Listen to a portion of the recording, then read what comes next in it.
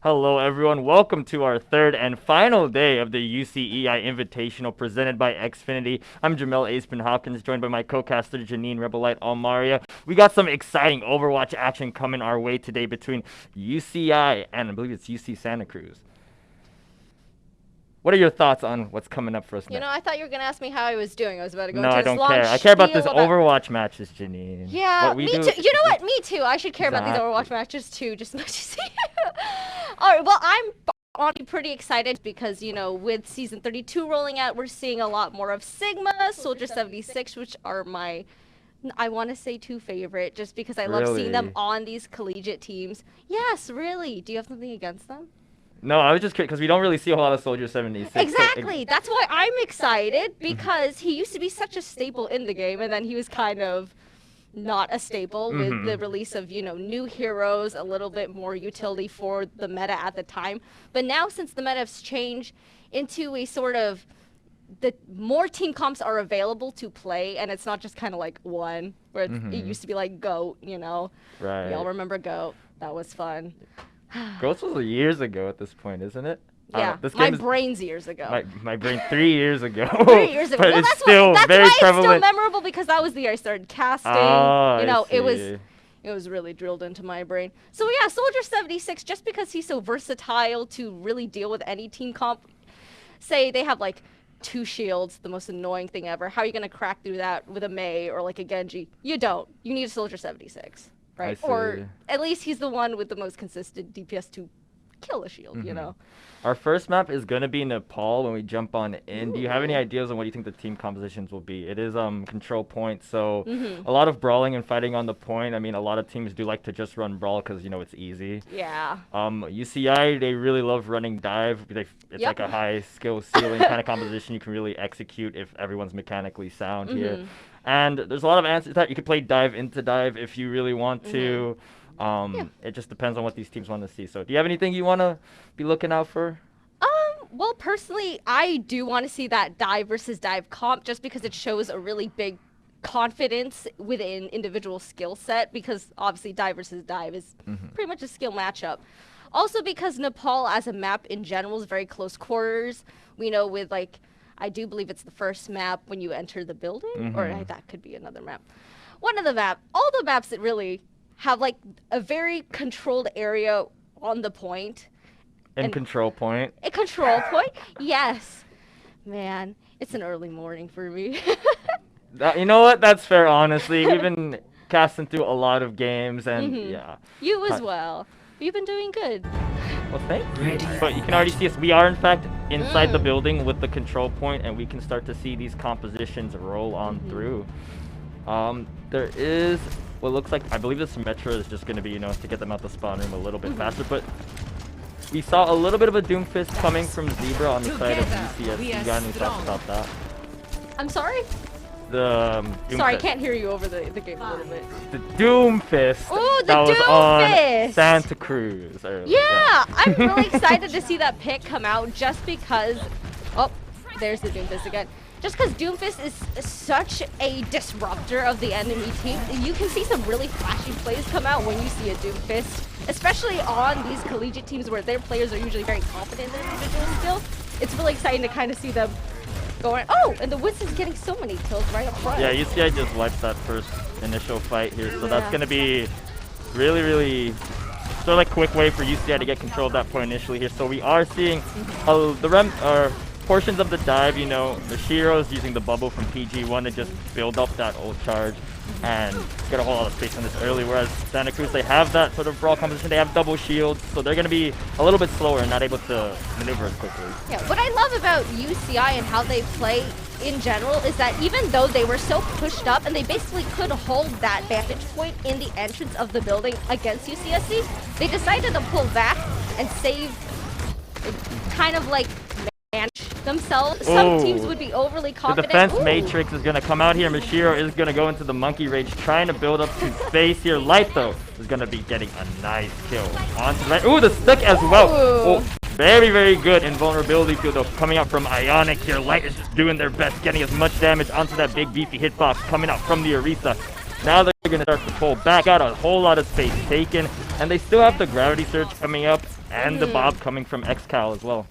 Yeah, like I was saying before, it's all about resource management and really knowing how much space you're allowed to take and how many resources you have to defend it. Now that UCI kind of blew a little bit of their ults, they are going to pull back, but I can imagine they will definitely take a more aggressive position once their war chest lights up. I really like the way Mashiro's positioning, getting that high ground, and it's sort of like you're making Santa Cruz contest for every little piece of space they're going to fight here. Now they are all focused on the point here.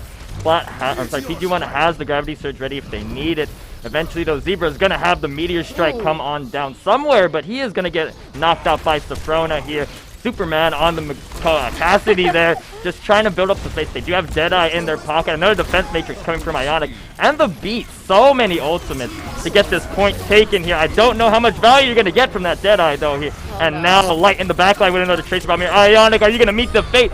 Ooh, they're going to actually trade it off here. So many members dropping left and right. Unfortunately, it's going to take a while before we get to someone that's alive on the point, but it's going to be people on the UCI roster. They're going to clean it up here. And now there's no ults to contest, really, for Santa Cruz. They're just going to have to get on point somehow. You know, with this overtime, I'm not sure they will be able to. And I think that Tracer's so low health that I don't know how long they'll be able to stand there. Superman is not invincible, unfortunately. Goob not going to be able to stall out either. And I think that's going to be the first round going over for UCI. Yeah, on that point, with that very last fight, UCSC it really did seem like they had a fighting chance. There were multiple people on the point and also fighting within that little alcove in the side. But what was really interesting is that even though UCI wasn't built up onto the point scrimmaging with them, they kind of tactically positioned themselves so that they could still technically fight from afar while not being in the direct position for UCSC to kind of hit them back. I think UCSC struggles against compositions that are a little bit like played outwards because I think they play so up front. I think that's something that they're definitely going to have to address into the next game. I think the biggest thing is just Santa Cruz only got one real fight on the point. They got rolled in the beginning, lost that momentum, and UCI were able to very well just take space using using Monkey and the bubble coming from PG1 to sort of harass them at the gate. And then when they finally were able to get into that alcove room off to the side, they didn't get a really nice fight. They tried to burn everything, the sound barrier, the Cassidy, and no value out of it. But new map, or new round. It's essentially a new map. It's kind of a new map. Yeah. They're just stacked on top of each other. Yeah, like you were saying before, earlier on in the game, Mashiro is really, really confident on this. And as you've seen, he just takes up dominant positions, takes up the high ground with Winston, which is something that you seldom see, you know, lower ranking players kind of know to utilize as a Winston. There's just going to be, it's like a little bit of trash damage going back and forth here. Santa Cruz are going to secure that initial take onto the point, but UCI have a lot of ways to sort of build up their ult charge and get a really nice good take. I think they're just going to take a couple of dry fights, try to build up ult charge before they really start a full commit. Yeah, agreed. Again, like I said before, UCI really knows when to pull back and really maintain their kind of like their resources in their war chest because they never like just doing. They're burning Defense Matrix and Zebra almost has Meteor Strike as well. I think they want to try and push their advantage here, but they're gonna restrain themselves a little bit. UCI just taking the ultimate health, and that actually is UCI choosing to sort of like avoid that fight with the Defense Matrix has actually gotten them onto the point, and although they're not committing a full fight yet, they do have a lot of ultimates. Nano is actually gonna get burned onto Monkey, I believe. They're just contesting on the point. They're actually just gonna steal the fight away. Take it. Yeah, it's so unfortunate that the Doomfist had that ult lined up, and it did capture some members of UCI, but they were absolutely on top of the Doomfist in the backline. You know, as a Doomfist, your main goal is to disrupt the back with the squishier carries. When UCI has like Safrona, who's a huge disruptor to that. Oh, another fight gonna break out here. Light's gonna start things off with the Rip Tire. Gonna try and look for two. Oh, gets the kill on the backline to supports. That's gonna be a little bit of sustain going away. Santa Cruz is gonna be relying on Ionic for a while. Zebra fighting back here. Mashir though, gonna be very happy just staying towards the point here, taking that space. What was interesting in that earlier fight, UCI didn't use any ultimates really beyond the Nano to get all that space and team kill. Yeah. So it's really interesting how UCI sort of straight up fighting everyone, getting the kills, and not even having to burn so many resources. Now we're going to finally see the gravity surge. Oh, and the monkey rage. Might have been a little bit of a misplay, but they're still going to get a lot of value out of it here. Getting 40%, they're going to just try and finish up this fight. Stagger the baby diva, and now they're going to be in an okay position to hold out. They don't have too much in terms of stalling, but Santa Cruz doesn't have any ults to really contend with, except maybe the meteor strike. Yeah, agreed. I think the team comp on UCEI is definitely not to defend, but kind of to brawl it out, and essentially the game mechanic of make them die before they can contest the point. My personal favorite. I just like to kill them so that they're not contesting the point. Yeah, you play Valorant, right? Ooh, yeah, exactly. Yeah, I play all of our UCI esports titles where we have. But we're going to see another fight start to break out here already. Zebra's doing their best in the backline to cause disruption here, but XCal on the Echo ult, trying to pick up an Earth Shatter. PG1 seems to clip the wings from Superman, and they're just going to be super happy. Supreme getting the nano onto Light as well. So much space being taken now after the remnants of that fight. You can already see fighting for the high ground to the right. Santa Cruz don't have many options. They're trying to build up the ult charge on the Earth Shatter, but that's going to not really come into play until later into the fight. They might not even have time to contest. We're going to be seeing the emergency hapser coming from Inusi. PG1 though in the rest of the front line from UCI. Feeling so good just taking this stage. Yeah, Oh, there goes the Doomfist on the side of UCI, just exterminating the entire team of UCSC. They're going to stagger that. Goob has a make or break chance to run out, but that is going to be Nepal going on over to UCI. Yeah, what was really admirable about UCI's play there is just they have such a good grip on on rotations. As you saw there, they put not all the resources, they put a lot of resources into that little hallway in the side, and the second they saw UCSC going for the main gate, immediately they moved towards it. They really just didn't give UCSC any real breathing room to get onto the point, and even if they did get onto the point, they all were just ready. Yeah, I think UCI just kills everyone. Yeah. Like, it really do. Even at the point, like, they burnt the monkey and the gravity surge ults, and both of those are like really good for either controlling an area or taking space with monkey, right? And when you lose those, you kind of should be able to bite back at the space UCI is taking. But the problem is no one's dying on the UCI roster. And whether that could be just, the supports for UCI doing such a good job keeping everyone up. Obviously, Supreme and Safrona doing very good job in the backline. But really, I think Santa Cruz just aren't dishing out enough damage to make them sweat. No, definitely. The side of UCI has some very, very skilled support players. Like Safrona on the Brigitte, you saw shields on multiple people just constantly being upkept. Just the Baptiste, I do believe. Yeah, was just constantly healing. Like Baptiste, obviously, with the ability to heal people, the auto attack, with his lantern. There's a lot of ways just to heal people. It's just UCI is just a very skilled team. Yeah. We are waiting, I believe, for the next map to get picked, banned out, all that good stuff here. What do you think about the compositions? Obviously, UCI ran that dive. They had Monkey, and they gave a lot of support to him with the bubble.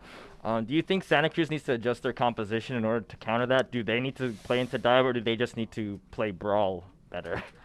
I don't think necessarily brawl better, just because of the way that played out. It was very much as close as I think a brawl-to-brawl composition that we could really find. I'd like to see them on maybe a double shield composition, just because that is, once they get their foothold onto a point or even the payload maybe, it'll be a lot easier for them to defend. I think that's what they should try. I mean, they ran Urisa Reinhardt, and it got rolled. Yeah. But, I mean, with a different map comes different, that is a lot of different variables to think about environmentally, how the game's played. I will say, though, I'm looking at, previous matches from UCI, I remember seeing Kings seems to be sort of, the weak point in the team, and a lot of other opposing teams do like to pick that payload map or hybrid map into it.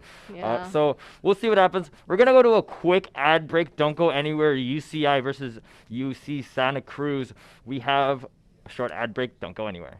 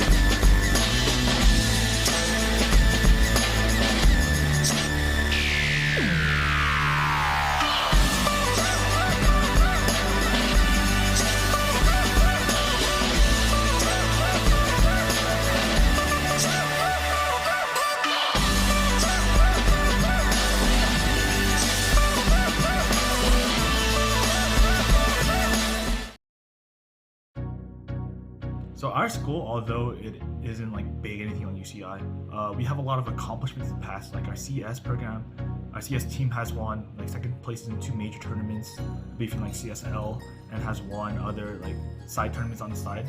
Our CS team is like one of our bigger achievements. Our Overwatch team has been really strong in the past too, taking a lot of wins off of major schools and possibly coming like top 3 podium in a lot of tournaments.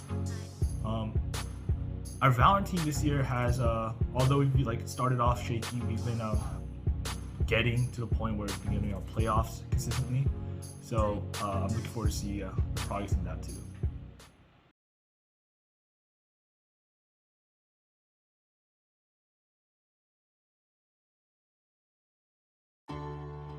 Yeah, so obviously, I mean, the goal for any esports club or gaming club is to start winning tournaments, you know, start creating the trophy rack, trophy case. But also, as I said before, I want to start officializing our club and our esports team through our school and get recognized by the recreation, be part of that so we can be more official, get more funding, and help the program get bigger, get more better people, get better coaching, better staff, and getting like the support that we need in order to expand our club and just make it bigger and better.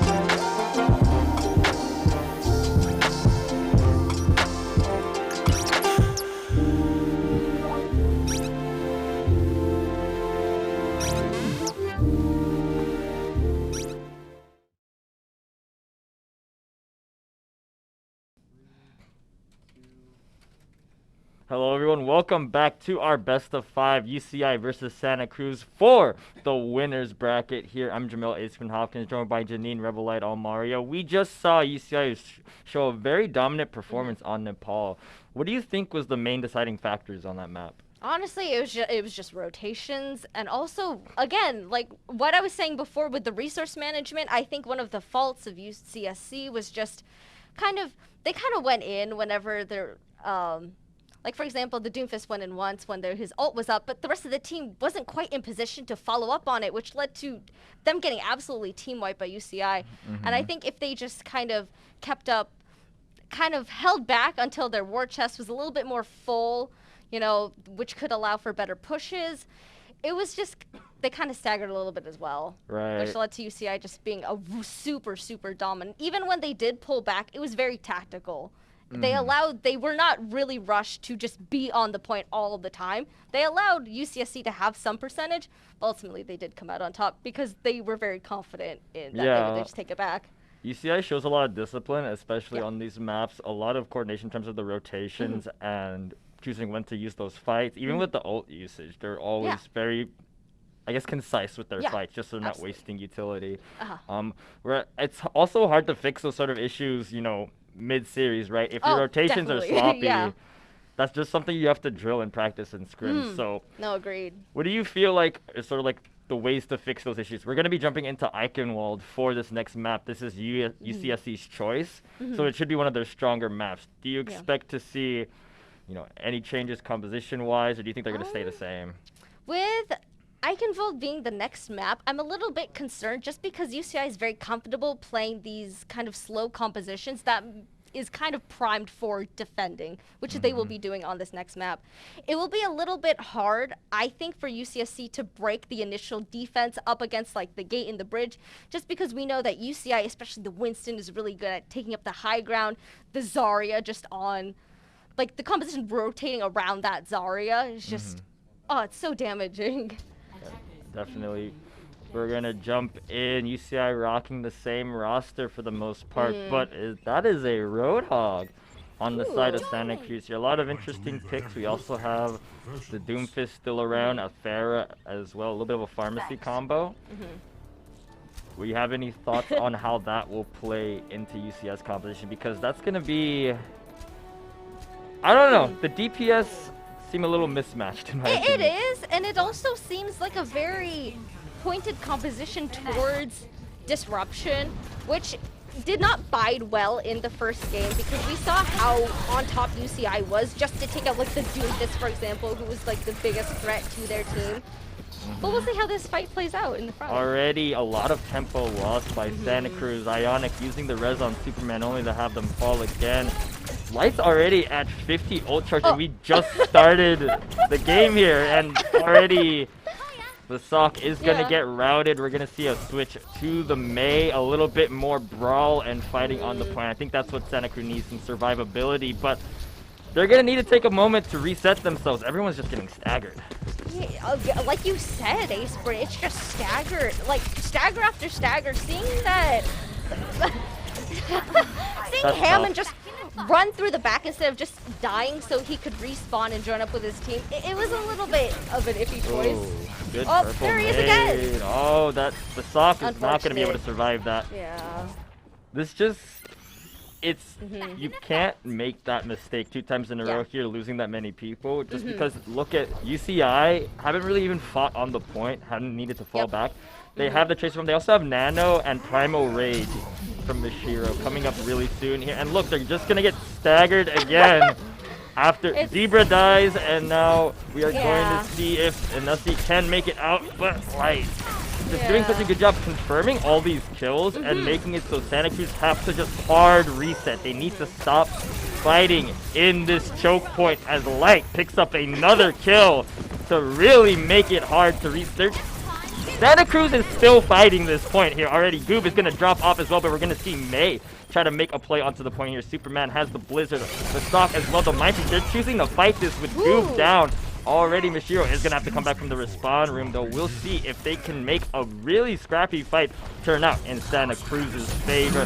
PG1 gets pulled out by Inusi. Vasop is gonna falter, unfortunately. Light is absolute demon on that Tracer. I feel that's going to be the call for Santa Cruz to reset finally. They did make it to point, and I give them credit for that, but they're losing a member every single And we're minute. back to the start. They're back at the front. Right, back. Oh, that hook on the Tracer. That was almost a miracle play, but Supreme puts a stop to that with the hypodermic needle. Mashiro with the primal rage in the back line. Just UCI is saying, if you're going to give us all this space and you're going to keep resetting, we might as well take it from you here. Look, but here's the control you've been talking about earlier. They're acknowledge that everyone's back up and they're resetting. Yep. Honestly, we could go on about how just UCI is just a supreme display of skill, honestly. We keep talking about resource management, but it's so...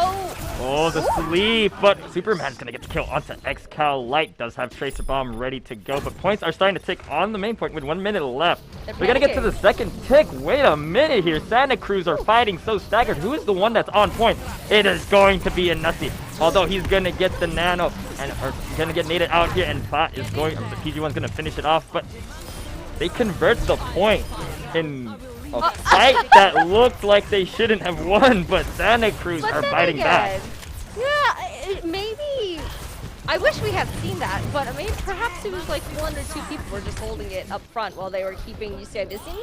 Yeah, it was super staggered. Bob's gonna come out, and Zebra's trying to make some space with the Meteor Strike. Picks up XCal, but not before Light takes it back away. PG1 and Mashiro trying to route the members at the spawn room here. The Torbjorn gets taken out. Maybe to get some space, finally get onto the cart. But UCI feel happy to just sit right in front of their spawn room, despite how dangerous that is. Just to really punish Santa Cruz for sneaking that point away from him. The fight starts to break out again. Vasok is going to be into the back line. Safrona doing a good job fending them off. Looks like Supreme picks up the kill in the support v support duel offside.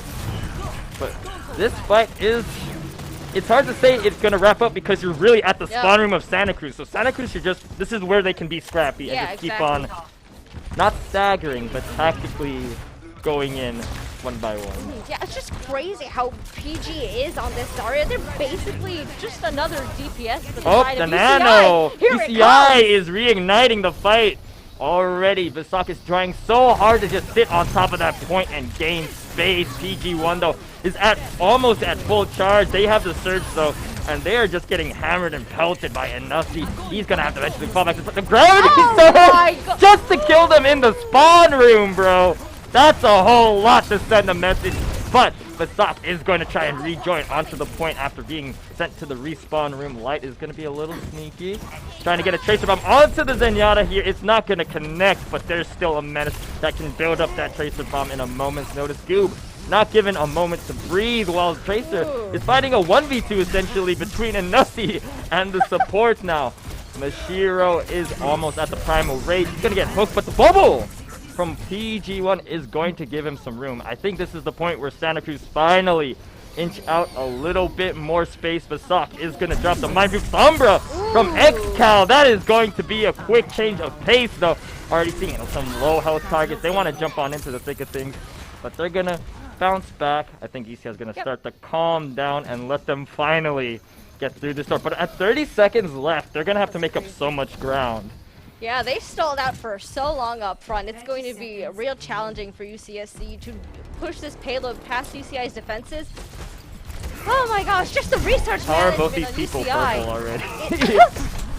Mashiro is going to try and jump onto the Roadhog, but now Zebra with a little disruption of their, never mind, Mashiro zapping him down, and now we can see PG1 once again with the nano from Supreme. Holding that high ground so well. The surge! But Mashiro, I thought we would but a lot of AoE damage from Superman. Light gets the Tracer Bomb though. And right here already caught offside. Inusi extended a little too far up. PG1 still on that high ground. Has to build a little bit of charge up. Vasok and friends, it's back on the low ground. Still just trying to get past this choke point here, but it's so difficult. Zebra getting strikes down by the laser, and UCSC are just still fighting it out, trying to just get every inch they can of this payload forward.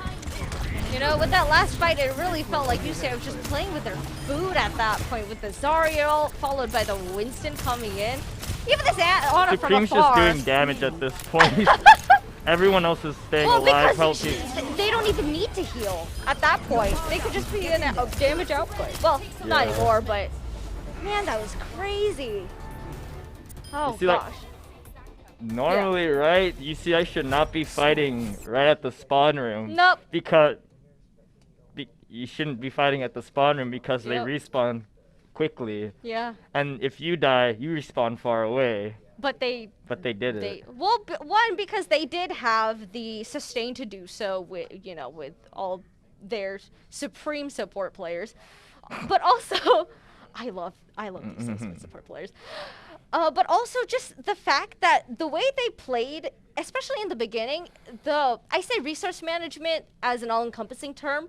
One thing about it is just the fact that they can entrust people to deal with threats. For example, Light was absolutely just taking out threats on the sidelines before they even became a problem for the rest of the team. That Tracer was going up front, killing the Zenyatta, even killing the Doomfist. Even kills on like the tanks, they're just chunking them down as you would. A Tracer just zapping around. It just really does show the confidence of UCI and the confidence in each other as players. And I think that's something really admirable that they do really well. I think UCI gets so much value out of the Tracer pick just because Light is building up his ult very, very quickly and efficiently. And not dying in the back line. Those are two really important parts of it, right? Yeah. So UCI can essentially just let them do their own thing. And that saves the support effort. It makes it so much easier, but now we're actually going to see the pick switch up a little bit. Now Xcal is going to be on the Tracer, and Light is going to be playing the Pharmacy combo. Ooh, excited to see Supreme on that Moira, though. I feel like they just kind of picked whatever they want. Yeah, but with that does come, you know, the damage orb that nobody likes on the enemy team. That's fair. Santa Cruz are already contested at the control point, not even fighting at the choke, and UCI is just marching on forward. They're going to be able to take this point. Oh, Light is an absolute demon on that Pharah. Yeah, and UCI is just so good at bunching up the enemy into these choke points that utilize UCI's DPS. Like with the Pharah rocketing into that hallway and them having to stand there and take it, really just, even up here at the gate, they really have no way of dealing with the Pharah. Well, and the beauty of it is Light can just sit behind the barrier that they're trying to use with the Orisa. The Justice is not going to get a kill specifically here by Xcal. Gonna hit the sticks. The Santa Cruz have 3 members down, but they're still trying to, I think they're just gonna hit the reset and give up the space here. But a very, very stark difference between the two teams. At this point of the map, Santa Cruz is at 30 seconds. UCI has a whole 5 minutes to play with, and they seem to be literally just playing the game, having a good time. Yeah, especially with Light on the Pharah, they have both threats down below with Xcal and from up above, so it's very hard to deal with it. Speaking of hard things to deal with, UCI is basically at the game. The Sigma ult is gonna slam some members of the Santa Cruz down here, but that's 2 ultimates getting burnt up right here. The Bongo from Orisa, they're gonna start at least striking back. Zebra in the backline, but the Moira dismiss is going to give them some time to peel themselves off. Zebra Superman picks up a Hanzo kill. So Santa Cruz actually getting a sizable lead in this fight. It's gonna force UCI back. They don't have a lot of ults or reason to contest this push any further, so they're gonna reset. Yeah, I mean, they do have the time. They made that time for themselves to be able to recuperate, reset. They're not panicking at all. I doubt they're breaking a sweat right now. Yeah, and Light already has another ult ready to go. Oh! That was a big chunk of damage, though. They gotta respect the airspace a little bit. Speaking of airspace, we're seeing a Pharmacy come out. Yeah, the Pharmacy is something we don't get to see too often. Most teams like to just go with the Echo, but I think UCI wanted to hit a blast from the past, and it's been working. They got another ult, and Santa Cruz are just fighting tooth and nail to keep this high ground versus 2 people, Yep. essentially, while UCI are more than happy to just walk the point forward. I think they're just very confident that UCSC just cannot counter the pharmacy. Ooh, the Hanzo Ooh. ult Dragon Strike is coming out.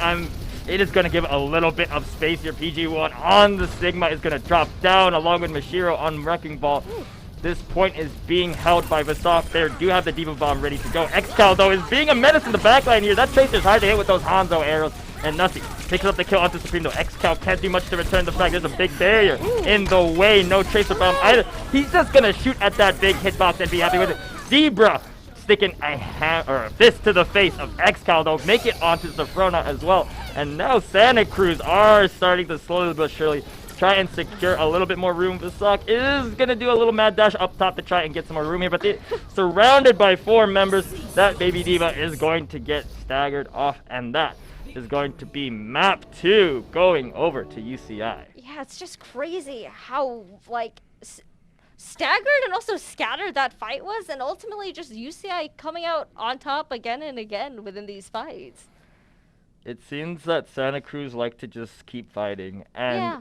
it worked to tick the point initially, but they were at such a time disadvantage. Yeah. And UCI showing their discipline, they were able to just take fight. They didn't put their foot on the gas Yeah. the whole time. Like when there was a fight or like a fight where they didn't have like 100% win, Yeah. they were able to just fall back, wait a second. stall And I it think out. that's really how you build these time-based advantages, not wasting time trying to fight a fight that's a 50-50 Yeah. really. Yeah, exactly. It's not like League of Legends where the game could go on pretty indefinitely and you can work around that. Overwatch does have that timer hanging over your head, and especially with payload, if you just don't give yourself enough time, you will be panicking. And also with player mental, panicking is not very good. And the worst part of it all is that was Santa Cruz's map choice, right? That was one they yeah. felt comfortable on. So going into this map 3 for tournament life, this is going to send Santa Cruz into losers bracket if they aren't able to perform on it. We keep talking about it. The is it a compositional issue? Is it just a macro issues, them just staggering themselves? What are your thoughts? Well, I did have one critique at the end when they did have the Pharmacy out. They really didn't pick anything that responded well to it. I know they did have a Hanzo out, but the Hanzo wasn't really shooting at the sky, and also it's not the most primed hero to deal with a Pharmacy. You know, you have Cassidy, you have Soldier 76's ultimate. Just better options to deal with it, especially when it was such an overarching threat, not even passively, actively throughout the fights. They just kind of were left to be able to float in the sky and shoot at the enemy. Well, we'll see what happens for this map 3 for the winners bracket. Who will get sent to the losers? Who will be up in our grand finals? Don't go anywhere. We're going to go to a short ad break, and we'll be right back.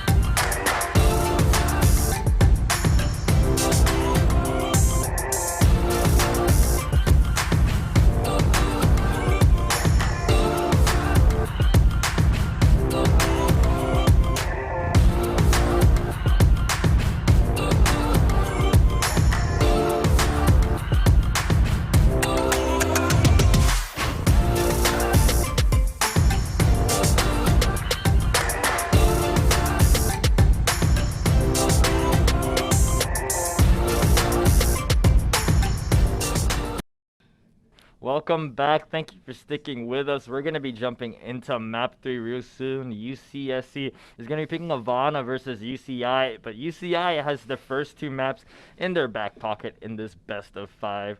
So Rebel Light, we've seen a lot of picks coming through from UCI that they seem very comfortable on. They ran the pharmacy on Iconwall just because of the high elevations of the map and whatnot. But now this is also another, sort of wide open map with a lot of space. Do you think they're going to be seeing more threats in the sky? Do you think we're going to see anything fun and interesting? Are we going to see a random Genji somewhere? Some random Symmetra? You know what? That would be fun. And with 2 wins in their pocket, they might have a little fun with it, as collegiate teams do. But I also am a little bit worried. Like you were saying, we saw like the pharmacy. I think we might be seeing that again just because they saw that UCSC didn't respond to it. And if they don't respond to it, may as well run it again until they're forced to, or if they choose to. And if they don't, then, more advantageous we also for you. saw, I believe we saw XCal play the Echo as well, if they do want to go for that air superiority. And I think whichever one of those combos they want to run, there's not a whole lot of answers from Santa Cruz's DPS for those targets. As it could just be like people don't want to play hit scan. No, that's fair. Or that's fair. Some other issues too. Yeah. But you do need to deal with the threat. You do need to deal with it at some point. Yeah. Do you have any compositions you think Santa Cruz should be pulling out here? I don't know, because I feel like from what we've seen from Santa Cruz, a lot of it is comfort. And obviously, as Overwatch balances itself out into a lot more of a skill-based game as they do. They do. That's what they say every patch. They're like, oh, we're moving trying towards to put skill back into the game. Yeah, they're like, oh, we're trying to even everything out. And that's exactly what you want to do with a competitive game like this. So, where was I? Oh, we're talking about comfort picks. Talking about how Overwatch is skill-based again, game. but it seems so because with the reluctance to deal with those threats, and also the lack of being able to deal with other threats like the Tracer. We saw the Roadhog hooking that Tracer, but then Mashir came immediately to block for them, which was such a good display of teamwork. Like, I was so shocked by it. Even our staff watching definitely caught wind of it. I think UCI, it's just a lot. They seem a lot more clean in terms of synergy, and everyone's working together very well. Yeah. And it shows either in the rotations they're making or the fights that they're taking, everyone's very willing to cooperate and just, if I need to back off, all that good stuff. And I think Santa Cruz just needs to sort of take a step back and not fight for every single, or not fight every single opportunity they get to, because they are consistently staggering. Yeah. And it gets to the point where, why are you taking this 4v6 on the point when you could wait 20 seconds and have your entire roster up? I think that's just my biggest complaint. Yeah, it is a real balancing act because Overwatch is a fast-paced game, but that also lends itself to kind of a really fast-paced mentality that some people may fall into that trap of. Like you said, they'll just keep trying to go and keep trying to damage the enemy team as much as they can, but at the end of the day, it's a team game, and a 4v6 is a really disadvantageous, especially when each player means so much to the comp. Well, as we get ready to jump on, Havana is going to be payload, so they're going to have to fight on point, essentially. Yeah, and I think obviously. that every single time they are able to get onto point, they are getting ticks. And we were on control back on Nepal. They were able, if they got that initial momentum, they got some kills, they're able to get onto the point at least and hold from there. I think if they're able to sustain themselves on point, it'll look a lot better for them in the long run. Looks like Santa Cruz, they do have the Mei, which I feel is really nice for just being an immovable object to help contest. But we're going to jump right into things here. Let's see how this map 3 plays out. Yeah, already we're seeing the setup by the Orisa with the shields and the Sigma shields pushing them forward. Great start. But with UCI having that Widowmaker up high, and also the the Roadhog just putting in work, it's going to be a little difficult. Yeah, when you put the Roadhog in with the UCI composition, it gets a little bit more interesting. Because Romani just runs in, finds a random kill, and then he'll just do whatever he wants, and UCI can play around it. Yeah, we didn't get to see UCI on a very disrupting composition to the enemy team. So it's really exciting to see them do it now, especially with this Like, why does that happen? getting so many He just hooks. finds a hook. It's crazy how that happens, huh? Now they can just rout him because they know Santa Cruz is going to keep fighting for no reason. Although they're trying to make the mad dash back to the spawn. How does he have ult already? Yeah, seeing this. Oh, but that is a good snipe coming back from Zebra. But the UCI is sitting right at the spawn from Santa Cruz. They got to be a little bit careful here. Do not want to get overextended. They're staggering again and again. Yeah, Light is going to pay for getting that trade onto the stock, though. I think UCI are going to slowly back up XCal, though. They got their ult and they got a long sight line on that spawn room. They might try to find a cheeky kill here. Yes, just seeing this double sniper composition on UCI is also just, again, a testament to their skill. Superman is jumping into the face of Romani, but BG1 getting the ultimate before getting stunned right out of it. And now Enough is going to be that rock onto the point. Supreme giving a little bit of time to stall. These snipers need room to play with. They can't play super close quarters here. XCal gets the kill onto Genji nonetheless. The Blizzard was trying to lock some people down. Let's see how many kills Santa Cruz can convert from his defense matrix. And Light is going to respond with the Dragon Strike. That's going to pick up 3 kills over on his end. PG1 is going to spend some time dishing out the damage on a Nussi, but that arrow is going to confirm that final kill. You know, I really wish we had highlights during games like these because these supports are doing work on the side of UCI. Like the beautiful Zenyatta ult just to give them enough time to wait for their dead allies to come back, recuperate, and push them right back to base. Supreme is in the face of Genji. In the face of a Genji! And they killed a Genji! Oh, that was but Romani is going to get punished for how far up they are. The bongo coming from Nussi is going to give you a little bit of a damage boost here. This might be the fight that Santa Cruz wants to take. A big member of the front line for UCI is going to be coming back from the spawn room. Already, they're playing around this corner very patiently, but they want to try and get onto point. PG1 is going to get shut down of his ult. Ooh, that invulnerability field is going to be burned a little early. And looks like the Genji ult is going to get no value out of it. Light putting a stop to things. And he has his Dragon Strike after a quick headshot to Enough. And this is going to be another reset for Santa Cruz. Yeah, seeing the two brothers face each other off, I guess we now know the ending of that cinematic. Oh, that was so unfortunate. Romani's pole hogging and killing Zebra off to the side as well. It's yeah, I think UCI feel happy to just play into the spawn room. Invulnerability is going to keep some people alive though, but they're just getting routed all the way back. You cannot use that side room as a means to escape. Zebra's just going to jump in and give up another kill. And now UCI, 10 seconds left. XCal is just going to take a tour of the top two. Trick shot perhaps? Flanking X. Oh, that would have been a cheesy kill, but he's actually going to be in the back line. Oops. Well, all good. It's fine. It's the end of the round. But wow, that was just so unfortunate at the end there when they crowded themselves into that hallway. With the two snipers, the Zenyatta right up in your face. Yeah, Santa Cruz really wanted to close the distance. That Genji was, a sign of it, right? They wanted to sort of jump in, dish out damage, force Widowmaker off their perch, and hopefully with that DPS being gone for long enough, they could take space. And it worked in some cases, right? They were able to get past those first two corners. But that last little push, I believe way back after it was like their first initial push. When they got it that far, they tried to use the Blizzard and walled people off to try and get a couple more kills, but they got no value out of it. And then after they only got like 2 people. Light got 4 kills in total to stop that momentum. And then Santa Cruz just could not push up and get that space ever again.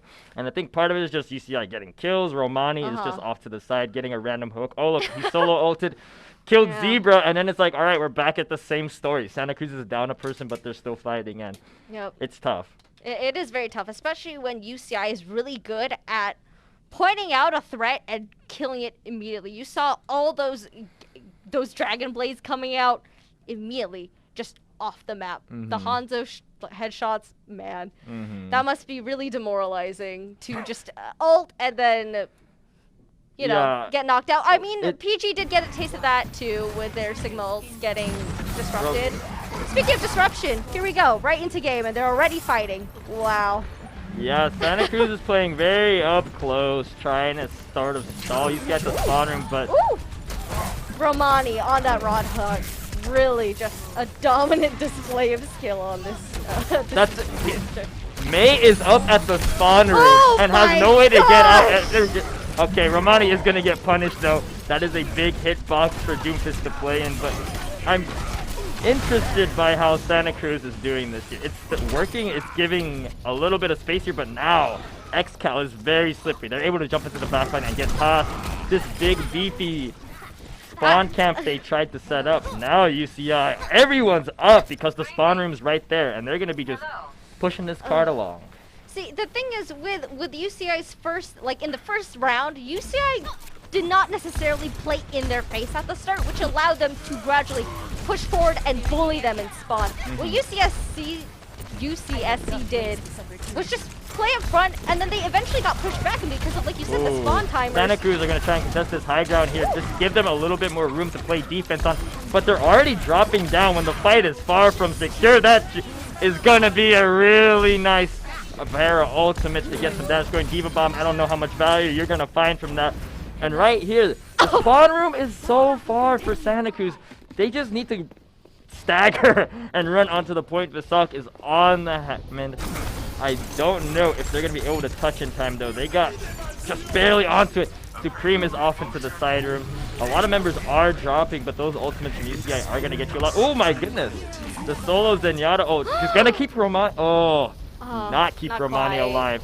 UCI is going to send a little bit of a step back. Just playing around this corner. Yeah, perhaps a little too confident of the Zenyatta to keep chasing way past the point. Maybe the Romani would have been saved if they were there to do their ult. But I think it's a little bit of a no sweat from UCI. They are. Oh, PG1 restarting the fight. They're already going to find one, find two. That is a very, very close to death, May. They're going to have no more tools to defend themselves either. They're not even turning around to look at Exile. Instead, Ionic is going to be the one to deal with that there. PG1 falls as well because of the blizzard here. Superman doing their job before they died. Very, very close to the point. This is going to be what keeps Santa Cruz alive.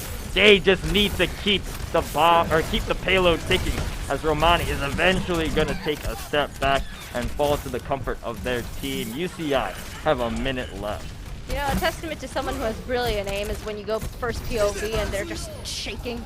The shaky tens aim when they're gonna actually push up here already. Supreme has another ultimate. Romani using Whole Hog to just gain as much space as possible. There's just no way to touch the point. That displacement is too great. And UCI 3-0 the Slugs. Yeah, it's just, oh my god, it was crazy how consistent UCI was. And even when you think that, a play of the game finally, do you think it's when the Genji got killed? Did I call it? I mean, they do get play of the game for like shutting. This is just gonna be. Oh, it was a 4 kill? Yeah, 4 kills. This was the fight man. where. Look at all those red arrows for the headshots. Santa Cruz tried to make that Blizzard play work in the side room, but they just didn't get any value, and Light got a really nice positioning flank. Yeah, it was definitely a little bit of a show-off from when in Eichenwald, UCSC picked Hanzo. Definitely just kind of showing off their own, you know, Hanzo skills. Oh man, that was just so crazy how, oh my god. Romani would just be up front with the Roadhog just demolishing people, and there really was no way to deal with him, especially with the shields from Brugetta, the healing just from your other support, and also the self-sustain from Roadhog. It's because Roadhog's troll. You just walk up and you get a pick, and teams don't know how to deal with it because they're just running up and getting a pick. That's true. That's why at the beginning Superman just died because of the Roadhog, and it's like, well, what can you do at that point? It's a hard threat to deal with. Yeah, it is a very hard threat to deal with. Yeah, we should at least give UCSC that credit. That Roadhog is very hard to deal with. Well, that is going to be that best of 5 decided, but we're going to go to a quick ad break, and then we're going to see UCSC fight to stay alive in the tournament in our losers bracket. Don't go anywhere. We'll be right back.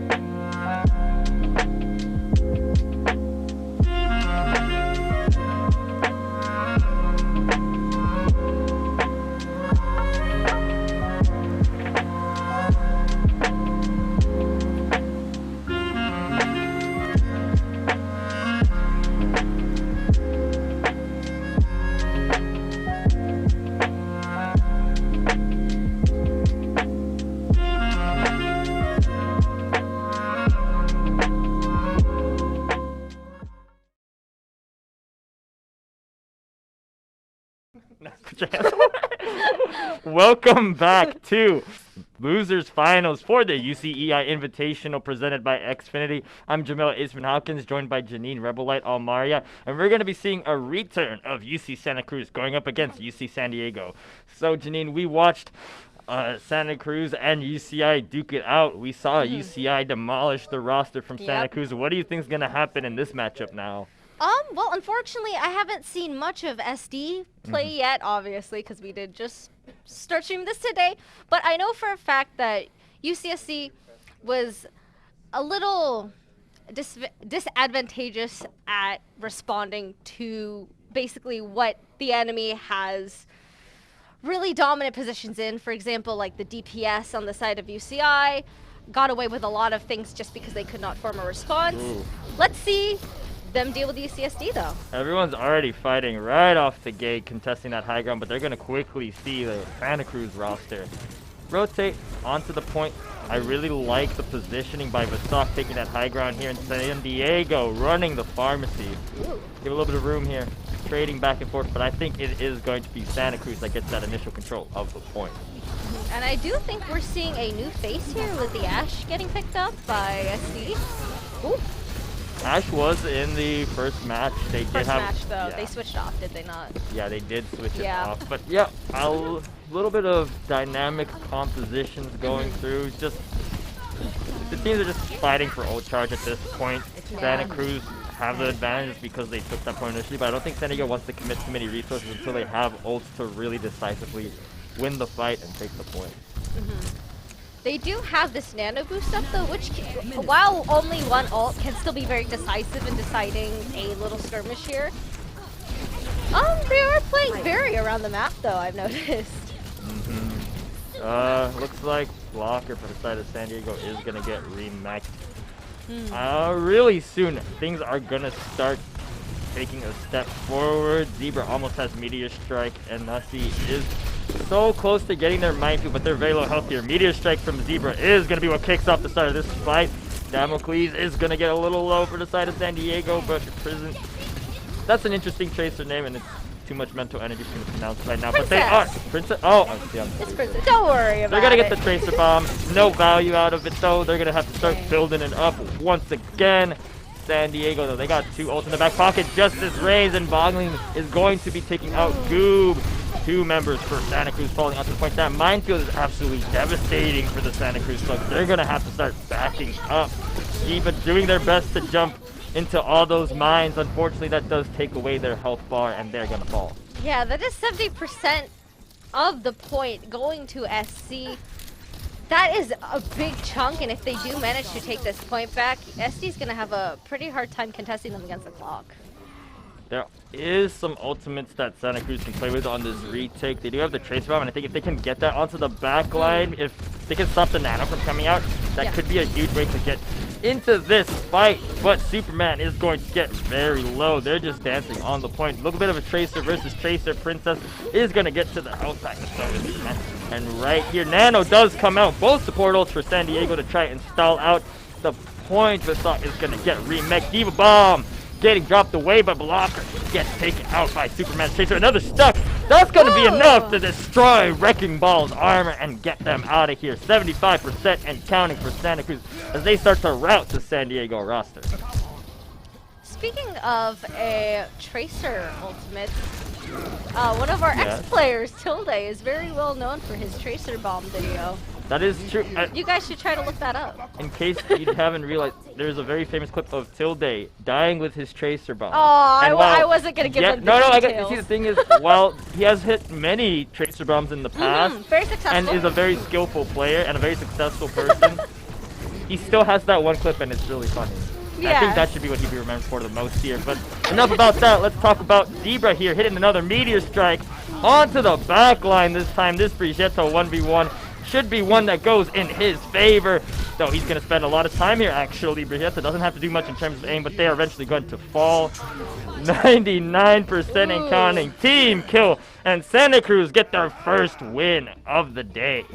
You know, it's really great to see Santa Cruz have such a dominant performance in the first match after, you know, how the last matchup went against UCI. I think that's really great for team morale, and also just the fact that they did get a large chunk on that point at, like, when they first got it, really let them take a breather, you know, without the threat of UCSD kind of being on them. They could recuperate. They learned a lot from last match, essentially. Yeah, I think Santa Cruz are doing very well in terms of keeping their mental going. After such a decisive loss versus UCI, they are still able to eke out this win. It wasn't a super clean like 100-0, but it was still, they were able to both capture the point and then retake it. They weren't just stonewall defense. So I think that's a very good sign from them. Now for San Diego, obviously this is their first matchup of the day. They have some time to think about things, get warmed up, and so I could definitely see Nepal being a contested first map for both teams. Yeah, definitely. And we're right here in the second match, in the heat of things. Yeah, we are seeing a Moira coming from San Diego here. Goob is gonna help finish off that kill versus Ro, and Vasak is going, no, he does in fact. He was on the ledge. He held on for just a second. But unfortunately, they got the Lion King treatment. Sorry, did I stun you? That mental stun block, you know, it's like a Cassidy flashbang. Both seeing the self-destruct. You know what? Let's just call it as it is right here. San Diego are going to take that point back here, and they're going to have some time to set up, build some ult charge. One of the things I want to see from Superman is to try and build up that ult a little bit more quickly, just because there's so many opportunities for them, I think, to make a difference. Although the San Diego composition is a little bit slippery, like you have 2 dismisses, the Moira ult is actually going to start coming out too to initiate this set of the fight, and Nusky is in the back line here, just getting the knockup and the disruption here. He's going to be the focus point of a lot of damage right here, staying alive. Santa Cruz going to have to burn the Zenyatta ultimate to get a little bit more space here. 2 ultimates dropping as well, the Meteor Strike and the Minefield on top of the point here. Santa Cruz really want to take this fight back away from San Diego. They're going to clean house up. Damocles is going to have to fall back. And now we are ticking once again. Oh gosh, even after SC pushed them off the point, they still have 2 ults in their war chest, and even maybe Brigettas will be up in time for the next team fight. There is a lot at stake. I believe it's going to be a very never mind. Vasak is actually going to initiate things here. Princess in the backline here. Sound Barrier is going to drop to keep everyone nice and healthy. No dashes for you, Superman, as Princess is feeling very comfortable on the Sombra stealth. Can actually jump into the back line as well. So EMP is huge here with the Diva Bomb. That's 2 kills. Looking very nice. And they're going to just rout the rest of Santa Cruz. Clean up this point. This Sombra pick is so good into both the Tracer and the Doomfist. What do you think? No, absolutely. They they saw the threat that those held over their team. The first fight immediately dealt with it with the Sombra pick. I like how they did only use the Disrupt ult on Sombra instead of using all of their ults. Now they have a Reaper ult to work around with this team fight coming up. Yeah, they do have a Death Blossom ready to deploy. Someone just got booped off the map. It's going to be a Nussie. Hinge hitting a very nice right click. And now San Diego are in a very nice spot. They're in a 65. Oh, he's racing into the back line here, but that Zenyatta ult is already burned as well. This is going to be prime position, but if you use too many ults, you're going to be overextending. So I think San Diego are just going to clean up this fight. Santa Cruz not committing any more ultimates, and they are going to just get ground pounded by the monkey jumping on up to the spawn room. See you later. Wow, just lovely trigger discipline by the Reaper on the side of San Diego. You know, most Reapers would teleport in, just immediately ult just to try to get it off, but he saw that the Zenyatta would, they had a potential response. EMP gonna get dropped, and that's what we're gonna burn the Death Blossom on. 2 very nice kills. But Stock responds with a little symphony of their own, but is that going to be enough to get them onto the point here? Overtime is ticking. They're going to have to just face take it if they want to get something, and that is not the answer. We're going to get 1-1 here. Yeah, unfortunately, that Sigma really did try to hold on to the point, but they got the unfortunate Eggman treatment. And just got bopped off immediately. Really dominant play by SD though, taking it back from UCSC. It really did seem like they had the dominant force in the beginning, but SD did respond again with the Sombra, just making sure that their ults counted. I didn't see more than maybe 1 or 2 ults get whiffed, they really did make them count. Yeah, and both teams are building their ult charges, I'd say, relatively at an even pace. It's not like, with the previous game where UCI was just consistently at a better position ult-wise. And that allows both teams, to play a little bit more decisively. It's not like, all right, we need to have this reactionary fight just to get overtime going. We can choose what we burn, and you can see that with the Sombra ult multiple times, using that to either get the Death Blossom, get the Diva Bomb, and get more value out of it, versus, all right, we need to panic, we need to stall. So I really like that. Coming from the team already, you can see both sides trying to contest onto the point itself, but I think Santa Cruz is off to a more solid foot on the point. Yep, but as we've seen before, Santa Cruz is really good at the initial push, but we'll see how they choose to defend it. Just throwing damage back and forth, building up both charges here. It'd be a bit too risky to commit to a fight too early. Yep, you really just scrimmaging around this point, kind of a little bit messy, but that is the nature of this map. Zebra is gonna find an opening kill. The question is, does Santa Cruz want to push even further? It looks like they are though, but Ro is going to fall as well, and now we already have the Cassidy ultimate Deadeye ready to be in the back pocket. They are gonna just play a bit restrained. It's rough to really full commit to that, to pushing all the way to Spider-Man. I think they want to have their Earth Shatter at the very least ready to go before they really get up in people's faces, because you sort of need that. It's like an initiator, right? Yeah. If you don't have a solid way to CC multiple people, there's too many risks of your backline getting dove, no obvious target to focus out, stuff like that.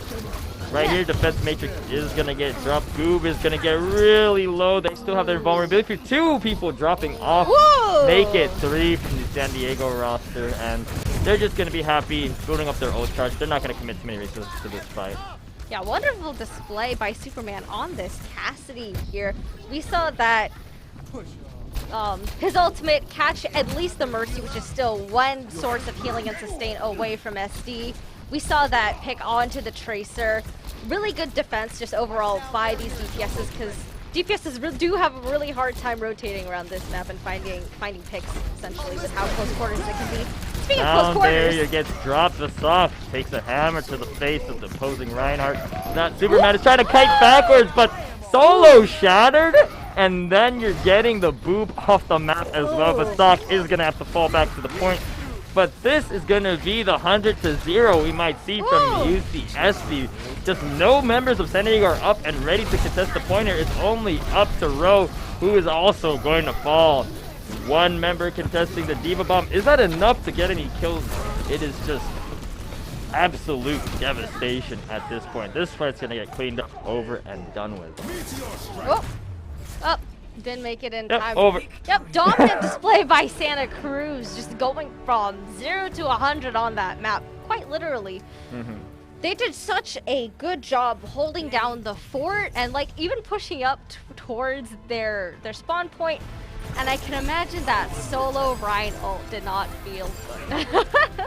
But yeah, you got so shot. But the thing is, while to some may call it super cocky and BM, but they were able to do it just because they had been farming their ults that entire time. That they even had I think 2 or 3 in the chest at the very end of the match that they didn't even need to use.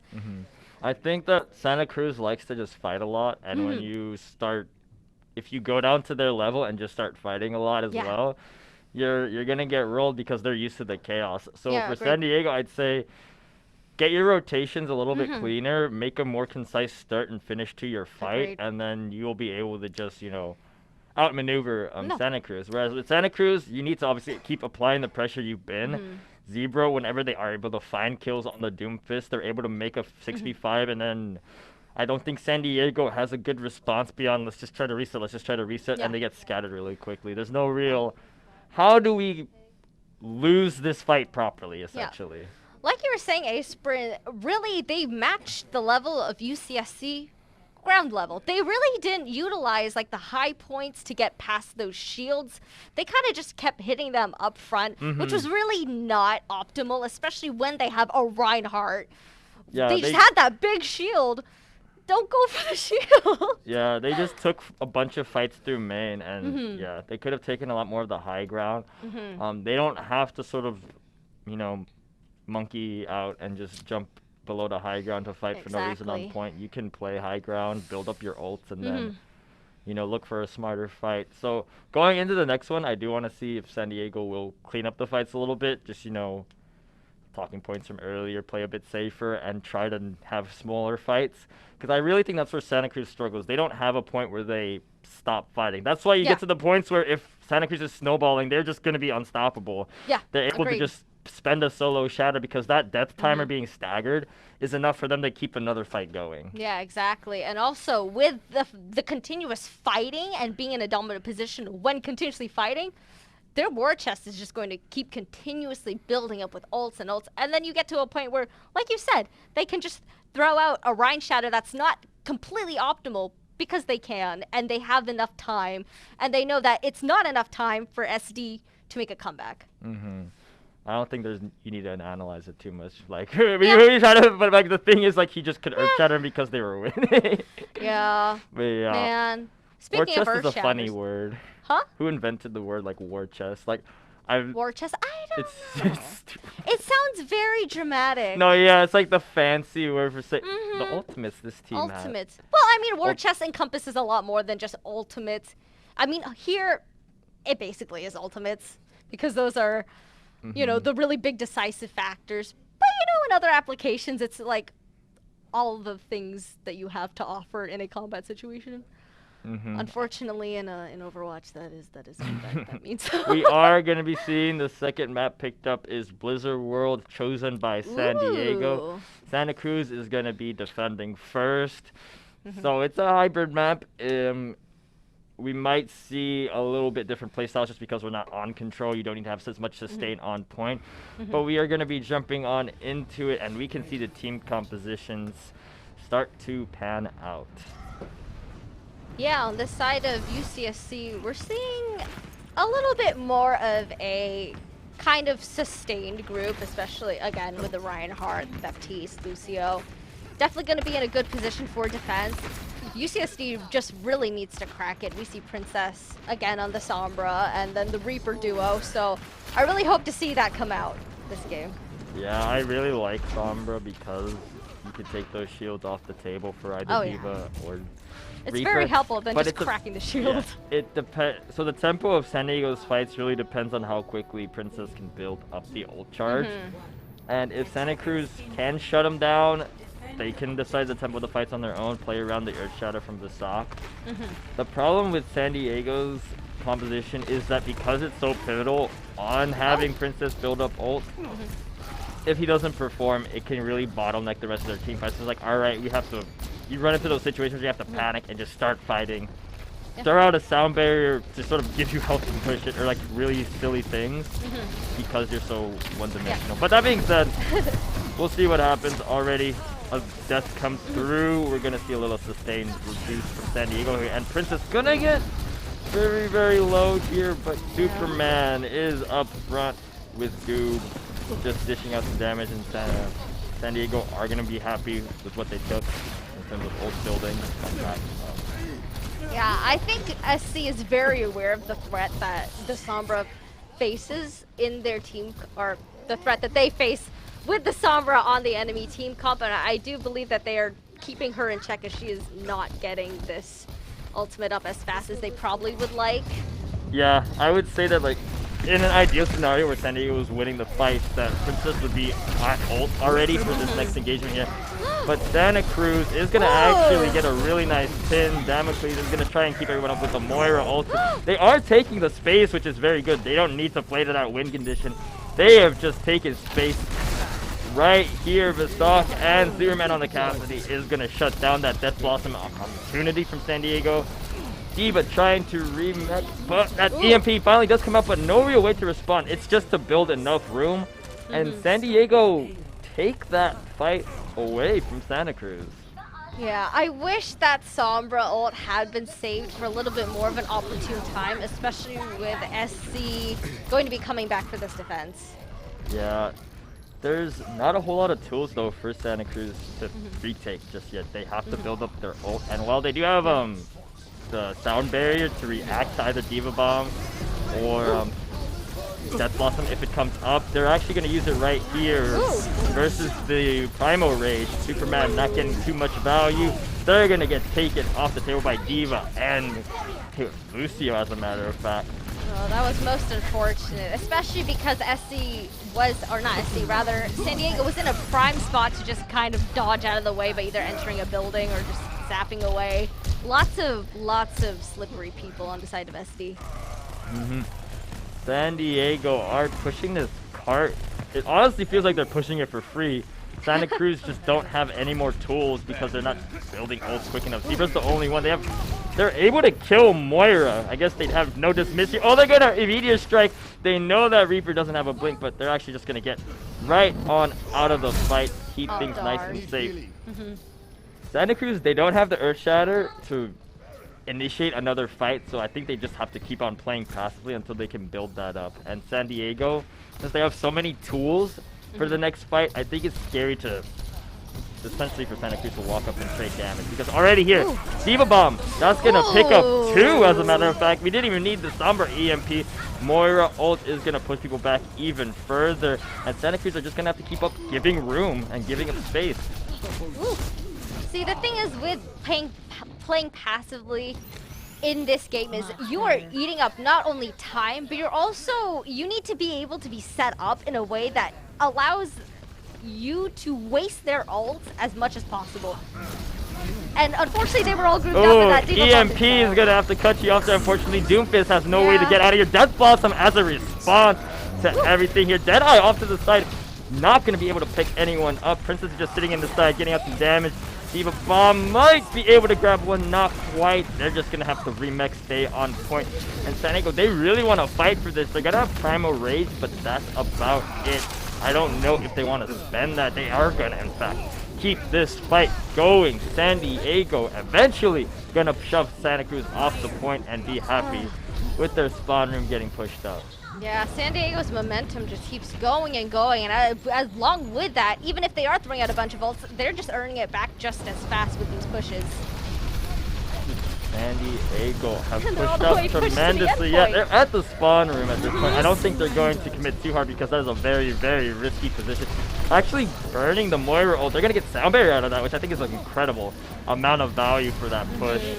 Already, they're going to start to fall back though. They're still right by their spawn room. It's going to be risky for Santa Cruz to contest. Yeah, agreed. They do have 3 minutes to work with though, which is why I think they are Doomfist. more than comfortable just moving back. Goodbye, Doomfist. Yeah, goodbye, Doomfist. But we do have another EMP out. Oh, they're right in the thick of things. Their EMP gets dropped. Death Blossom is ready to go, but Boggingly is just going to kill everyone anyway. I don't need a Death Blossom, no magic Q. I'm just going to hit on their heads.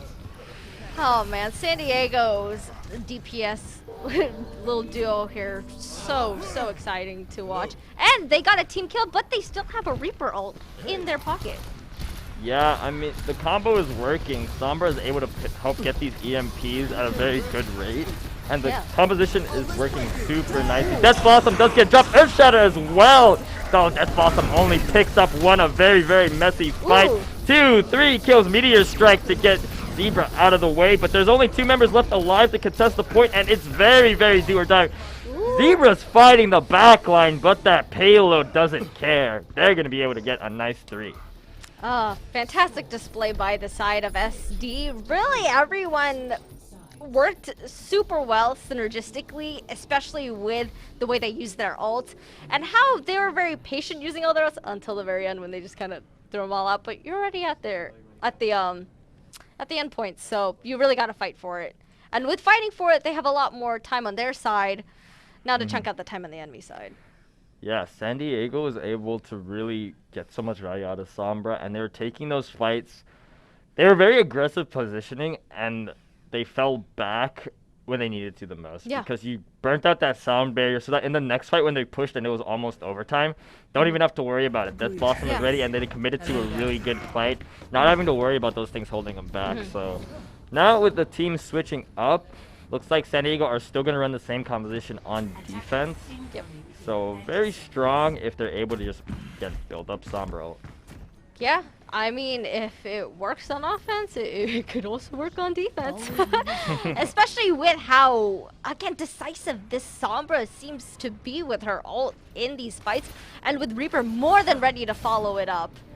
Just demolishing it, like 2-3 people right off the bat with purely auto attacks.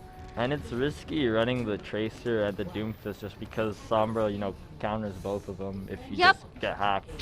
Unfortunate. Yeah, Santa Cruz do have a lot of like ground to gain.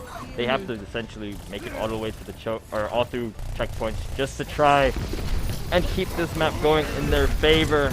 Ro is going to be the first one to take contact, get some damage going back and forth, but he's going to get pretty low. Ooh. I do think. I really don't think they're just going to take the fight on the beginning here. So, yeah, you can already see. They're respecting the space. Santa Cruz shouldn't overcome. Actually, they're extending fairly far. Yeah. That having the Zarya bubble is going to give Ro a lot more breathing ground. Actually, Sandy, I did not expect them to give up that space. That is a really fast take, I must say. That's really surprising considering. At 100 charge, and yeah. Oh, yeah. Santa Cruz just took that.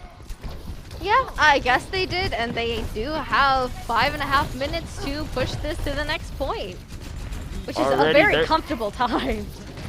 Right here, Santa Cruz are just going to keep the train going here. It's really just dependent on the front line for Santa Cruz making up all this space. Why? San Diego is so scared of it. There are so many ultimates built up for Santa Cruz.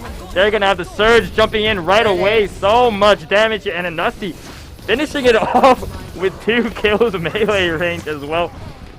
Man. Wow. No, wow, indeed. That was...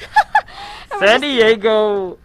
They're having a little fun. Dropped a lot of members in that fight. That's crazy how they pushed up so far and they just left the Tracer in the back to just push it ahead. Oh, man.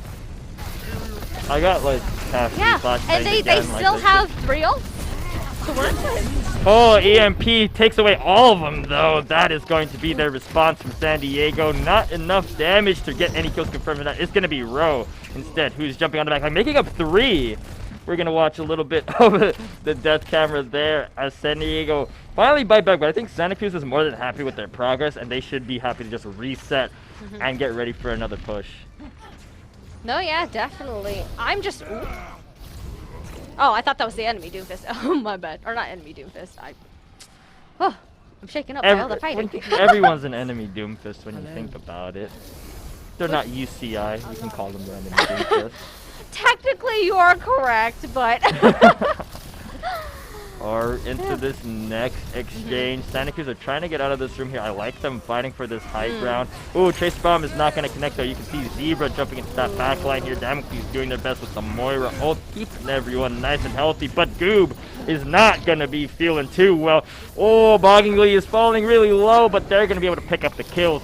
And shutting down the front line of UCSC is going to be a very nice win condition for San Diego. Taking those 2 kills, and Santa Cruz doesn't have any way to keep on brawling like they used to. Yep, and San Diego's just going to be pushing that payload back and just really just canceling out all the progress that they made with that one really, really good fight. 4 ults ready for Santa Cruz. It's going to be initiated by the Brigitte, and they're just keep on contesting high ground. I think that's the smart action for them. Zebra does have Meteor Strike. He gets into the backline here, but Damocles is going to drop. This is the same thing we saw earlier. Front line for Santa Cruz coming in big. Zebra jumps on top of Ro, gets the pick. Tracer Bomb ready to go for Superman as well. But that Gravity Surge combined with the Tracer Bomb, and that's going to be 2 kills freshly delivered, courtesy of the Zarya. Lovely to see Superman finally utilizing that Tracer Bomb and it paying off. As well as the rest of the team getting to use all their ultimates. We saw them save those for quite a while. Oh, Zebra still picking up kills in the back line. That's going to be an unfortunate stagger. I don't think San Diego can really do much except give up a lot of space. They really want to contest this corner right here if they could, but dropping a member that early and they can't. Yeah, SC is just, again, doing a really good job playing with the ebb and flow of this game, making sure that they are in an advantageous position during these fights, and when they're not, they're more than happy to back off. Speaking of backing off. Zebra and a little bit of a sneaky angle. They're actually get spotted by Princess, but that doesn't matter. No CC is going to stop them. Off to the right foot, and Santa Cruz is going to be continuing this fight. Look at how much charge is being built up by the front line of Santa Cruz here. And Nelsie combining with the Zarya bubble here. And it's just going to be them ripping and tearing into the team here. Oh, hello there, Lucio. Hello, Lucio. Hello, Lucio. Goodbye, Lucio. Santa Cruz, when they have both their tanks just ready to go, it seems like San Diego has no response, no real way to deal with that front line. I'm missing the Reaper pick, honestly, because that was a good way to sort of chunk out the HP bars. Yeah. But at this point, I think they're trying to pick the Mei just to sort of stall. Oh, Princess picks up the kill on the die here. That's a really nice searchy, but that big shield is going to be able to take a lot of that damage here. From 100 charge on Visak is going to be huge. Nice slamming on the Mei, and that is going to take them out of the fight. Zebra showing off their mechanics on the Doomfist, really making this pick work in this case. Princess didn't want that to go for too long though, and now San Diego actually able to not only recover from that fight, but actually push Santa Cruz all the way back. Yeah, unfortunately they were not able to hold on to that point. Then again, they are right there with the spawn point, so if you do stagger those kills, they'll just keep coming on back. But we'll see them maybe making a final push with 3 ults on their side. But SD does have a very, very loaded team ult. Yep, defense matrix is going to come up from them, please. And they're going to have their vulnerability field as well. That's not going to allow you to get kill stars already. 5 ultimates getting dropped out onto the field. It is very messy, but San Diego really doing their best to try and keep this point from going over. But there's still a whole lot of time for Santa Cruz. Self-destruct, not going to pick anyone up, but Princess is finding a really nice position to disrupt the damage. Zebra going to eat that flashbang, finished off by Ro. And now San Diego are just going to do their best to stabilize this point. Burning a lot of ultimates though.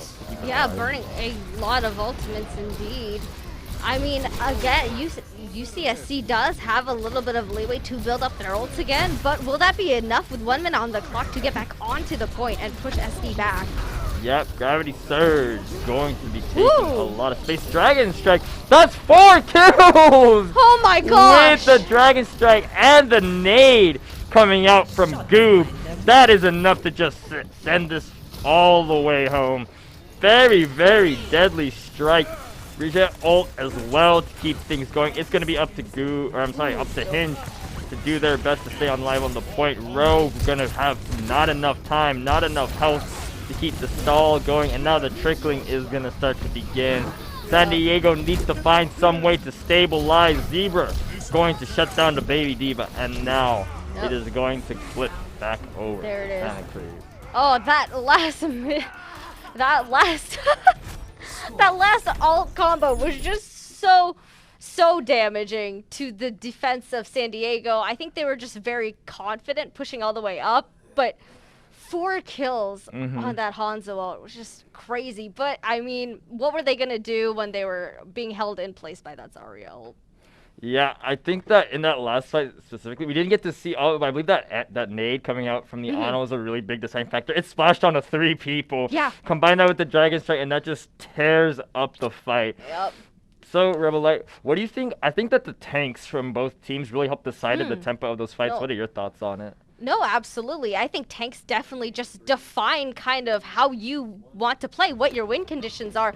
Exactly with that Zarya and the Winston, you really just want to be up front in their face, constantly dealing damage from the sidelines. We saw the positioning of Inasi making sure to disrupt the DPS on the other side, while Zarya kind of takes a somewhat like tank DPS a little bit style, making sure that they're constantly throwing out those bubbles.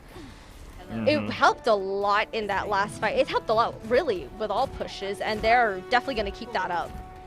Yeah, we are going to be jumping on back here. Ooh, no Santa more Cruz Sombra. back on the offense. No Sombra, no here, but Zebra's actually switching it up, going onto the Reaper. Oh, that's an interesting pick. But I do think that is going to play a little bit better because the Doomfist was getting interrupted a lot by the enemy team. Not too much value there. So changing it up to a little bit more of a reliable. Already starting things off with soft bubbling and Usty to get a little bit of space. And San Diego, once again, giving up a whole lot of room, just respecting the front line of Santa Cruz because they don't have that much of, or that good of an answer for it. Dynamite is going to be kicked off, though. I don't think that San Diego feel all that comfortable just fighting on the point. Looks like they're just going to give it up again. Yeah, it's just a really messy fight, especially for the side of Santa Cruz, I think? I'm not quite sure. No, Santa Cruz is No, cleaning Santa Cruz up. is the West team. Sorry. Oh my gosh. They are on the offense. They are taking out a whole... This Hanzo is putting in serious work. Well, I think it's just San Diego didn't want to contest the point. And even though Santa Cruz didn't have a whole lot of ultimates, they just brute forced their way in. I think that just goes because of the dynamics of the tanks. Yeah. San Diego, they don't have any shields or anything to really stall on the point, right? Although Ham and Yak can do their best if they're not disrupting the backline of Santa Cruz. Definitely not. They're not doing their job. Yeah. And the funny part is, like, Santa Cruz's backline isn't really the main threat. It's the front line because they get so much space, I feel.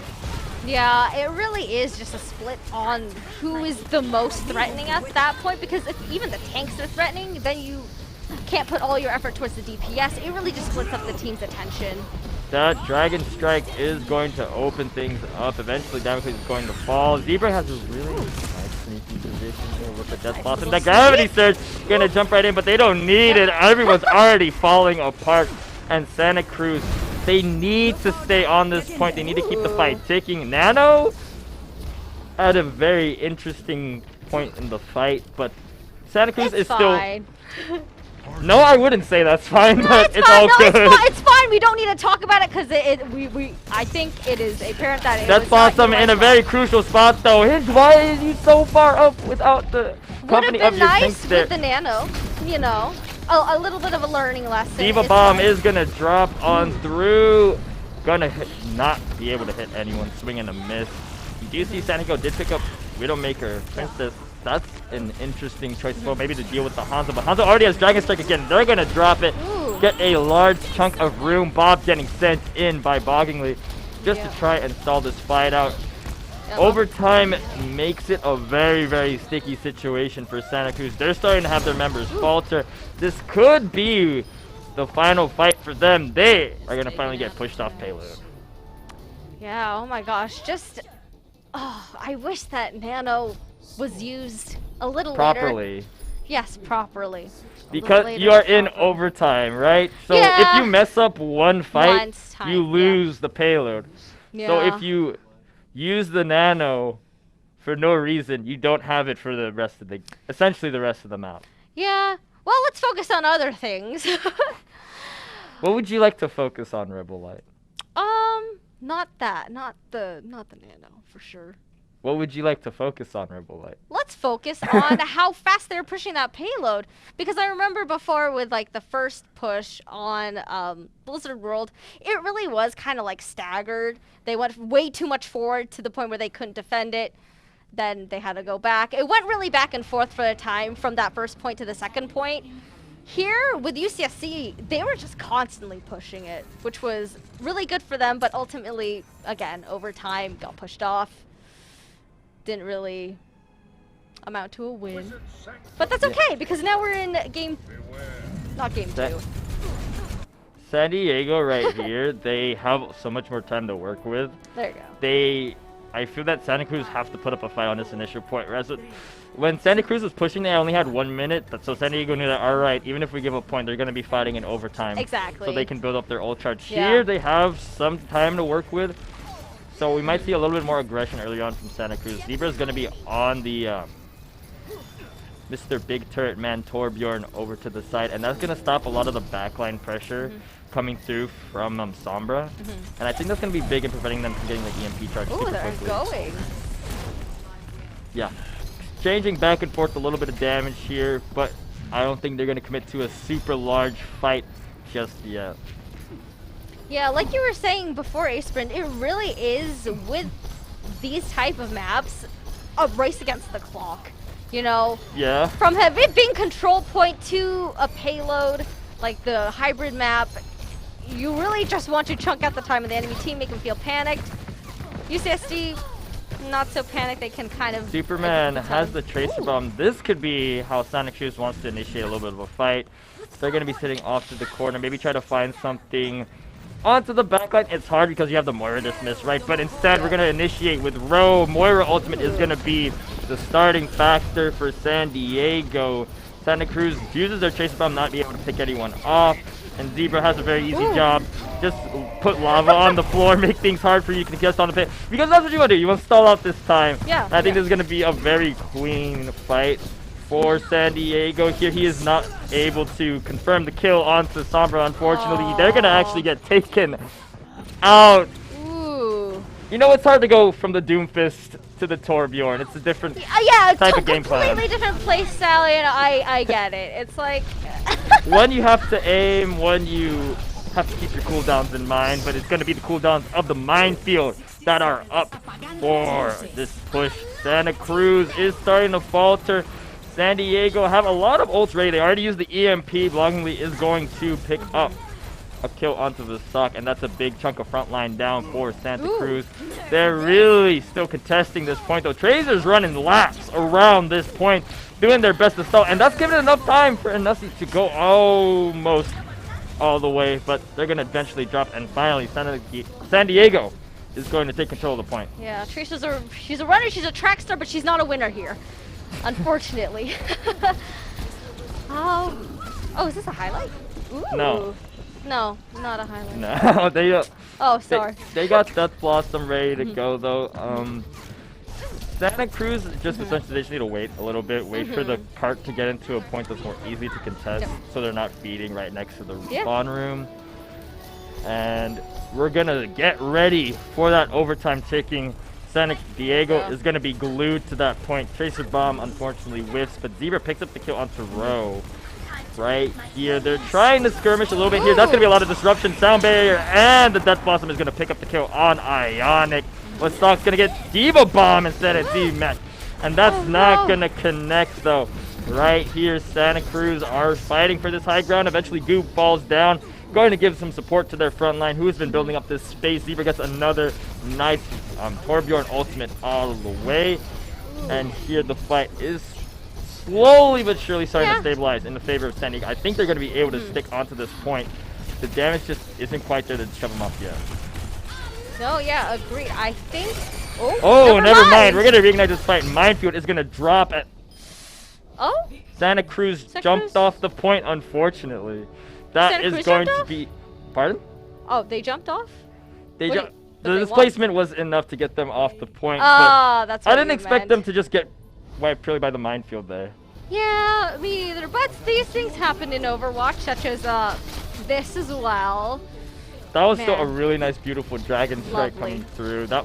See, I like that. Yeah, it's the type of clean gameplay we wish we could consistently see in Overwatch. But there's so many variables that go into it. You know, it's a lot to ask for a clean game when your enemy is also not playing. Well, it's as chaotic, cleanly. and that's like exactly. the benefit it's of the scrappy. game. Yeah. It's part of the game, part of this map. You know, it's not. Well, that is going to be, that second map is going to go over to Santa Cruz. So what do you think about these team compositions now? We saw a little bit of a shift. We saw a lot more flexibility coming from Zebra that time. They were able to switch up the picks. And do you think that was a contributing factor in the win? I don't know. I feel like there were a lot of contributing factors to that win, honestly. Really, just those team fights. It really was about being able to hold out and kind of...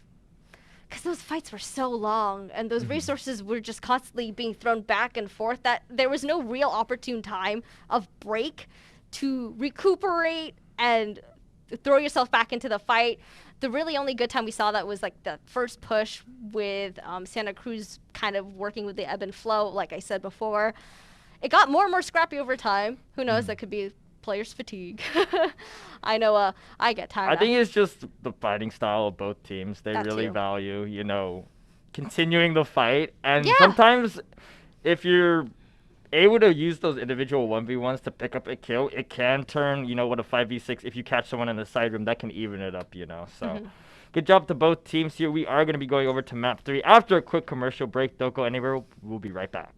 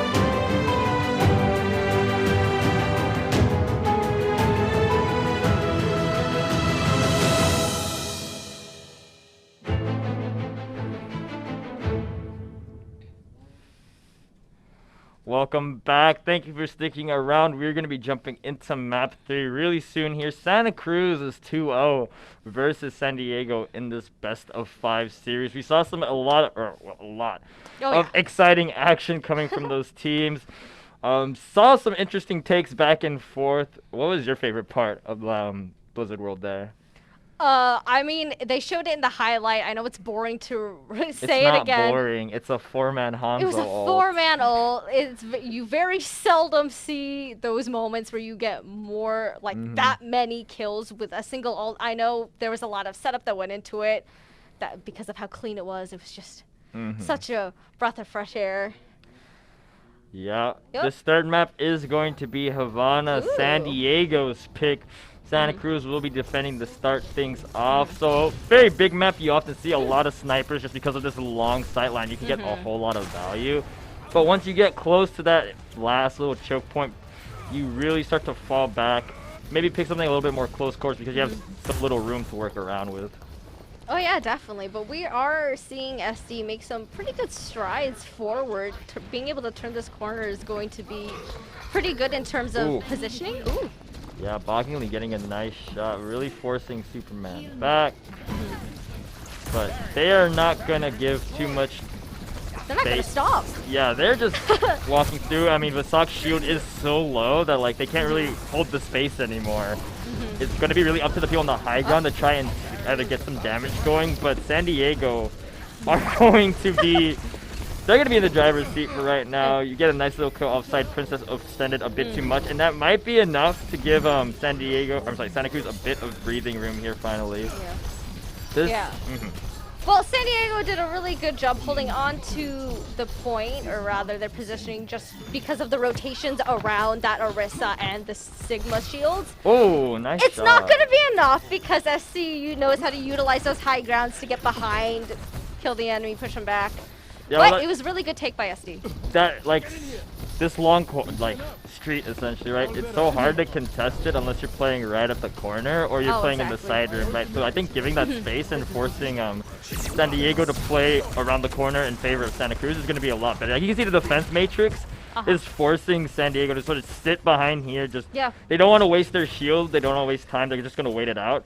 And that's the seconds you really need to take away from them in their push here. But Vasak is going to follow it up with a really nice Symphony. That's going to cause a lot of disruption and also burn out the Immortality field from Ionic. And Nutty does have the whole hog to try and build up space, and we're also hearing the bongo though from San Diego. So a lot of ults getting layered to try and keep this corner of the map here, but Boggingly is going to finally take space with the Dragon Strike. A lot of members are stacked up onto that staircase here. The Zenyatta ult. Zebra is going to fall with Meteor Strike too, unfortunately. That's a tool they could have used to make it out. And right here, I think if San Diego is able to finally get past this checkpoint here, they're going to be so happy with that time bank. Not enough tools for Santa Cruz to stall. I'd be really surprised if they are able to actually maintain this with no real space makers. No, agreed. Yeah, it is surprising that they even made it this far with the initial push. Oh! Boggingly getting super low in this corner here. He doesn't have any way to get out or get any help here. It's just kill really with him, up to this Hanzo 1v1 to finally No. come out. And that's Santa Cruz getting 5 kills. So they're going to hold on. And this is going to be very nice since San Diego doesn't have a whole lot of pushing power. They used so much to just get that corner and get that space. For the pushing team, this map is pretty hard to function around just because of the high ground that the defenders can utilize, especially with this corner, especially with the fact that they are in the building. Yeah, another defense matrix to start off this fight, just like in the last one. They're able to really make San Diego wait, take this trash damage, and not give them like the clean engagement that San Diego wants. Now, granted, they're going to have to rely on Sigma ult getting built up before they can fight. And Vasak's actually going to initiate here. Whole Hog also getting burnt. And that's just going to be another clean fight. San Diego's just going to hit the reset because there's not really any ultimates to contest anymore. Dang, just a dominant display by SC. I really like the switch. Wait a minute. They're actually going to start off the fight once again. They're pretty close to the spawn room with this engagement here. Blocker is going to hit a nice Symphony here, but not enough follow-up. The invulnerability matrix is going to get dropped here. They just need to touch the point to keep things going, but so much space being denied. Yeah, just really unfortunate kind of timings on the ults on the side of SD. Really, I think they were a little bit too staggered out, not really utilized well with each other or synergistic with each other. They did have a strong hold for a little bit right before the point when they're rotating around the Sigma. They rotating around the Sigma Orisis shields. Ultimately, I think it was the positioning of the DPSs that kind of led to their downfall because they were just so easily picked off by the side of SC. Santa Cruz was also just building their ults faster. They got a lot more displacement value out of their own Sigma versus San Diego's, right? Plus with that defense matrix, it felt like every time they got ready to make a push onto the point, the defense matrix was up to stall at that corner, so they couldn't push past.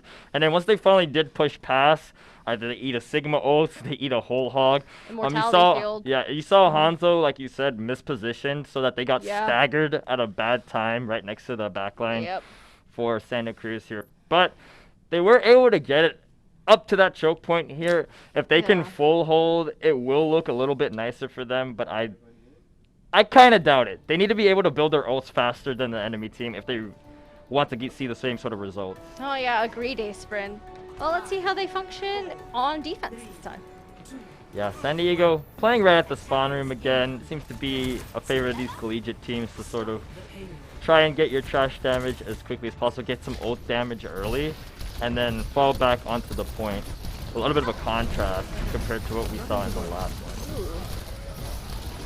I mean, really all SD needs is to push it right before the point, really, to get the win. But I think they're having a little bit of an issue getting past the defenses. I like San Diego being proactive, like initially trying to take the push and not let them get so far up the street, just because they need to hold so much ground that fighting on the corner is risky. But Santa Cruz is knocking out all the members of San Diego that now they're going to get up that street anyway. And I don't think they'll have enough time to reestablish themselves at the corner to prevent them from taking any more space. Oh yeah, agreed. I think the choice of the Reinhardt and the Zarya on SC is going to be really great for them to be able to push forward. With the shields last time on the side of SC, they had a really hard time being able to rotate around. With having a Reinhardt will definitely help with that. Looks like San Diego's gonna take the high ground again. I think that's really Ooh. smart. So they have like more room to play with. If they're not gonna play around the corner, they can play the high ground and try to farm ultimates that way. But already, Santa Cruz is gonna jump down and start fighting for this side room. It's a very, very scrappy fight. The defense matrix coming out, and Ooh. San Diego are gonna actually make enough room for them to breathe and get reacquainted with themselves. Yeah. Really good by Santa Cruz trying to use that high ground, but unfortunately they're just gonna be Defense back. matrix of their own starts to come out, so it looks like Santa Cruz want to keep contesting, want to keep fighting. Is in their nature to Earth Shatter, and Superman picking up 2, make it 3 kills. That could be enough to break through. Vasak has a good amount of charge. They can sit in the backline and be a damager as well, but the Blizzard, it's gonna come post-mortem. No one's gonna really die to it. And I feel that is gonna be, unless this Lucio can pull off a miracle with the sound barrier. Oh, Wait, that might maybe. actually be enough to stall out here. That's very nice. Ro is gonna be trying to do the best, but the displacement coming out from, and let's see, on Reinhardt. Diva Bomb as well. This is gonna scatter and make the fight super sloppy. This is what San Diego wants, and now they are gonna get hit by the Meteor Strike. Such a scrappy fight. Zebra into the backline, gonna fall back and retreat. Princess is gonna be the one to shut him down, return from the landing pad. And now Superman sitting back here, just dishing out damage, doing what they need to. No. San Diego have reclaimed that point. Santa Cruz, though, they are gonna have a gravity surge with them on that next push. Yeah, unfortunately they were They're gonna actually use it right here with the never Dragon mind. Strike. They already built up Dragon Strike again. That's 2 fights in a row. It's not gonna get as much value. Defense Matrix is gonna get burnt as well post. Right here, Moira ult is what keeps him alive. And this is really, really drawn out fight. Yeah. Santa Cruz don't have any more tools unless they're able to build up this Earth Shatter right here. They're gonna take a lot of damage for it. Fighting into this sign room here. Eventually the bubble is gonna drop onto Ionic, so not gonna get built up as quickly. Superman picks up 2, keeping everyone alive. Another sound barrier, another Earth Strike. That's gonna be onto Hinge. Doomfist as well, boggingly this time, is going to get taken out. Oh my gosh, I was so He built scared. up another strike. I was so scared for Santa Cruz at the end there. It did seem like they were getting pushed up by SD. SD had the Lucio come out with the ult, and they were all just piling on. But the Ionic did such a great job sustaining the team until they built up their ults again. They didn't need to retreat, recuperate. They had more than enough time with a minute left to farm those ults in a safe position. They just chose to keep fighting. Okay, I don't think they should have been allowed to get those ults to just start up fight again. But they did. Yeah, but they did. San Diego let them build up that ult charge on them, and yeah, they were able to get onto the point. There were a lot of Dragon Strikes getting thrown out, so I think Superman did a good job building those up and having impact. Although not every single one had high impact, you could really tell when space was being taken, and they were able to make it happen. So good job to Santa Cruz. They are going to 3-0 the losers bracket. So we're going to see a rerun in our Rematch. grand finals. Yeah, that's going to be super exciting. Yeah, we are going to be running our grand finals at 4:30. It is going to be a very, very exciting one. We're going to have one of our own UCI casters, the kind, combined with the Xfinity casters, Roston and Carp. So I'm going to be really excited to tune in on that. Yeah, I'm excited to see if UCSC can take what they've learned from this match against another team and maybe apply it to UCI to finally dish out and get a win. We'll see, though. We'll see. It's very exciting to, like, they did crawl their way back to a rematch, so we'll see what happens when we jump into that. I'm also, keep in mind, we are, throughout this entire, both winners, losers, and grand finals, we're going to be selecting an MSI MVP from this tournament here. Keep in mind who you want to vote for. The winner is going to get an MSI laptop, which is such a nice little reward for performing. Yeah. Be sure to vote in the Twitch chat. After all the MVP votes are tallied, even the casters at the end will also get a vote as well. We will decide who gets that nice laptop. But speaking of laptops, you know what you need with those gaming laptops, because you can't be gaming on a trackpad? What? Corsair peripherals. You know what you need to power those computers, though? What? MSI. The entirety of MSI. But how are you going to connect those computers to the internet? With Xfinity. Xfinity. There you it's go. The entire it's ecosystem. It's the entire package. Exactly. We Yeah. love our sponsors here. We're going to jump to a quick ad break so you can get a first-hand look at those sponsors yourself. But don't go anywhere. We'll be back at 4:30.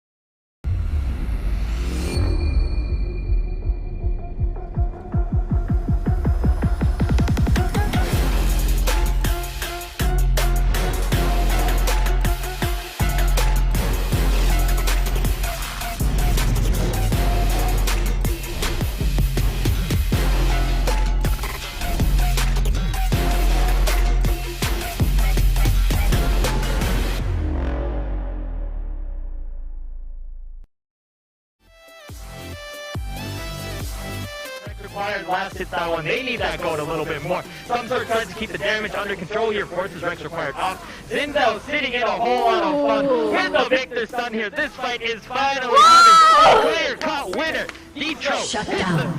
He can just shut the damage right back to UCI. Oh, get Quadra kill! no way, he's gonna get it! No, Pentakill. And actually, there's gonna be another fight, and that stopwatch will come out to save him. Oh. Will it be enough? Oh, no, hurry in the back! Down here, unstoppable, shouting cowards as he runs away. It's gonna be a Scion. Ooh, and we're seeing Cutie.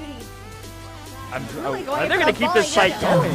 Yeah, but I think they're gonna shut down Cutie and the curtain. Wait, they are Oh my goodness, the knockup here. The Cataclysm picks up 3. This is exactly the team fight San Diego wants to see here. As well, dishing out the damage here. The curtain call from Disrespectful. Oh, never mind. We're getting the snipes from Jace this time around here. Scion is sent home packing as well. Quadra kill. Oh, damage from afar. And the Scion. Why is Scion here? From downtown into the bot lane turret. They're gonna keep going for it until their bot lane's annihilated. They're going under this tower. Kill. The separated fight. The big Aphelios ultimate comes in, and King Cool is starting to go down at the flank from Cinnamon Bird from the backside. They've opened this one wide up for UCI. Webitar doing what he can, dash around the back line.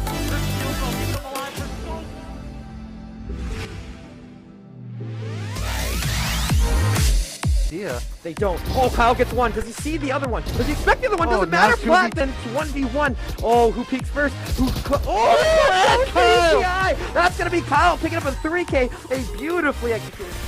Gotta find the kill. He finds one. Knows the chest on the platform. Going onto the backside. Oh, goes up. And the kill comes out from Andrew. But now, yes, dashes away. Sees one. Oh, but Nibbler Nibbler goes insane. That's gonna open things up for the defense. Platinum's here. A beautiful fly. Cowboy gets the refrag. It's gonna be UCI with the momentum coming into this retake. But Soup has something to say about it. Flo gets a kill. Andrew sitting here trying to 1v1 everybody. It's Platinum versus Andrew. But Platinum comes out on top. Beautifully played. Riverside here, who picks up 1 kill here. Nibbling returns the favor though. Checking it out. What is that headshot here? Are we gonna see the same thing, Jamal? We are gonna see the sky. Help onto Nibbling here. He's gonna run past into the barrel here, but wait! Leave! Satofa gets tagged, and now Kyle comes in, gets 1, gets 2 kills, gets 3. The consistency from this duelist is insane. True, make or break. This is his time to shine here. Never mind, Victor. I'm gonna do the show here. Kyle gets. Gotta make something work. Kyle gets a kill. Every corner, Kyle. Oh, Bob's in heaven here. Kyle finds a kill. Oh, He's trying to make something go. wow, 5 members. Oh, run into Cowpie. Oh, another one runs into Cowpie. The bomb comes out. Andrew though picks up the opposite. Picks up 2. Oh, Kyle, so close. They're so consistent. They might line up right here. Kyle finds 1. He knows what the other one is on the other side of 10. Oh, there goes Nibbler on the other side to find the kill. And that's gonna be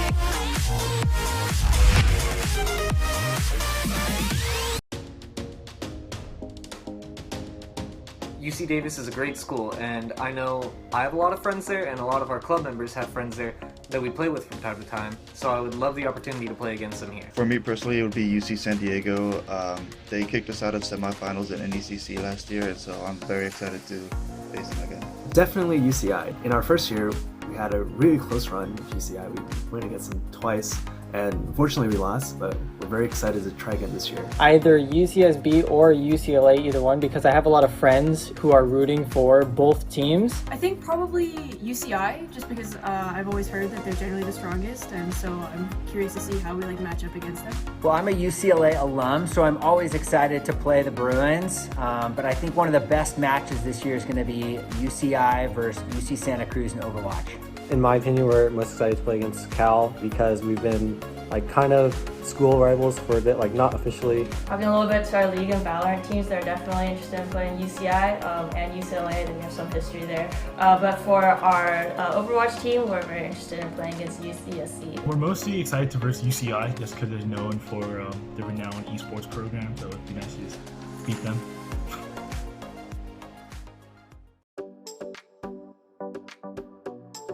I think it's especially cool that there's an internal community within the UCs that while we are also able to be competitive, it kind of makes us feel more cohesive in the grander scope of collegiate esports. As a player myself, when you get to know the other teams on a familiar level, you get more banter, more fun. It's just a really cool way to bring together like all these UCs, and there's already been that sort of rivalry between what UC you go to, and now there's just an esports way to have a rivalry about it. Competing against people in the same state is better ping, so we don't need to complain about ping diff anymore. So we can, roll people. Mostly like just interacting with other UCs in the first place. It's not even just like, oh, trying to win or anything like that. It's more so like trying to build more of like a community / getting to know each other more of like other UC students. The UC schools are all connected. All of them are elite institutions, and so it's really exciting to see really smart students all compete in the games that they love. UC Merced Esports is pretty low-key to say the least, so it's really exciting to provide our club members with an event that feels collegiate level since, it's against other schools, but it still stays within the UC neighborhood. I would say it's just the opportunity to compete against other UCs in California because we're all part of the same system. We're all on the same team, I guess you could say. And so it's just great to be able to support each other like this. I'm really excited to actually have an event where we can bring all the schools together and really duke it out, just as UCs. I think that's really cool and it's really special just for students to participate in as well. I would say it's the people. We have a lot of very passionate and talented people in our program. We have 100 players in our program with 30% being women identifying, so it's really great to be able to see how many people are interested in esports. So at Santa Cruz, we actually have a game design program, and that allows us to work with the game design people and test out their games, give feedback as like people who play games. We have a gaming community beyond our esports program. Like, you don't have to be competitive in order to be a gamer at Cal. The whole community builds upon each other, and this whole idea that everyone is included kind of makes the whole community stronger. In the David and Goliath of esports, UC Irvine is a Goliath. We have the coaches, the talent, the scholarships, and the people to really help our teams thrive. What makes our club special is the people. Throughout the entire time that I've been working at UCSD Esports, there's just been so many passionate people, both within our org and within the administration that we work with, that they're so passionate and so driven, and just absolute pleasure to work with. I think UCSB Esports is special just because we were really built from the student base and from the ground up. So everyone's got these same really big goals, not only for the organization itself, but for each person a part of it and becoming part of the bigger esports scene. The amount of trust that UCLA administration gives us, they empower their students so that we have a lot of opportunities to make career and make a difference for our players. What makes our club special is that we have a lot of people in our club who are super dedicated and wanting to go into esports, either on the team or people who are running the club. To be a little cliche, we're just a family, I've met some of my best friends here at the club, and you know everybody. It's smaller, it's nice. So, Berk Legends, which is the Riot Games Club, originally the League of Legends Club before Riot made other games, we started in 2014, basically off the idea that I talked about before, where we wanted a community where anyone was able to play. You didn't have to be a competitive gamer and do all this stuff, but we wanted a community and everyone was welcome. And that idea was what led the first club president to create Berk Legends. And then over the years, collegiate esports has grown really big, and Cal Esports, the organization for gaming and competitive esports at Berkeley, was started more recently, around 2018, I believe. And since then, we opened our own gaming facility at Cal. Our esports team has achieved so much, going to top 8 in playoffs across multiple games. Our Valorant team in first year reached top 32 in CSL. We're only growing, and I'm just really excited to be part of this community at Cal that's run by students, and where students have such a big say, and it's especially in leading the direction of esports. Yeah. In terms of developing our club, I think growing the size of the club and our reach is definitely a big factor. As part of the Berk Legends Club, we held an international tournament when COVID started, and was able to gathered teams from around the world, like old Bears, new Bears, alumni competed. We had like so many sponsors like HyperX, supported our tournament, like over 100 people from across the world, and that was like a really exciting start for us to see like what we could be capable of, and I think like we can only grow from here. Like what I really want to see, like not only Cal Esports, but also like the gaming communities in Overwatch and League, Valorant, TFT, like all these games like gain more reach, like not only within our school and campus, but also within like the UC community, for example, through this tournament and like across the world collegiately. As for teams specifically, I think it's pretty clear that we want to be the best, and I think it's very doable. Last semester, for the what is it called? the league, NACE Star League, West Collegiate Circuit. Our league team won that circuit, and like we can only take that success to win the whole thing, you know? So it starts right here. Our club had pretty small beginnings. At first, we started as a very non-structured entity within another club, which is just a general gaming club on campus. We didn't have a lot of structure back then, but as esports started gaining more and more ground and becoming more and more popular, I decided that it would be best to form an official program. So we did that. We stayed part of the club for a while, until eventually I was able to meet with the Vice Chancellor at UC Davis, and he gave us his full support. He was supporting our esports program, and from there we were able to apply for club sports status.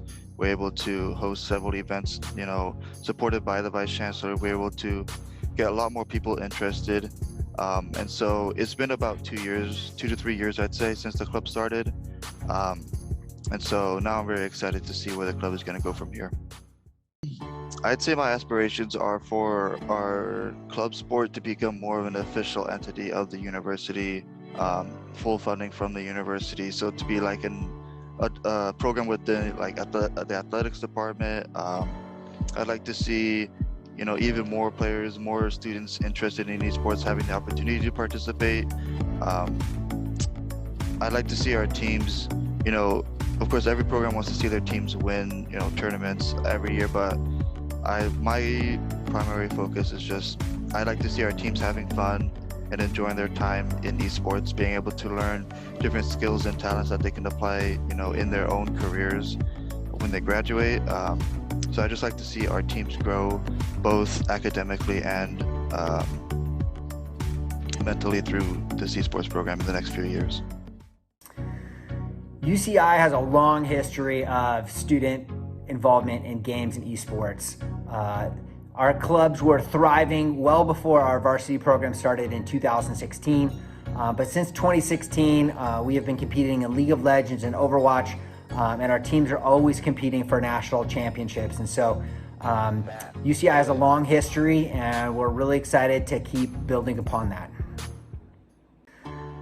I'm really excited for the next few years of esports at UCEI.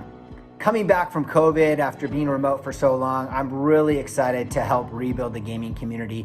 I feel like the feel of a college campus has changed, and there's just a lot of work to do to welcome students back and to reestablish that really engaged and flourishing esports community that we once had. So that's my hope for the next few years, is to build that out, not just at UCEI, but in Orange County, and really connect all the people who love games. Yeah, so before 2017, we were just like a club, like just playing, not officially recognized by UCLA, but in 2017, we made that transition where we went under UCLA Recreation as a official club sport. So we basically were under them, under their sponsors. And then, so we got to officially represent UCLA at the time. And then after that, we've been just like continually like updating our games to meet whatever is popular at the time. And I don't know, I'd say we're pretty good at most games that we are, like at least above average. So yeah, that's like the brief history. Well, I think recently I've seen our members express a lot of wanting to go out and play LANs. Obviously, because of COVID, they haven't been able to do that to the fullest. But there's kind of been like a line of students just waiting for the next LAN, next event that we're gonna do. So my hope for them is to just have like more opportunities. Once it's safe, we want to adhere to all the COVID rules and not get anybody sick. But after that, we want people to like go out there and just have fun when they're going out to compete. And just that's what esports is about, just having fun. When I first joined, we held active tournaments, participated in collegiate on multiple levels, varsity, junior varsity, etc. We held general meetings every week, and they all drew in pretty fair crowds. It was cool. Before me, we had a series of club presidents that were like Renaissance people, crazy. They participated in clubs, sports, everything you could think of. And they were extremely dedicated and extremely successful in keeping things fun and exciting for all of our members. So basically, big shoes to fill here. Unfortunately, lockdown, pandemic, everything hit pretty hard, and we lost pretty much all access to computer labs and tabling. So in-person things were almost impossible to do. And membership dwindled significantly, but I think we're still going decently strong, and I still have unbound pride and appreciation for all of our members. And I look forward to seeing what kind of opportunities that the board can provide for them in the future. Hopefully, to touch on the last question, the school can work with us on giving back a proper space to game.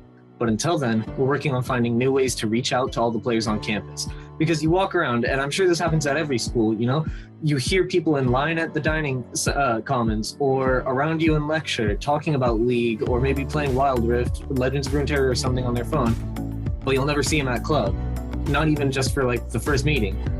So nearly everyone around you on campus plays, and nothing would bring me more everlasting happiness, unending euphoria than seeing them participating, meeting new people, working to improve their gameplay, and just bringing pride to the school within the club by joining. So our club actually started at around 2012. It actually used to be a StarCraft club, specifically for, I think it was StarCraft 2. I can't remember. Anyways, basically, for the first 2 years of that club, it was a StarCraft club, and then eventually people started asking more about general games and start to branch out to other games in general. And so Highlander Gaming at around like 2014 was created, and it was for the purpose of trying to get people together within UCR just to play games in the first place, not just StarCraft. And it's kind of progressed into what we have today, where we have multiple esports teams starting to become a brand new esports program. Like we actually this year just started being considered a sports club at our student recreational center, which is our gym. So everything's starting to lead towards being more of an official club, an official sports club, essentially. And yeah, that's basically the general gist of what the club has been through so far.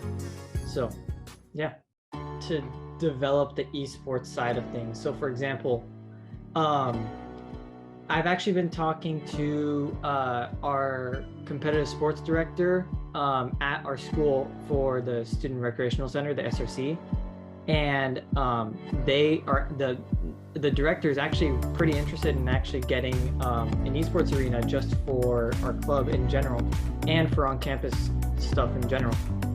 So honestly, my main goal right now is just to develop like the esports side of things and make it more official, create an esports arena to generate more interest and more attraction towards esports within UCR, to build up the teams, to make our teams better over time, and just start winning competitions in general. That's my main goal in the end, but that's for long term, and that's going to be like passed down to the next person who's going to be in charge of the club. So for short term wise, I think my main goal is mostly just to build a community for the next generation of the people for the club, because what really keeps the club alive is the community that you have and the amount of connections that you make with everyone and all the teams in general. And if you don't have that and you don't have it sustained for several years and continued every generation, then there won't be any club anymore. And so that's my main aspiration right now, just to keep the club alive and to make sure that it's better than what it was today and get more people involved and improve our teams even more every single year. So originally, esports was actually a couple different clubs. We started out in 2014 before I was here as the League of Legends club, and then became esports for a little while, but it wasn't as set. And then in 2016 there was the Gaucho Gaming Club, but that was more casual. And so in 2020 there were a few people who, due to quarantine and everything, really wanted to take the initiative and make the UCSB esports scene an organization and a bigger thing, because previously we had just been a lot of unofficial teams and they play under the UCSB name but they're not under an organization. And an alumni now, Francisco, he's a great guy, was invited to an event, an esports networking event through Liquid, and then saw all these people in these orgs and he just really wanted that for UCSB. So a few people really worked hard on that. And now we are today, and we're a more unified org for it. As a whole, I think we all really want to get the recognition from the schools themselves and maybe becomes like a sports club and if the long-term goal would be a facility, definitely. But we just really want that school recognition and backing, and even funding would be sick. And as the scene grows, specifically for our teams, I think I'd really want to see them perform well at events that are real collegiate leagues. I know Riot's working on Valorant as a collegiate league soon, so if we can in the future perform well in that, I'd be really happy. But for now, winning UCEI is a pretty good start. So our school, although it isn't big anything on UCI, we have a lot of accomplishments in the past. Our CS program, our CS team has won second place in 2 major tournaments, beefing CSL, and has won other side tournaments on the side. Our CS team is one of our bigger achievements. Our Overwatch team has been really strong in the past too, taking a lot of wins off of major schools and possibly coming top 3 podium in a lot of tournaments. Our Valorant team this year has, although we've started off shaky, we've been getting to the point where we've been getting our playoffs consistently. So I'm looking forward to see the progress in that too. Yeah, so obviously, the goal for any esports club or gaming club is to start winning tournaments, start creating the trophy rack, trophy case. But also, as I said before, I want to start officializing our club and our esports team through our school and get recognized by the recreation, be part of that so we can be more official, get more funding, and help the program get bigger, get more better people, get better coaching, better staff, and getting the support that we need in order to expand our club and just make it bigger and better. So I think for us, UCSD Esports, we're actually kind of a new kid on the block. We were founded rather recently, only 3 years ago, within my college lifetime, and started off just as a group of students who really wanted to help bring support to the already existing collegiate scene at UCSD. Our community teams were already making a splash. They're placing top 10s across the country in collegiate scenes, but they were simply students wanting to compete together. There's no support from the university. There's no not only financial support from the university, but also no technical support. UCSD is notorious for having really bad Wi-Fi. So what we wanted to do as an org when we founded UCSD Esports is to find a way to really support students, not only through scholarships, but also founding and building infrastructure on campus, such as a LAN space where players can compete without worrying that their internet will drop out halfway. And I think we're kind of well on our way to achieve those goals. This is probably a goal for a lot of programs, but we want to make UCSD, UC San Diego as a whole, a household name for esports. We feel that UCI has had the spotlight for way too long, and it's time for us to make a splash into the scene. But besides that, I think what's really important for me, and I think for the identity of UCSD Esports, is to continuously build on our people and personnel. We want to promote our players. We want to help them succeed. We want to not only do that, but also help support our officers as well, who are a lot of students who are aspiring to work in the esports industry and work professionally in a lot of gaming and esports fields, and we want to help them gain experience and build on their expertise. So I think, in short, we want to help build up people, and my aspiration is to make UCSD Esports a place where players, officers, and staff can grow professionally.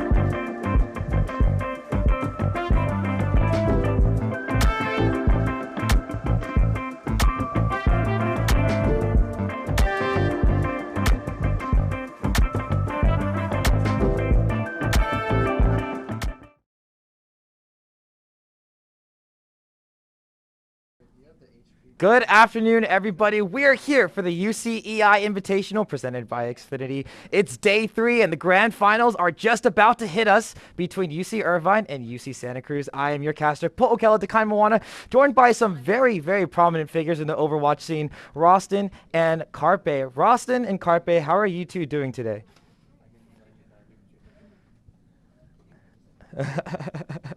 You're welcome. Carpe, how are you? Nice. Yeah, it's honestly an honor. I've watched you play a lot of Overwatch over the past few years, ever since I really got into the game. So it's really cool to be casting with you, and I'd love to hear what you all have to say today. Now, going into the grand finals, I know, Rostin, we were talking about it earlier. You mentioned you were watching some of the VODs from, UC Irvine, as well as UC San Diego and all those things. What are some things that you're thinking about coming into this grand finals? It's a rematch. CI is looking pretty strong right now. I think we saw a lot of 3-0s and a lot of teams kind of really showing the differences in the team. And I think UCI has really proved kind of time and time again that they are one of the top dogs that should be competed with. But UCSC, I mean, they've had a really surprising run here. I think they're missing a couple of their normal starting players, and I know that Right. their school schedule has been really rough, just particularly this week. So I know that practice time has been, not really there, and I think they've outperformed. And I know that they've, are upset-minded. So I'm looking forward to the finals. Yeah, I definitely am looking forward to the finals as well. Now, our first map here is Busan. Now, Carpe, for you as a player, what kind of compositions might we see on Busan? Actually, I see they playing a lot of brawl comps like Mm. line comp and lush comps. I think I expecting a lot of like Ryan comp, and actually I wanna see if they can play ball and tracer comp. I wanna see that. Yeah, I think that would be really fun. I know that Light on the side of UC Irvine tends to play a lot of Tracer, and I think we'll get to see a lot of cool play out of that. And UCI also has been running a little bit of a Winston, not a Winston. Oh, they have been running Winston, but a little bit of a Wrecking Ball as well. It would be really fun to catch it, like you said. Now, I'm always a big fan of getting to see a Genji. Just a big fan of those Dragon Blades and watching players have highlight reels. Rostin, what about you? Like, any ideas from you coming off of what Carpe just said? Yeah, so I think we the good thing is we've already got to watch this matchup before. Right, Unfortunately, right. it was a 3-0 in favor of UCI, and they did look uh, pretty dominant on a lot of those fights and situations. So uh, I think Superman is gonna have to have a super performance today, and I think but really I think I love the comps that UCSC runs. I think they are understanding that UCI is incredibly strong at some of the main meta comps right now. So I think you see UCSC kind of throw curveballs here and there, and I love to see unique comps and allowing individual players to shine. Yeah, and why don't you break down a couple of those comps for us, Rostin? I don't think I have any of those right off the top of my head. Okay, so on Havana, I think we had like a kind of Carpe. It kind of reminds me of a little bit of Philly Fusion, actually, because we had I think on attack they went for a like I think they ran Genji and Ana comp really and try to go in kind of fast and have that pure ultimate win condition. I know that UCI had brought out a Roadhog specialist for that map too, so Right. they were kind of just trying their best to kind of get a big ante, allow the backline to keep the front line up, and I think I love seeing Nanoblade plays. I wish that we got to see a couple bigger Nanoblade plays, but I think he's saving it for the grand finals. And on defense too, they ran the May Brawl for the 3 fights on the first point, and I think that's something that Fusion we did a lot. Oh, it looks like we're in. Yeah, we're actually straight into it.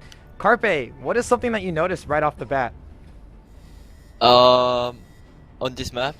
Yes, from the compositions or anything. Actually, I love to play like Ash here, like on for me. So I'm expecting any Ash here. Cool. Yeah, I think that would be pretty cool to see. Both teams obviously about to get out of the gate. And I honestly, there's gonna be there's a Tracer here, Rostin. Yeah. Zebra, just so you guys know, is a bit of a Doomfist specialist, so we'll be seeing Doomfist a lot more than is normal here, but he gets value, so. Yeah, I'm definitely excited to see this matchup yet again. We'll see how this fight sort of breaks out. We got UCI out here on this little upper part, trying to put some poke damage onto the slugs over there in the back, and right now it's just a bit of a positional game. XCal hitting quite a few more shots than I expected.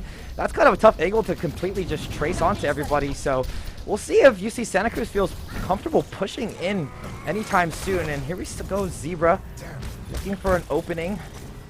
Doesn't quite find it, and we have 2 Wrecking Balls, so got those on the plate for you, Carpe, as the team now start to fight on point. There's the first pick, Mashiro grabbing Superman. Baseok actually responding with the kill, and it's going to be a pretty clean fight for the Anteaters. They're going to take point early. Yeah, I think UCI make a really good like a poking fight at the long distance. So I think UCSC like really difficult to dive in. Yeah, I have to agree with you there, especially when you have Light dealing so much damage. Looks like the Anteater's going to brawl it out here and put a lot of pressure onto the back line of UC Santa Cruz. They got the back all the way off. Now, Rostin, what is the goal right here if you're UC Santa Cruz? Like, you're stuck in this area. There's not a lot of room for you to go. What is your plan? I think a lot of times I think you'd want to try to find a way to build rally. I think that's like one of the best, or one of the easiest ways to kind of retake, which is very difficult in this map, or most cost maps, I guess. Yeah, that makes a lot of sense. Looks like Santa Cruz will have their rally up pretty soon, but it's going to be tough when Superman is dead. Zebra does get the free frag, and we're going to see a mini engage here in the corner. Anteaters still looking really strong, and honestly, they're not really being able to, lose any fights to Santa Cruz at the moment. Yeah, and I think it's particularly scary how we really don't have to see UCI invest any ultimates into like keeping the side control, and I think when it comes to the ult fight, it's gonna be. Oh, here we got some traffic. Yeah, Transcendence now out for the Eaters as Santa Cruz pushes out, but those mines are going to block them off. It's going to force their path over here to the left side into XCal, who seems really eager to deal damage onto the back line now. The front line from UC Santa Cruz is looking to make some space, and they finally do. Anussi in the back line with a pile drive, displacing some of the members from the Anteaters, and there goes the Diva self-destruct. We'll see if it grabs anybody. Looks like it's going to grab Mashiro, so that's a pretty big play for the Slugs. We'll see if they can capitalize off of it, but with a ticking point going up to 96%, it's going to be very difficult for Santa Cruz to make any progress here. Now with the overtime bar ticking away, we have PG1 with the Sigma ult. Transcendence now down for Santa Cruz. Slugs trying to make something work as the last seconds start to tick by. They do manage to grab the point. Now, it was really nice push by UCSC, but UCI doing really like a good poking again. Yeah, it feels like their control of this high ground over here generally in the map has been so good for the backline to kind of peel for each other. Yeah, totally have to agree with you there. And peel's really important, especially when you got a Zenyatta, who, by the way, is now ulting. There's Supreme keeping up everybody onto site. Looks like UCI is going to flip the point. Overtime bar is about to tick away, and not too many options left for Santa Cruz in the first round of the first map. That's going to go over to UCI. Wow, that was a crazy, a lot of fighting, and I think yeah, it was pretty cool to see. Yeah, the difference in where they kind of picked to kind of start position. And I think UCSC came out like the opposite side of the high grounds, and I think I have to just say the backline did an incredible job for UCI. I feel like they had a lot of trouble for the ball to get any value diving them. Yeah, I agree, Lawson. Like their backline did a really good job to make a time to retake their positions and keep poking and make them really difficult to dive. Yeah, I definitely have to agree with you. Now we're going into the second round, but really quick question for you, Rostin. What kind of changes do you think Santa Cruz might have to make here going into the second part? I don't know. I think it was kind of okay. We have pretty different tanks here now, so they definitely made some changes here, so we'll see how they go. Yeah, there's a very aggressive wrecking ball play for UCI. Mashiro just kind of jumping into the back line. That's going to give him a lot of ult charge right here. Yeah. And I think it's a pretty strong start for UCI, in terms of ult economy at least. And they were so close to killing both the backline. I'm surprised Ionic and Goob were able to keep each other up. I have to agree with you right there. Oh, XCal going to look for the TP. 1v1. Reaper versus Ash. Who wins this one? Looks like XCal's going to disengage. Oh, but the fight still keeps going. There's Zebra on a different pick this time. That's going to be surprising UCI, and UC Santa Cruz taking control early.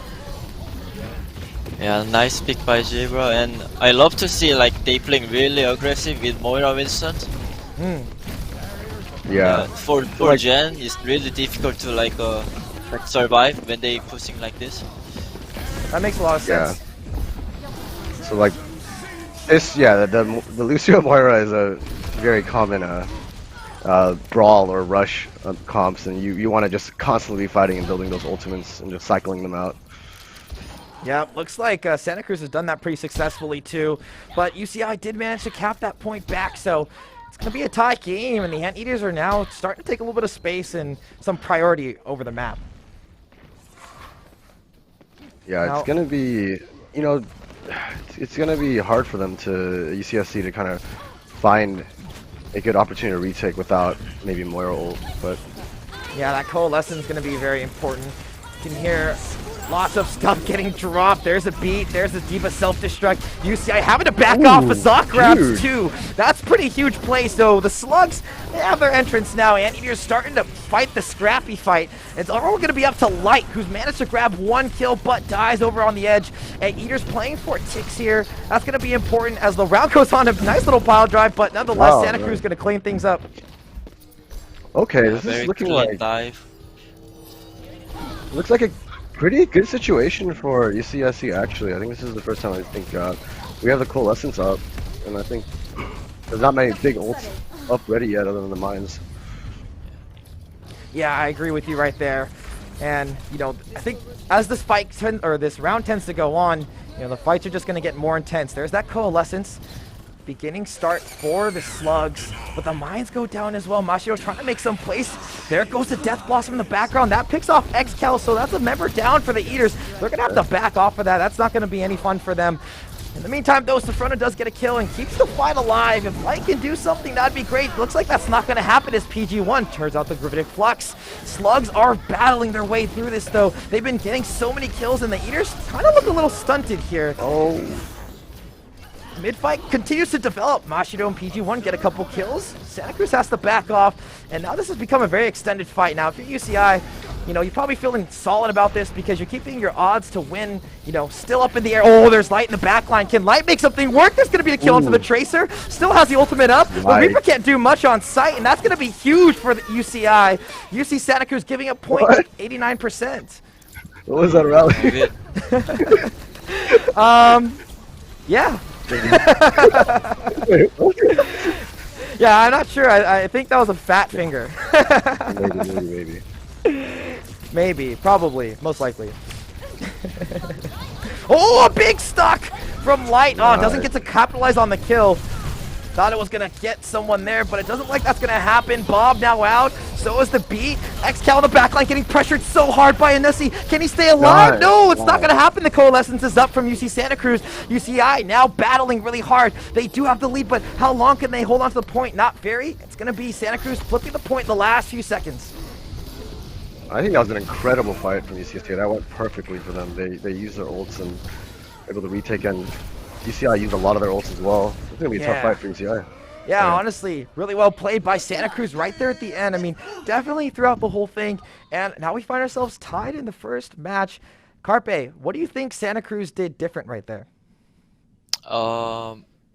Actually, their rush also, yeah, Lucio Moira. I love to play that. Actually,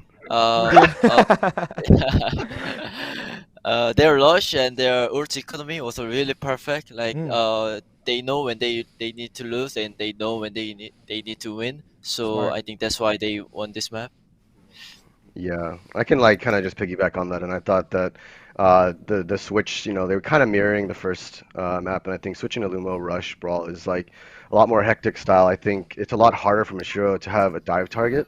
You know, you're really not going to dive a Lucio Moria very easily compared to like a a Zenyatta or something. Yeah. And I'm. Well, we Go have a ahead, go ahead. disconnect here. Oh yeah, we have one disconnect. Oh, we do. Looks like Santa Cruz is down a member, unfortunately. Like Ionic. Yeah, Ionic. Yeah. It's weird. We don't have a pause or something. I'm honestly surprised we. Oh, there it is. Where's the pause? After the kill, you know, Yeah. they're like, give him a kill and then we'll pause. Yeah, so, you know, kind of getting a quick glimpse at those compositions. Maybe, Rostin, why don't you break down, you know, the goal right here, at least for UC Santa Cruz with what they're running? I think if I were them, I'd probably run some more Lumo again and try to build the same style. And I think actually the maybe tanks doing a little more to try to enable Moira to build ult fast. I think we've kind of seen Moira ult build a little slower than the Lucio actually, and I think the Moira should be going a lot faster, and they should be playing with that in mind, right? And I think, Yeah, that makes a lot of yeah, sense because it doesn't take a lot to really, you know, charge up that coalescence. You know, that should be kind of up almost every other fight at least, right? ideally, and especially in Brawl, in the first fight as well, it becomes, especially in Koth, you can, kind of sit, place line of sight, heal, and then just kind of just press Q with that beam and just go in on a priority target as a group and dive. And I think that's what I'd like to see. Do you have any word on what's happening with the technology or tech issue? I'm not sure. I guess projection will keep us updated on that. We'll let you know in just a minute. Nonetheless, you know, I know it's super early in the series, but we do get to kind of talk about who might be, you know, the MVP so far. Now, Carpe, who kind of looks like might be looking like an MVP for this series? I know it's very soon though. Yeah, we only watched 2 maps, but I think if we I think UCI DPS doing really great job. I think even they're playing Lucio Moira, they UCI DPS Ash and Tracer doing really good job.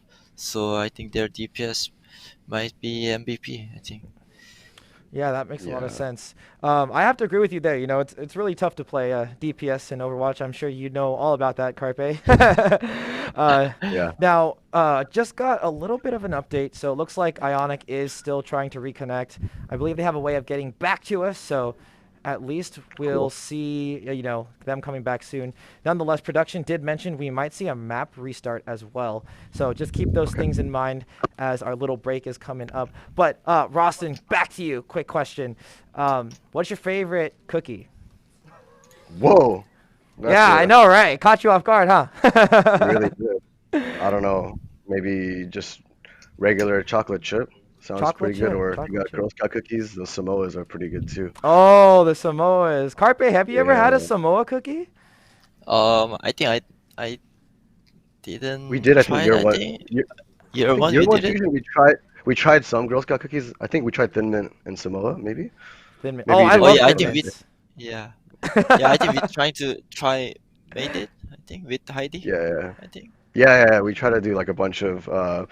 Basically, we have a lot of international players, and I think a lot of diversity in our team. So we wanted to show a bunch of like the popular American snacks. Yeah, that's always a great idea. Girl Scout cookies are the way to go. That's always a fun one to show people, just kind of things like that. That sounds really cool. Yeah, always like to toss those Hello? curveball questions. What? What's your favorite cookie, bro? My favorite cookie. I love chocolate, so I love double chocolate chunk chocolate Ooh. cookies. Yeah, And they're some not milk good for inside? you at all, and you shouldn't be eating them often, but I do enjoy eating them. Yeah. Something I like to do Delicious. with the Thin Mint cookies, though, is sometimes I'll toss them in the fridge, so they're like cold when you eat them. It's kind of I cool. Kind it's of the the best. I would. Yeah, it's pretty meta, to be honest. Like, I think it's like S tier in terms of Girl Scout cookies, like how to eat them. So yeah. Yeah. Oh That my is gosh. great. Nonetheless, going back to Overwatch now. I know like I said, we haven't seen much. There's not much to go off of, but you have seen a few of the earlier games now. I believe this is very different from the first series we saw. Like UCI definitely came out with a much, more packed of a punch. Roston, do you think that Santa Cruz has figured out a way to play against UCI coming into the next map? I think when you're in UCSC's position where they already kind of, they were 3-0'd by UCI already today.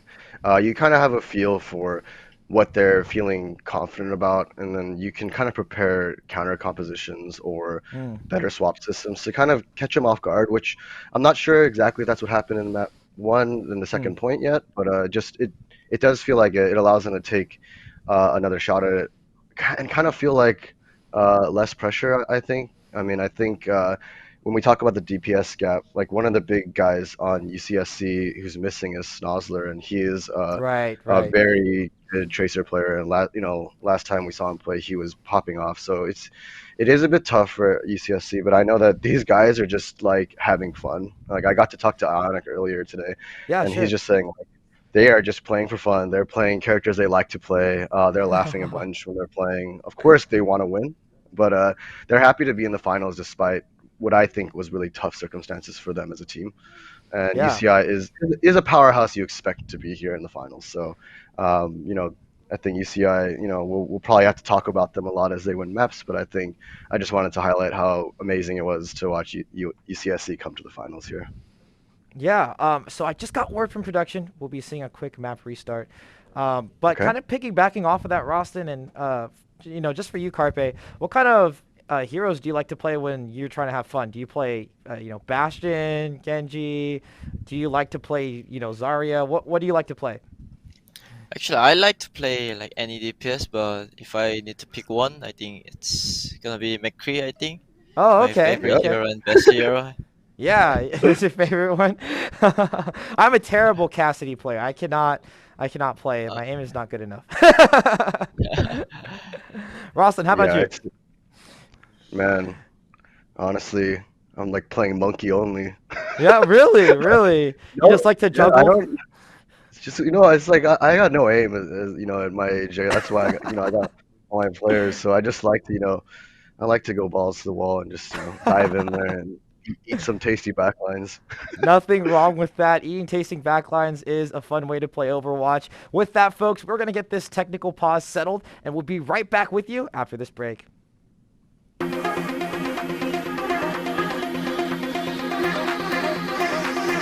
Volume. Oh my god.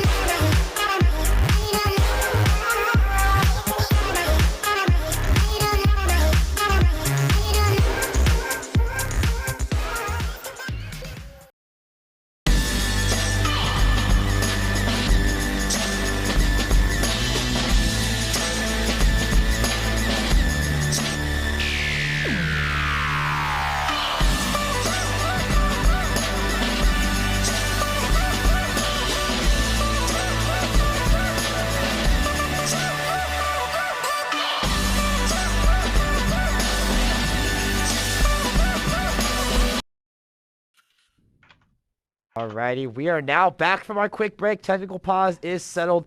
We should be heading into that game just anytime soon. So we saw, you know, UCI and UC Santa Cruz kind of start off earlier. Looks like we had a map reset, so everything's going to go back to where it was. No one has any advantages or any free kills. And honestly, we might see some new compositions come out from either side. Both teams definitely throwing us some curveballs as we now finally enter into the game. Now, right off the bat, what do you see, Rossid?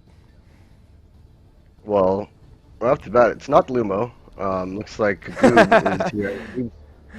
Goob's had some nice shots. I think mechanically he's a very nice player. So I think putting him on the Baptiste gives him the opportunity to both heal and deal, and I think that's could be a difference maker here. And we see the Sombra and the Sombra Tracer. Okay. Yeah. We know this comp very well. Yeah, I have a really like unique comp. I guess. Yeah, yeah. Like a Loader and Orisa. Yeah, oh, nice hook, actually, for Vasok. That's going to be PG1 going down early. Anteater's probably not feeling so hot about that. And with that Lucio, that speed boost can just totally push your advantage. Here's Light in the 1v1 versus the Soldier. Doesn't go for him. Yeah, Superman's going to go down. So that might be the green light for the Anteaters to go in. The point is now over to the side of Santa Cruz. And UCI has to battle for this right now. The fight's starting to break out onto the point. Nobody's dealing with Light. Hello, Light's in the back line. You guys gotta turn around and shoot Light. My goodness, just getting away with all this free damage. But nonetheless, UCI can't really convert and take any kills from there. That's gonna be a quick fight, and the point over to Santa Cruz. Yeah, I think one big thing in COD that is like really important is first fights, and I think you know, UCI also has the ability to whip out a surprise Roadhog and get a little taste of their own medicine here as they open up with a nice pick. Right, and you know, when your flex tank goes down, it's usually not any fun. And I guess Light's just trying to pick on the Soldier over here. Didn't really go for it. There goes the Pulse Bomb. No kill. Ionic's going to actually convert that one. UCI down to members again, and Santa Cruz is in the driver's seat right now. Yeah, so Light is actually, you know, if you watch, huge EMP. Yeah, but nobody there to really follow up. UCI needed their DPS to collapse quicker than that. Supreme manages to get a kill, but still nothing really for the side of the Anteaters. Transcendence now out in the mid-fight is breaking. And as you said, yeah, that's a lot of ults. UCI didn't even convert the point yet. Oh, there's a couple kills for the Mines. Yeah, yeah. It looks like it worked out, but typically in that situation, it's a bit scary to use both of those ults in the same fight. Yeah, this next fight, UCSC, yeah, they have so many ults. Yeah, they need to more coordinate EMP dive, I think, next time. Yeah, I agree with you, Carpe. That was definitely big miscommunication from the Anteaters. Oh, another hook. Almost dangerous for PG1. And yeah, UCI now down in the ult economy. You can see Santa Cruz has 4. There's the beat. The fight starts off. Bongo down as well for the Slugs, as everybody breaks out onto site, but Supreme manages to grab that kill. That's going to be big. You have a DPS missing from Santa Cruz's offense, and the invulnerability field now going away means that UCI can press the initiative. Machido getting a kill in the mix of that, and it's going to be the Anteaters holding on to point very, very strong right now. There's not much that the Slugs can do from this position, and they're just going to have to eat all the damage that the Eaters put into them. That was a pick by Supreme to start the fight. May had her ultimate, and I think that situation, as a May, you really can't get picked like that, and I think Supreme came up huge better. Yeah, and the Eaters are pressing the initiative. A very aggressive Transcendence being thrown out here by UCI, and there's going to be a lot of mixed fights over here onto the side. That's going to lead for a kill for Vasok, but with Light getting that little response, it might give UCI an opportunity to toss this out. There's an ult coming out. Oh, and an EMP that catches 5 people in it. Wow. Does anybody get killed, though? That's the real question. XCal takes out the main tank from the Slugs, and UCI is looking to hold on to this point as long as possible, but it's about to be flipped. Slugs flip the point. XCal still fighting this, and the mid-fight for the Eaters is very, very, very scrappy right now. We're going to see UCI try and find their way around point, especially with this May ultimate. It's going to be tough. Light switching onto the Doomfist is going to give the UCI Anteaters an opportunity to displace and dive the backline, but they got to make something work. Goob and Zebra putting in a lot of damage for the Slugs, and it's going to be really tough for UCI to win out on this one. They are trying to fight for their lives, but how much can they really do? I saw Supreme trying to build that trend here. Yeah, so really nice comeback by UCSC. Yeah, I don't think there's much UCI can do here. Overtime bar now ticking away, and he just got to touch the point sometime soon. Otherwise, this first game is going to go over to the Santa Cruz Slugs. And the Anteaters now starting to engage. Can they do it? There is the Orisa going gold in Defense Matrix, also out for Santa Cruz, but now the Gravitic Flux looking to displace. Big EMP catches 2 in it. Never mind, that's going to be 3. And Light's doing a lot of work in the back line, but it gets taken out in the very last second. Anteaters losing in members. Can Supreme lay the damage down? It's not going to be enough. That's going to be the first map going over to UC Santa Cruz. A much different look than they gave us earlier today. Wow. That was crazy. I'm actually so shocked. I don't think I'm as shocked as you. I mean, you and I have both been watching pretty much all these games. I didn't expect UC Santa Cruz to pull out something like that that's so explosive, you know, very different from the playstyle they've had. And as you mentioned, they didn't have their, you know, main DPS. So I think it was that little technical pause might have been a good mental reset, giving them the opportunity to talk things through, maybe figure out a couple things that they hadn't been able to talk about in the middle of the game. Yeah, I think, well, they did win the point just before, so That's true. maybe it would be a good opportunity for them to just settle down That's and, true. like, you know, talk and say, like, hey, you know, this game is winnable, you know, and just telling your team, you know, they have every shot, and they do. I think they definitely threw a surprise there. I don't think they were expecting the Hog to come swing out and just hook you, and I think kind of from them, they were on their heels, and I think we saw some incredible big plays by Supreme and Light. I think Light, that guy was living on point forever. So really, you know, this is going to be a hell of a series, I can tell already. Yeah. Now, Carpe, as a player, right, what did you like about the adjustment that Santa Cruz made that last round? Yeah, I was really surprised how they like using their Orisa and Lodo comp. Oh, Mm. it was really interesting. Like they making a dashboard and trying to chase their backline. I like that. And then yeah, I want to see more like that aggressive play. Yeah, I know you tend to favor the aggressive play. Now, just quickly, I got in from production that the second map that is going to be played is going to be Hollywood. What about that, you know, what comes to your mind first, Carpe, when you think about both of these teams playing on Hollywood? I think it's gonna be like similar like Busan. I think um they wanna trying to rush. One team they gonna trying to play rush, and then one team they gonna trying to play like a ball ash, like a defense counter style comes. I think. That makes sense. Yeah, at Roston, same sentiment, different sentiment. What's coming from you? Yeah, I'm actually interested. I think that from what I've seen, I think UCI is not afraid to kind of run the long range, kind of like double snipers, and I feel from what I've seen, at least, I think you know, UCSC is not going to want to necessarily mirror or want to match them in that long fight. So I do think they'll be trying to get up and close again, and try to get, you know, maybe some crazy, you know, Doomfist rollout and just try to get a crazy pick there. Well, no, I'm really excited. I think when I talked to them earlier, they said they are ready to. They have surprises for UCI. So. Hey, that's always good to know. We love to see a surprise or two. And yeah, going back to that, I was surprised Zebra hopped off of the Doomfist and went back onto that Reaper, you know, just showing a little bit of breadth to the play style and switching things up against the Anteaters. Definitely the element of surprise, always a good one. Now, UCI is in on the defense first. Looks like we got Romani from UCI. That's going to be the Roadhog sort of main tank that we, or not main tank, but Roadhog player that we got over here, specialist, if you will. What do you think about this as a defense, Roston? Defensively, I think Zebra looked pretty surprisingly good in mid fights last map, and I think he actually found a few really important kills there. And I think this comp, I don't know, I don't see much.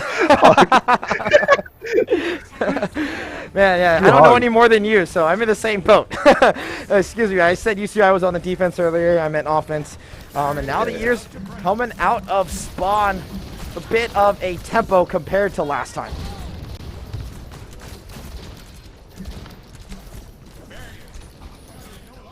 Yeah, this fight is, well, it's not quite a fight yet. It's just a bunch of trash damage. Both teams looking for position.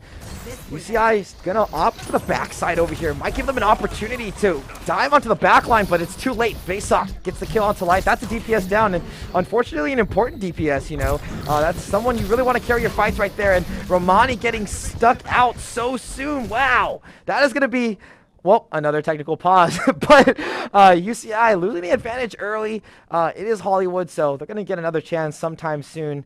Carpe, what did you notice right off the bat? Anything that poked out to you as important, or maybe wrong, or maybe even right?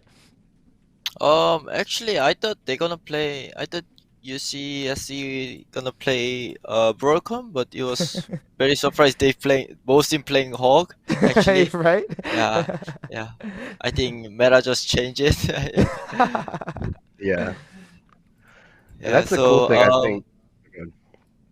yeah, Sorry, yeah, go ahead. yeah. I think it's gonna be really interesting that both team playing Lodog and really slow comp. So I think it's up to Lodog player need to like play really smart and careful because they both have a Lodog. It's always like dangerous when you like poking. So yeah. Right, and you saw that earlier, you know, the Roadhog on the side of, you know, UC Santa Cruz just put so much pressure on UCI when they were trying to cross over the gap to get to some cover. Yeah, and I think one of those cool little nifty plays I got to see was that hook and then the May wall right behind the hook as it was happening to, you know, like right, yeah, that was pretty well timed, you know. Yeah, and I think they definitely have played that combo a bit, so I think we'll be seeing that combo. Right, and this is interesting. Now we come back into the map. UCI actually picked up a couple kills, so the momentum shifted so quickly within about 15 seconds, and it looks like UC Santa Cruz is now back on the back foot. It's going to be tough for them to really win this one out, especially with the spawns being so far from the point. Anteaters take the point fairly quickly. Going to have quite a few minutes on the clock for them. Yeah, I think UCSC, you know, they come out with a good idea, but I think the echo pick is like particularly probably frustrating for them to deal with. There's a lot of attacking from a lot of angles that they have to kind of defend and heal from. Light, this guy's hero pool. I feel like I've seen him play everything today. I think I've seen Light play every DPS in the game since I've seen Light. So I have to agree with you. Hero pool is pretty deep and pretty wide too. So got a lot of options for the Eaters. Now, right now we see a Gravitic Flux coming out. Very aggressive start for Santa Cruz. Sustainability though for the Eaters is going to be good enough. Now Light's making quite an interesting flank play right here. This could be pretty big. Lights up in the air. Has the sight line onto the Ana. Does he get out of it? No, but it wastes the May wall. Now ulting out. There's going to be a Sigma. 2 Sigmas on the field for the Anteaters. Wow. But look, Anussi gets 2 kills for UC Santa Cruz. That pretty much evened things out. Even with this May Blizzard, looks like UC Santa Cruz is going to take a lot of momentum on the defensive side of this fight.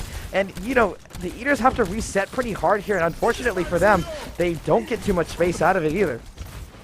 Yeah, perfect work by Zebra. Yeah, that saved from Echo.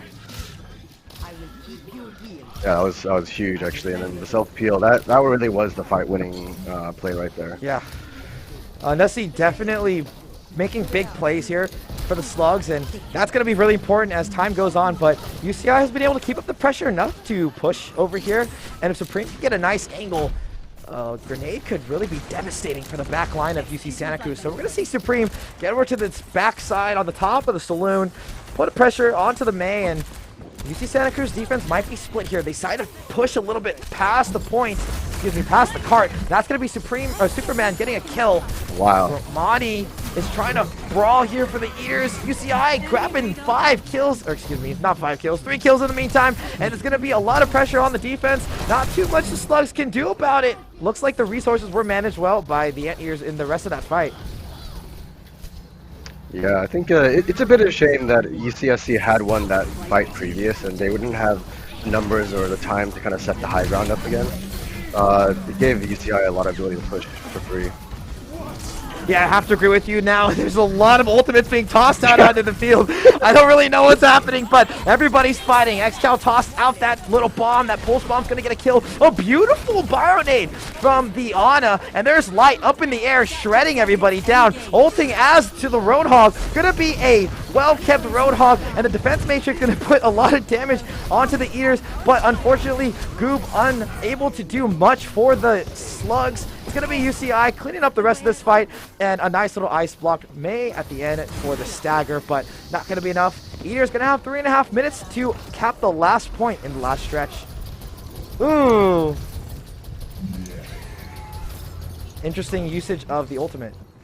It's the flex ult. I've seen Romani already. He just likes these ults because he knows he's built those ults so fast, and he's just like, I'm going to throw it out there and get another one. The confidence, that's very important. See, I wouldn't understand. I'm not that good of a player, so. Neither am I. But as you said, like Romani already got another kill. My goodness. Yeah, he's been eating. Yeah, pretty much. And now we see UCI poised up here. Now, Carpe, if you're Santa Cruz, what's the goal here? What's the plan? What do you got to do to win? I think they losing their loadout fight. I feel like so they need to change their loadout style. I think. That makes a lot of sense. I think we might see that here. Hopefully, I mean, ideally for the Slugs, but it's gonna be tough since UCI has been pressing the initiative. There's a Maywall getting used up. Oh, and XCal taking up a lot of space as the Tracer. That's gonna put the backline of UC Santa Cruz really scared. They're gonna be paranoid of a Tracer running around. Rez coming through onto Supreme, gonna give full numbers for the Eaters as they go into their last fight. There's the Gravitic Flux. Light putting out a lot of damage. There's gonna ult as another Roadhog again, but the perfectly timed slink by UC Santa Cruz. That's gonna cancel that one out right there. Some good play from the Slugs right here as Anussi decides to ult, changing the game. Oh, Anussi with the hug, but it's not gonna be enough. Light has a response to that as well, but the numbers are not in their favor of UCI. Looks like they're gonna have to back off and reset. This is a really good fight to win if they can. Let's see. Yeah. Oh, this fight's nice long. Kill. That might be the green light. You know, oh, there's another kill. Looks like UCI has ready to go in here. There's a Gravitic Flux. Doesn't do much for the Slugs.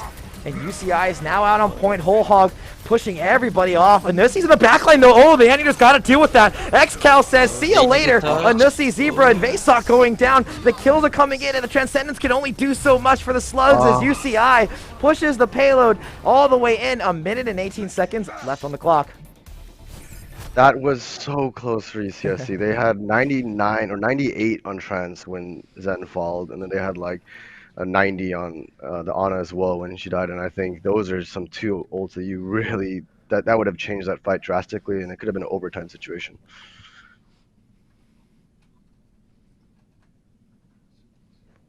Yeah, I have to agree with you there. I mean, I can't really color it better myself, so we'll go with what you say, Rostin. Now, we saw a very extended fight right there, honestly. I think, you know, UCI was able to sort of push pretty quickly, I guess except for that first bend around on Hollywood. Now, if you are, you know, Santa Cruz, are you going to switch it up? I guess we'll find out, but I think I'd hope to see them switch it up to Death Ball here. If they do so, that would be good for them. I love this little Yeah. Oh. What do you see? Yeah, I think Rheincom. They wanna run Rheincom right now. Yeah. Yeah. Yeah. I think it's gonna be a really good counter to their Rodok and Sigma. They have a like clear target to rush their tank, so it's I think it's gonna work really well. I think. So Carpe, do you think it's better to have a Zarya or a Diva here as off tank? I think here they need a Diva for sure. They have Ashe and Tracer. Yeah. Oh, I see. Yeah. Oh, little sneaky play. We love a little sneaky play. Anteaters on the backside, and looks like Santa Cruz gonna opt for the upper positioning here, but good comms are really important. Santa Cruz is already on site. Look at that. Some great tempo from the Slugs, and it's gonna pay off. They get the kill onto Supreme. Smart. Let's rush done right. Yes, that is a rush done right. I have to agree with both of you there. I can hear the excitement in your voices as the fight decides or continues to develop. There's Goob grabbing another kill. Anteaters are still in it though. They have an opportunity to find some kills and make a comeback, but those points, the points gonna be taken almost completely. That's 2.5, make it 3 ticks. UCI losing that point quicker than they could take it on offense. Really nice rotation by Yeah. perfect rotations. Yeah, go for it, Roston. Yeah, and I love the adaptability. So I think when we talk to both teams, UCI does have a like an official coach, and they have a very clear kind of system of swaps and what they start on and like the options that players get. I think UCSC, they just kind of play what they kind of feel like at the time, and I think they thought this was going to be good, and the players called it, and that was a great rotation to get sight control and the wall to. There's not much you can do as UCI, in that situation. You just have to have better communication than, the other team's coordination, and it didn't really work out. We can see that this fight has tossed a couple ults into it. PG1, nice gravitic flux. That's going to lead to a couple kills for the ears, but honestly, the amount of space that UC Santa Cruz has been able to take in the past couple of minutes has just been really prime for them. Oh, shatter, very early shatter. That did not go well for Santa Cruz. They did not get anything out of that. In fact, like it's a kill onto Zebra. Kind of a misplay from Santa Cruz getting overzealous right there. That looks like UCI is going to opt for this back fight. It's going to be a scrappy one. PG1 grabbing a kill in the back line. Beat coming out for the Santa Cruz. But like I said, UCI is just distracting the rest of Santa Cruz, and there's not much that Santa Cruz can do, but they have to fight this. Yeah, they never stop fighting. Yeah, it's a big difference, I think, in watching, when you have a lot of individual playmakers, a mid-fight call is winnable, and sometimes, I can hear it. It's like 8 people yelling winnable at the same time. Yeah. I also calling winnable a lot. I know that for sure. RP on the Cassidy gets a couple quick headshots. Winnable! Winnable! 1v5 Sometimes winnable. it works and sometimes it's just overextend. Well, definitely think winnable's the call here for the Anteaters with Romani grabbing that kill onto Zebra, and it's going to be UC Santa Cruz opting for a slightly slower tempo. They're trying to find a weakness in the defense, but their positioning's not so great. Anteaters are just pinching them from multiple sides. Although Anesi was able to grab a kill in the middle of that, it might be the opening opportunity for Santa Cruz to make a move here. There's Bob now down on the field for the Eaters, and I think Santa Cruz is just going to push all the way around this bend. Yeah, but you can see both teams prioritize high ground so much because it is so important in the second point. Yeah, they know how to play this map. Like they really trying to control high ground. Like both teams trying to control high ground. Yeah, and you can see a lot of ultimates were expended just for the high ground, even when no kills came through. So I think that you might see UCI kind of opting to stop for that as the payload gets close to the checkpoint. Santa Cruz definitely trying to push the initiative. That's a nice little dynamite there for UCI to stop some of the momentum that Zebra had coming in here. Oh, here's a gravitic flux. That's going to grab 2 in the air with the bio-nade. That's going to be very pretty for the Eaters. 2 kills, make it 3 for PG1. He's trying to go for the highlight reel. Let's give him a 4th. That's a 5-player kill streak for PG1, and UCI stops the Santa Cruz push in its tracks.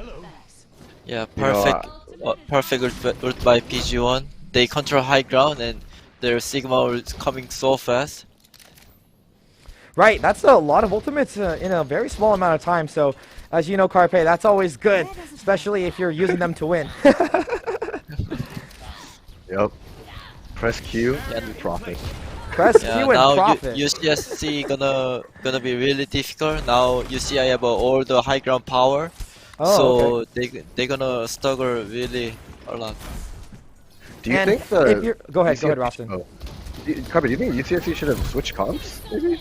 Or you think this is still the best situation? Yeah, if I'm a UCSC, I think I like to change comp to maybe line to Winston, maybe. But yeah, the high ground is Yeah, they were able to get a kill, and now here's Light trying to get in the mix of there. Wasn't able to get a kill with that pulse bomb, but XCal, oh, as you said earlier, Carpe, UCI DPS putting in a lot of work for them and getting a lot of value out of it too. Now with UC Santa Cruz on the payload, UCI has to touch soon. They don't want to let them get to that second checkpoint very quickly, and that's going to be even harder when you see XL getting 2 kills along with Romani. What a fight by the Heaters right there, stopping again another push from UC Santa Cruz. Yeah, UCSC trying to go payload, but UCI never let them go that easily. So nice play by UCI DPS. Yeah, and I think XCal is a newer face if you've been following UCI for a while. I know last year they had Dash and Fade kind of playing this position as well. Yeah, oh, lots of ultimates coming out. Looks like a semi-whip shatter from Santa Cruz, but Anussi, the combination with the Diva Bomb is just so great. There's another kill coming in from Anussi, and it was so good for Santa Cruz. But now look, we have Light in the back line. They have the potential to make a huge play. 3 Eaters and a whole team of Slugs. What can UCI do? That recall, not going to be able to touch him. Now it's just a huge whole hog on the point. Can UCI stop the push? I don't know if they're going to be able to stop the checkpoint. The Rabbinic Flux is up here at the end, but he gets taken out in the end. PG1 goes down, and Santa Cruz able to cap the point in just the last second. That's going to be huge for them moving forward. Yeah, perfect Diva Bomb and Shatter combo. Yeah, UCI, you know, they're always winnable. They threw a lot of ults in there in a very difficult situation, and I think I love to see it. Yeah, we always love to make everything winnable, right? Yeah, no, I've always loved the winnable. Overwatch played in this match. Carpe, it's always winnable. Everybody, take it from Carpe. It's always winnable. Don't let anyone tell you any different. 6 always winnable.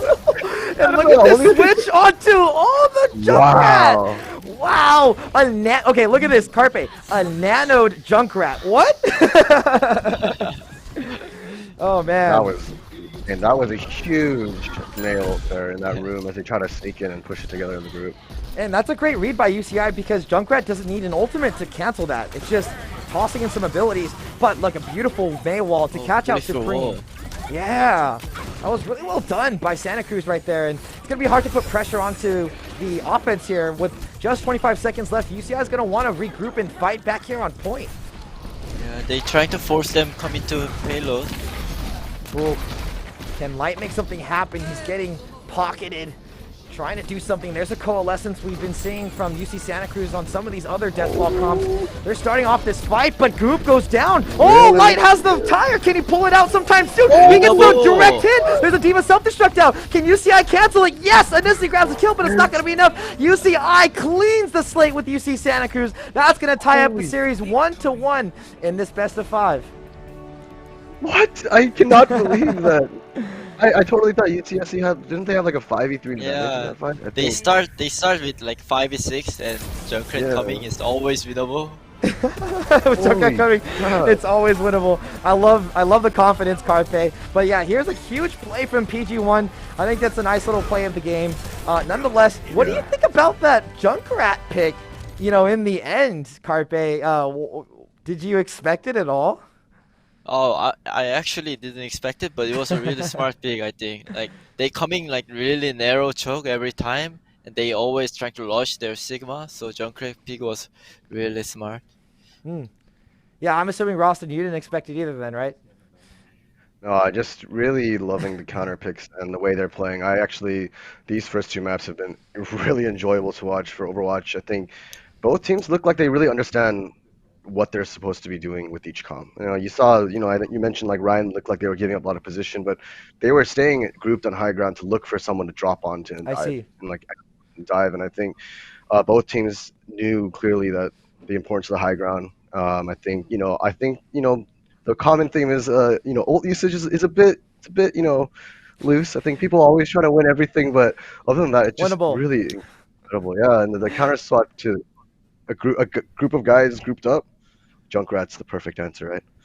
I have to agree with you on all points there. We got some more exciting and unexpected Overwatch action left still here. Stay tuned. 1-1 in the grand finals. We'll catch you after this quick ad break.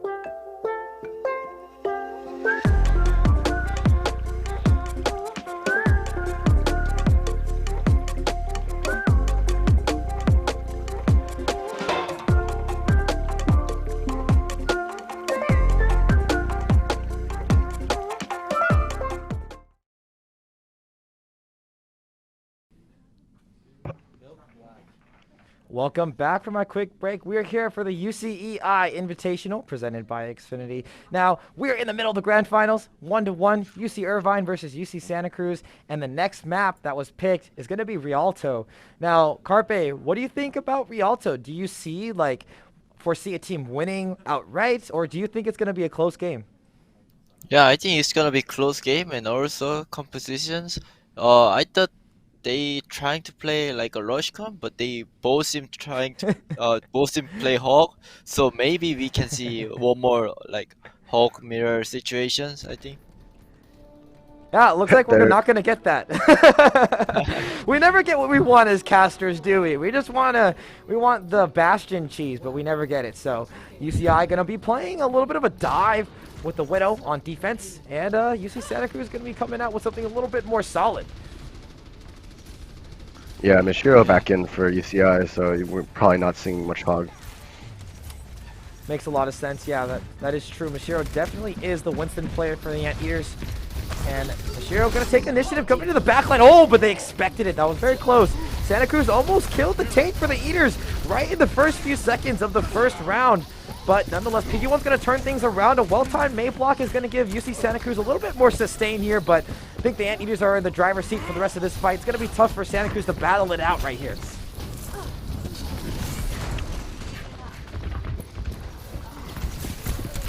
Yeah, nice peel by UCSC.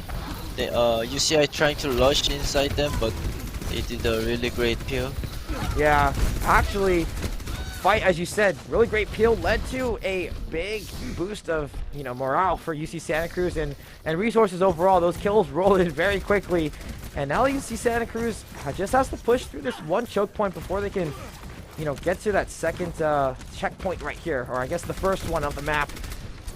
Gonna look for UC. Yeah, UCSC really need to careful their Nano Monkey this fight. Yep. Oh, there's the Nano Monkey jumping onto the Cassidy. Trying to tickle everybody. And there's going to be a beautiful nade from Supreme. What a nade. Wow, what a nade, as we say. Well done by the Eaters, but Santa Cruz is so close to getting to that first checkpoint. Yeah, really nice dive with Nano Monkey, and then also nade coming was really perfect. Yeah.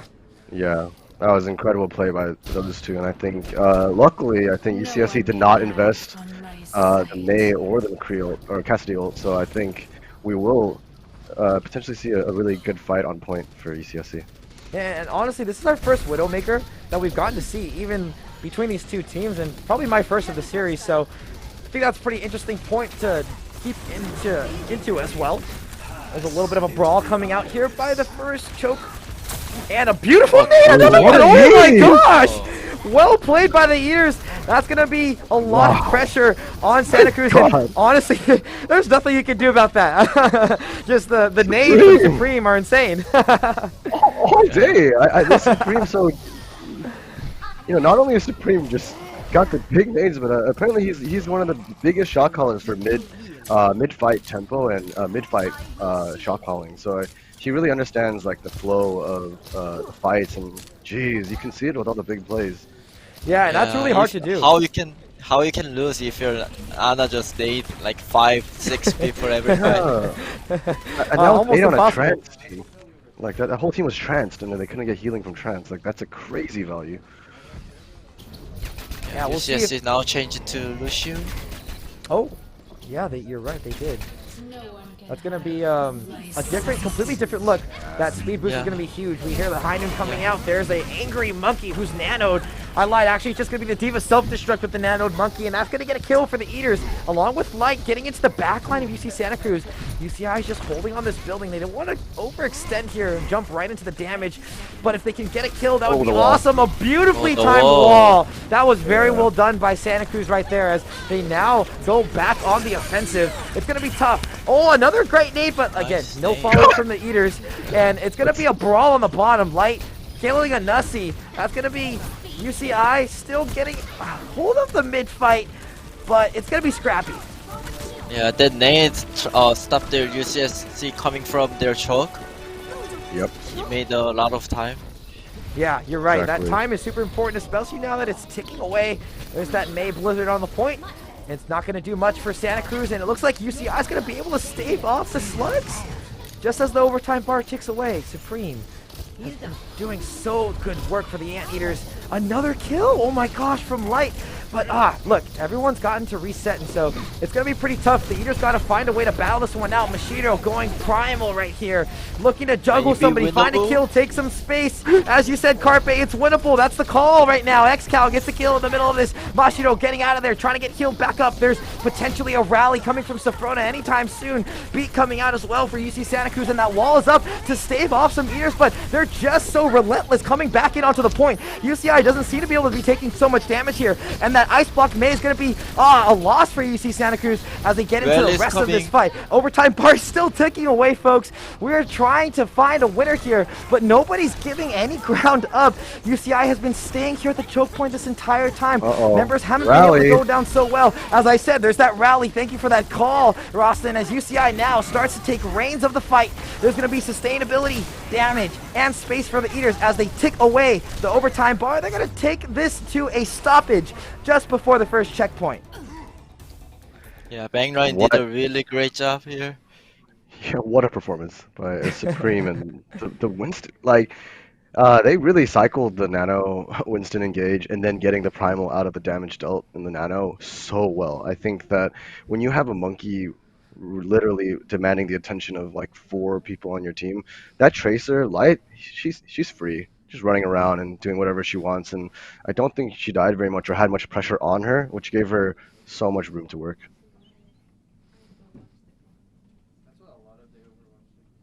What do you think about that, Carpe? Very close at the end right there. You know, any comments, anything you noticed? Yeah, I think on this defense, UCI like support did a really great like a backline job, like a perfect backline job. They did everything correct, so that's why they hold on the first point. Yeah, and that's a tough place to hold, right? Like, there's so many chances for the offensive team to really win right there. I mean, you had the May wall up, you had the beat coming out from the Lucio, right? There's so much sustainability for UC Santa Cruz, but I think what also did it in for UC Santa Cruz is that wall also didn't let them push out. So they held off some Anteaters like in the back, but they also didn't let themselves push forward without.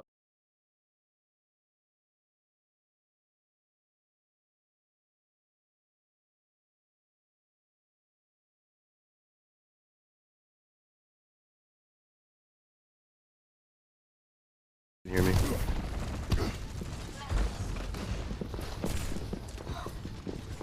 Hello? Yeah. You back? Yes, I'm back. Sorry about that. Okay, no, that was me. We all disconnected there. Looks like we're all good now. Technical difficulties, right, always so hard to escape in an online tournament.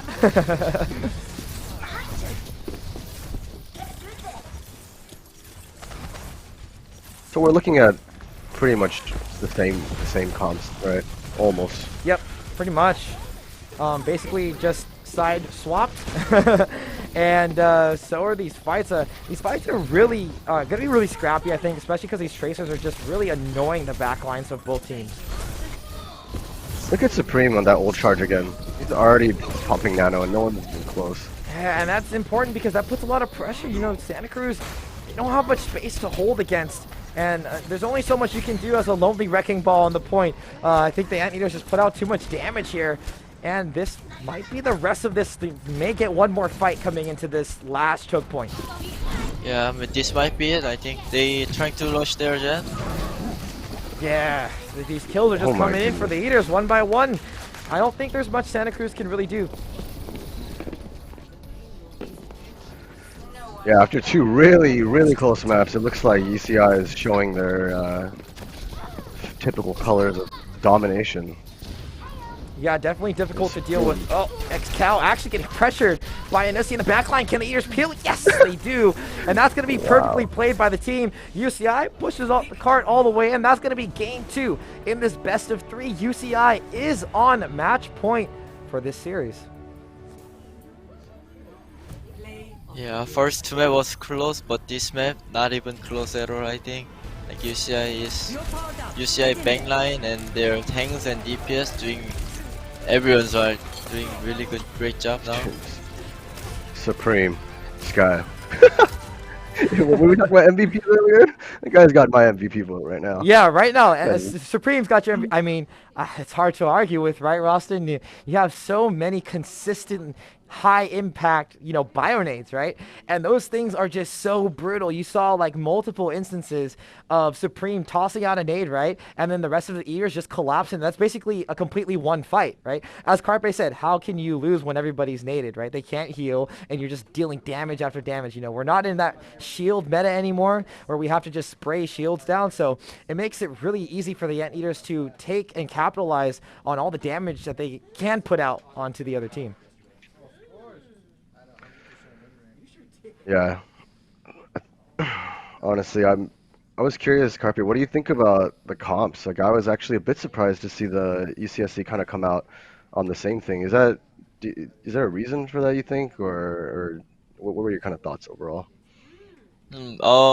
Actually, actually, I thought they wanna play like a slow comp when they attack, but they trying to play brawl, and then UCI playing like slow comp. Like it was I was thinking it should be like opposite, but it was very interesting. Yeah. And that's the funny thing about collegiate Overwatch is we never get what we expect. Yeah, that's true. I think unless you actually talk to, the coaches and get to know like what the teams are thinking specifically, what you might expect a pro team to do, you just never get that at collegiate. It's funny because over here at UCI, we would cast for some of the high school games too, and you get even less than what you expect. Sometimes you might get something like a Genji and a Mercy, and you're just like, what? And then it works. And you're just like super confused. So it's really funny to watch how all these tournaments tend to play out. It's so different from contenders and even Overwatch League. And by that, it just makes it really entertaining to watch. Yeah, that's I Overwatch. actually think Yeah, always there is no like correct answer, and there is always yeah. Yeah, I think UCI does play, I would say, a lot more textbook Overwatch League kind of comps for the most part. I think minus their love for splashing in random roadhogs for like a tempo switch and to kind of throw off the opponents. I think generally I think most of the comps they play are very solid comps, and I think I talked to their coach earlier today, and I think Carpe, he was also in Selfless back in the day too, so he maybe alumni of the same org at some point. And I think yeah, his philosophy really is they give him a strong structure, but in swaps, and I think they do have a more fleshed out kind of I guess a team swap system. But I think they said they do love, ever since the old Selfless days, they love throwing in a random roadhog in there, and I think they've had success with it in the tournament so far. Yeah. Yeah, I love to always talk about, and reminisce about old things as well. I think it's also really cool to see how connected everybody is in the esports scene. You never know who you're connected to, and it's really cool to see how everyone kind of branches out and comes all full circle. Carpe, you're casting over here. I've watched you on Overwatch League. You're Selfless days, and it's really cool to catch all those things. Nonetheless, as the next map is being picked, we're actually going to head to a quick ad break. Stay tuned. Grand Finals 2-1, UCI ahead.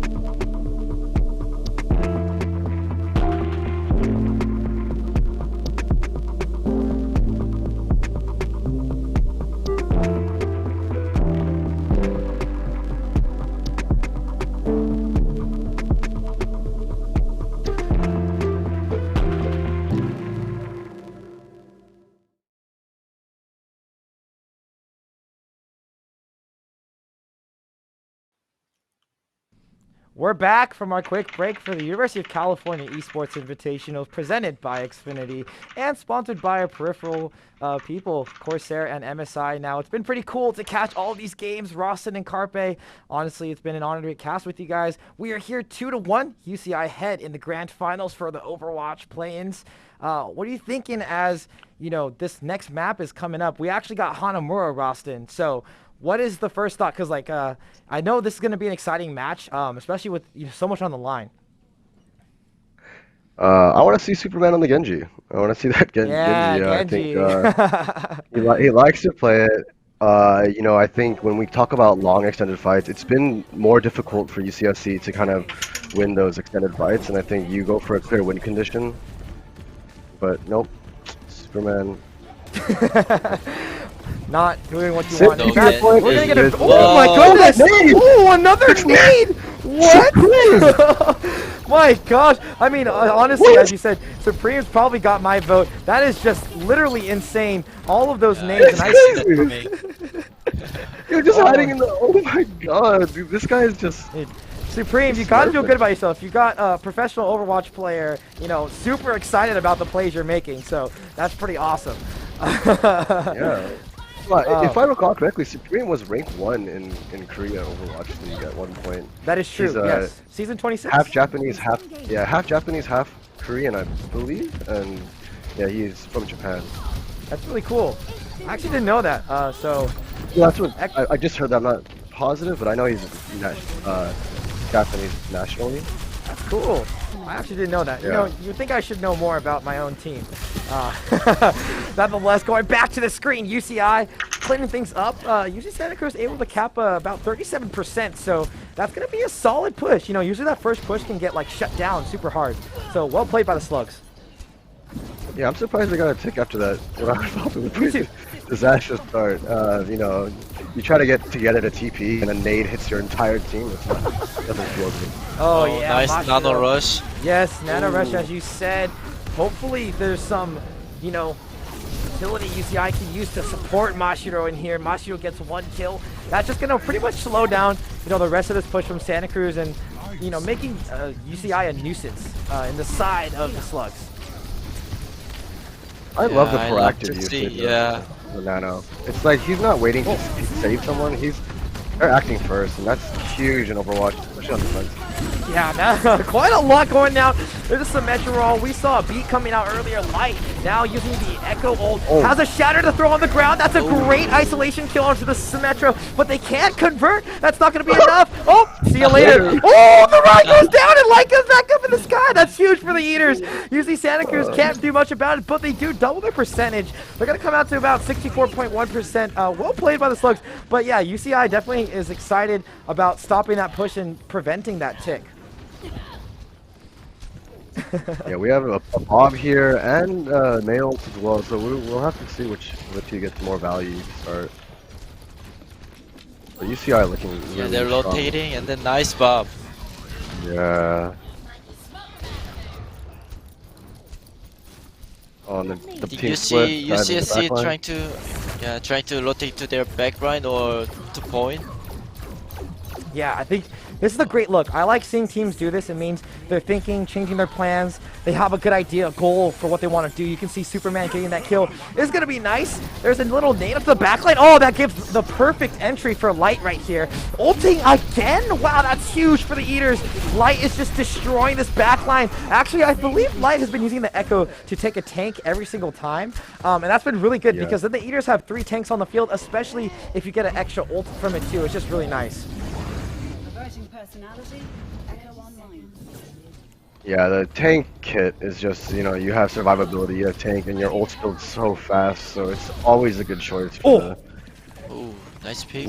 Yeah, that looked a little bit like some Valorant gameplay. Zebra getting 1 tap from the entrance to the site. You see Santa Cruz feeling very confident about this push. There goes the Blizzard down onto the site. Coalescence now out as well for the Slugs as the fight begins to develop. Mashiro's trying to get into the mix of this and get a kill, but can't really find anything. There's not really enough sustain. A beat now down also for UC Santa Cruz as the fight develops, but a huge play from PG1. UCI looking to find themselves back in the mid-fight. Everything gets really scrappy onto the sides, and you see Supreme battling it out. Diva versus Anam to the side. The tanks are super split for UC Santa Cruz, and the Eaters have decided to find a way around it. They've been able to navigate this fight so cleanly that the Slugs just can't do anything about it. The overtime bar is now ticking away, and there's not much left for the Slugs to do. Zebra can only do so much on the Doomfist. He's going to lose to the fight to XCal, and that's going to be UCI holding off a shutdown almost onto the Santa Cruz Slugs. Yeah, what a combo by UCI tanks. Primer and Diva Bomb. Like they, Monkey just like pooping like everyone, and then they did a really great Diva Bomb combo. Yeah, it's really an impressive show. Just from the start, you see that huge nade, and then that builds the fast nano, and then the fast nano means that they're going to initiate first on that second attack they had, and with the nano engage. And UCI had firm control of the tempo of the game as well as better positioning the entire time. So it was very difficult. And I think one of that fight, particularly where UCSC was wrapping around the right side, that was a really good decision because they had the May ult at the time. Right. And that's to get close to the backline, throw the May ult down or the Blizzard down on point. And, take point control was the right plan, but Zebra did. There was a huge pick on Zebra early that fight. He was the first death there for the team.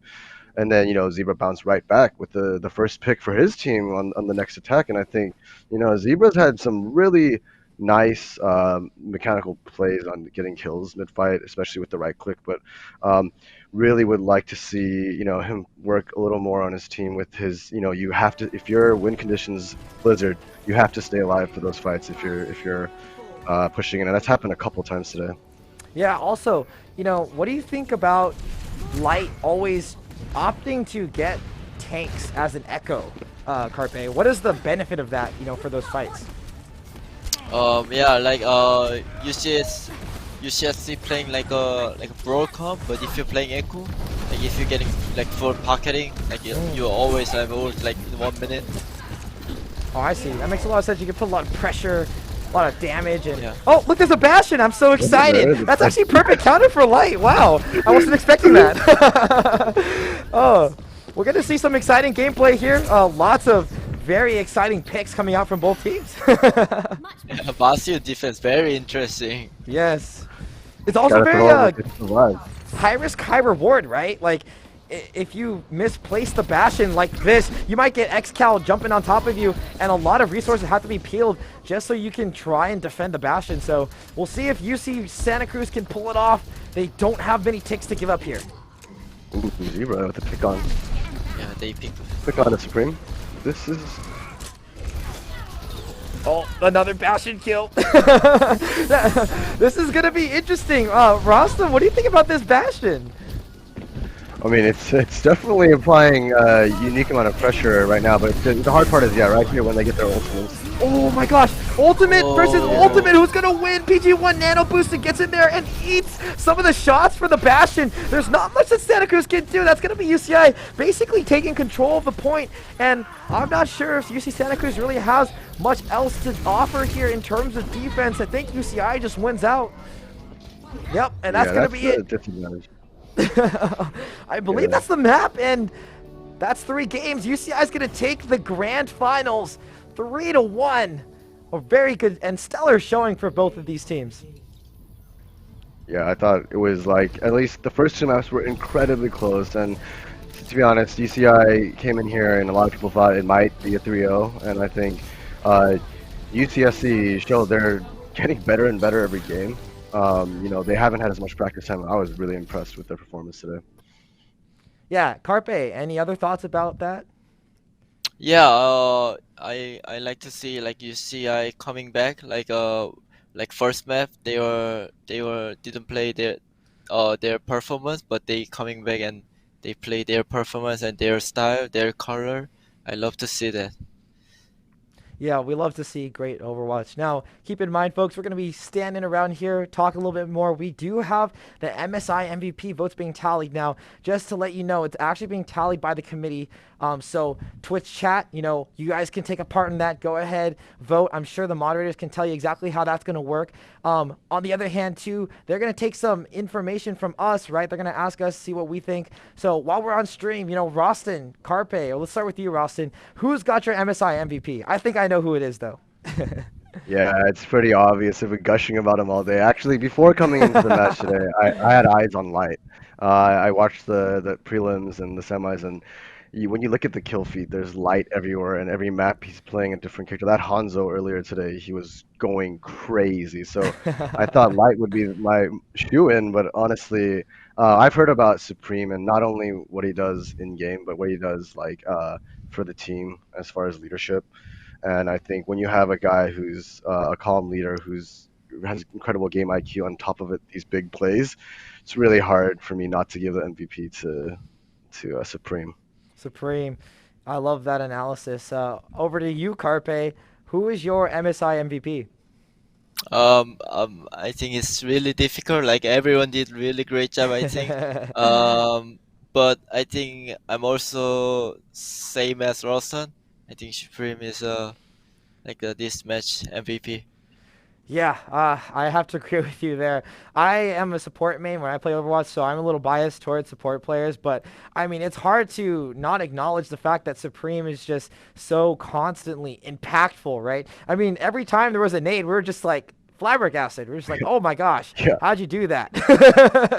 So I think that just speaks volumes to the amount of skill that Supreme brought to today. As you said, being not only just a good player, but a good teammate is very important, especially when you want to be a part of a competitive team that plays many tournaments, many games. Being able to contribute as both a player and a teammate is very important. So to me, Supreme's got my vote. Looks like anonymously we all agree, but we'll still have to wait. Twitch chat, you guys get an opportunity to get in there into the mix, and I believe the players and coaches do have a say-so as well. Now going back to this, just want to say congratulations to the top two teams in this tournament. That's going to be UCI and UC Santa Cruz. They both are going to be taking away $11,520 in scholarships. So really well done for both of them. Now going back to you, Rostin. We were talking about it earlier a little bit, but what do you think about things that could have gone differently? I mean, I think there's a few moments today where it was a coin flip as to whether who was going to win, UCI or UC Santa Cruz. What do you think? We definitely saw some fresh takes here and some other comps that they didn't exactly match up earlier, and I think it was great to see that flexibility. Seeing the Bastion there is obviously a surprise and great for the first fight, neutral fight, but it's once the ults come online, it was very difficult to deal with the nanoed diva matrixing in your face. Like there's not much you're gonna do there. So I think no, I think with the team, really, CSC just really surprised me. Like they played earlier today, and they brought out a much stronger performance in the first game already. And that team has a couple guys that are, I think Ionic was originally a DPS player for the team and is now playing support. And we have a lot of guys flexing. And God, it must have been so fun for them to take a map when it's the conditions have been pretty tough for them. So. Right, yeah, that's always difficult, when you're not firing on all cylinders, or you don't necessarily have everyone that you're used to having. We're kind of seeing a lot of that right now with traditional sports and the whole COVID scene. So I think they can really relate to a lot of what the athletes all around the world are really going through right now. So I do have to agree with you. It's a lot to go through, and it requires a strong mental game. Now. I also want to talk about the amount of games that they actually played today. I think UC Santa Cruz, they played in all three series. So again, that's a lot to deal with at the same time. There's just so many things going on. There's the fatigue. There's a lot going on. Carpe, as a player, how do you deal with long days of so many games? Yeah, it's still difficult me also adapt different comp every map and really long match time. But I think it always helps when you're trying to only focus on winning. That makes me more focused I can focus on match more. I think that's like how I trying to do. Yeah, cool. Thank you for the insight. Yeah, it's hard. I'm sure you know Carpe as a player. It's very difficult. Really quick, folks. Just a quick correction on the prize pool. Looks like I was incorrect. So the total prize pool for this whole tournament is actually be 11.5K. And so basically, based on who wins each tournament, they are going to take home a certain number. So for first place, you take 2.4. Second place takes 1.2. So both teams win a little bit of money, not the full 11.52. So sorry to confuse anyone out there. Nonetheless, we are still waiting for our votes to be tallied and for everything to be considered for the MSI MVP. Remember, for each tournament, the MSI MVP is going to take home that laptop. I, as an MSI laptop user, have to agree that their laptops are pretty awesome. So definitely a lot of bias there. And I actually just got word from production that the MVP tallies are in. So if everyone can please give me a drum roll, that would be great. Thank you, production, all the way in the back. Your MSI MVP for the Overwatch tournament of day 3 of UCEI is going to be Supreme. So glad to see that we're all right. Nobody can flame us in chat for being wrong. So that's always a relief. Yeah, he was incredible today. So, and throughout the series and the whole team, really. I hate to talk about just one player. I know the backline works really well together. Safrona does great, enabling really Supreme to have the aggressive positioning he wants to take and take those off angles that most Ana players wouldn't dare to. And then obviously the tank, like we saw so many big Sigma plays. We saw Mashiro and we saw them swap in and out between hog comps and more traditional main tank comps. And I think really the team is I felt well coached, well run, and UCI. There's a reason you guys have been so dominant. Awesome. Thank you very much, Rostam. Any last words, Carpe? Yeah, it was really like honored to like join this commentary, and also it was a really fun match, and yeah, always like really fun Overwatch. It's really happy to watch really fun Overwatch. Yeah. We love to watch all these players play. It's 6v6 because the next time you see us playing in know. Overwatch League, it's not going to be 6v6. It's going to be 5v5. That'll be an interesting development. Nonetheless, it's been an honor to cast with you, Roston and Carpe. Thank you so much for all of you guys who tuned into the UCEI Grand Finals for Overwatch. We got some show and plays coming for you from the community. So stick around. We got some cool games coming out. Thank you for staying tuned as long as now. I am your caster, Po'okela Dekan Moana, joined by Roston and Carpe. Again, an honor for you two both to cast with me. I wish you guys all a wonderful time, and we'll be back right after the break. All right, thanks, Kella.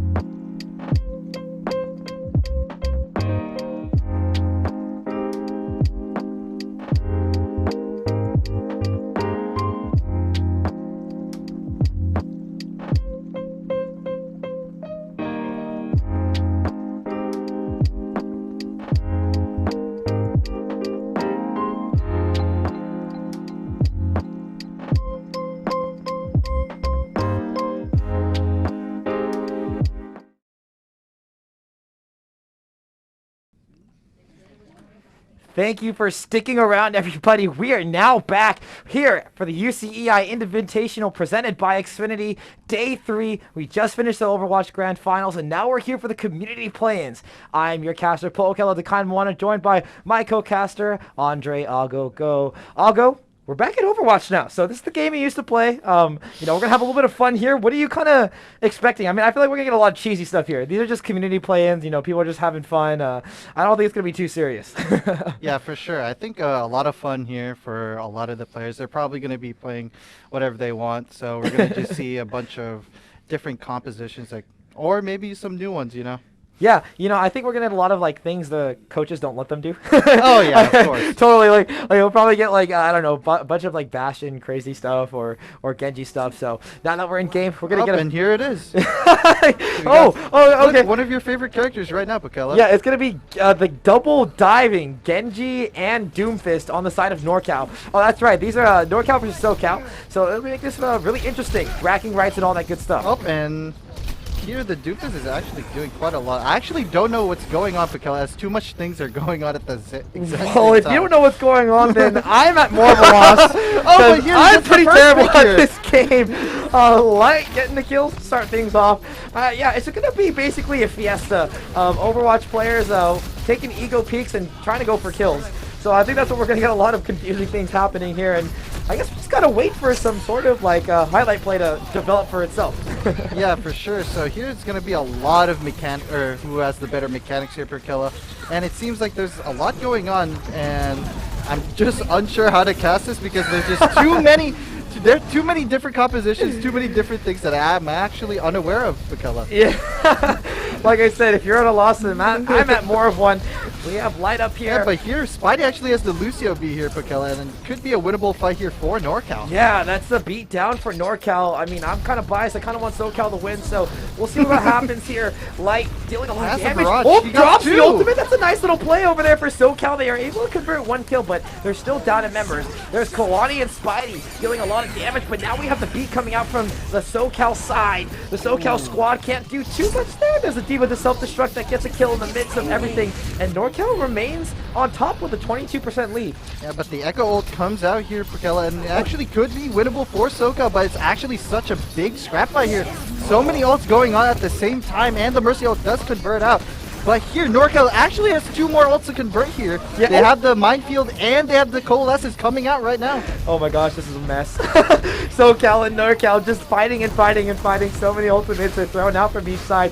And the thing is that NorCal has like been in control of the point this whole time. So that 45% is going to make them feel really comfortable as time goes on. Kills are just back and forth right now, Pokello. Yeah, it's just going back and forth. But the thing is, like, SoCal's not getting anything out of it unless they can cap point, right? Now, yeah. I think they'll get that opportunity now, but I mean, 56% is a solid lead for NorCal. Yeah, so right now SoCal is winning the fight. There's only 2 members on point for NorCal, and it seems like that the members are slowly going away, and here we go. Finally, SoCal caps the point here, Pokello.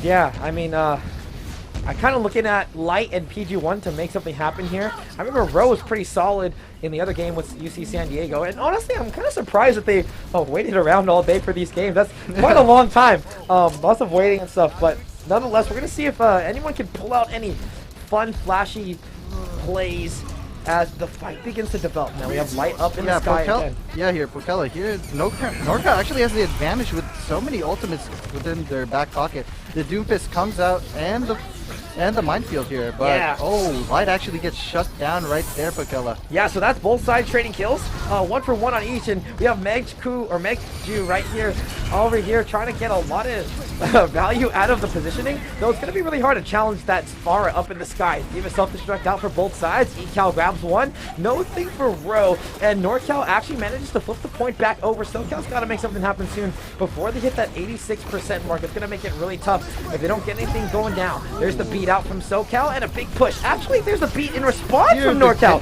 So the sustainability is the same on both sides. Medku over here with the Dragon Blade, able to grab one. Actually, I lied. Didn't grab anybody out of that one. And it's going to be a scrappy fight yet again.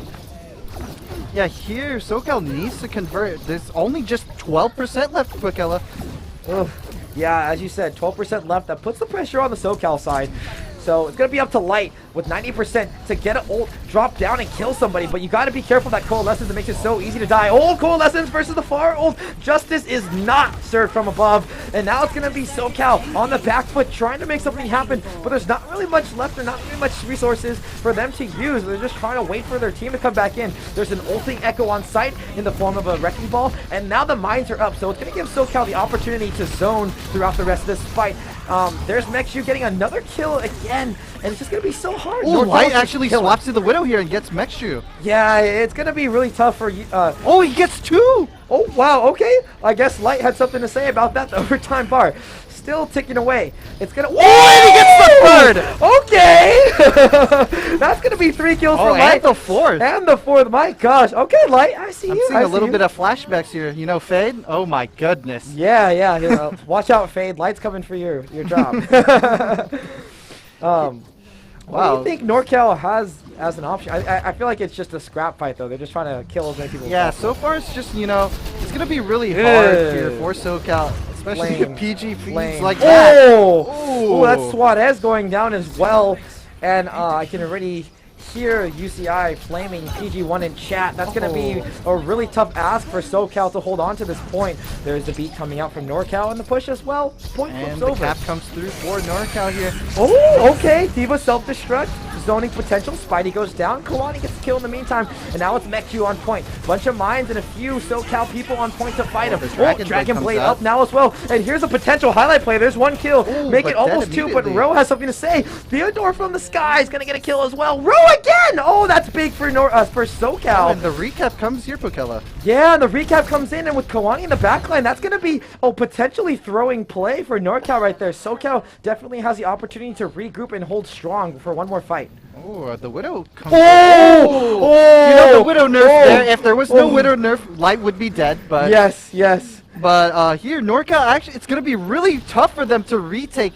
Only 2% left. They have to touch the point, and the only ult that's coming in for NorCal is the Coalescence.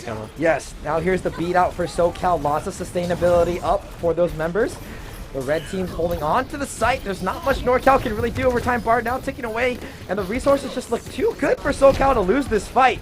Theodore's still holding on to this ultimate, and it's only a matter of time before that bar ticks down. Looks like SoCal brings it back for the first point. I think it's just more of the synergy too. You know, mechanics are there. Obviously, we have 2 UCI players. No.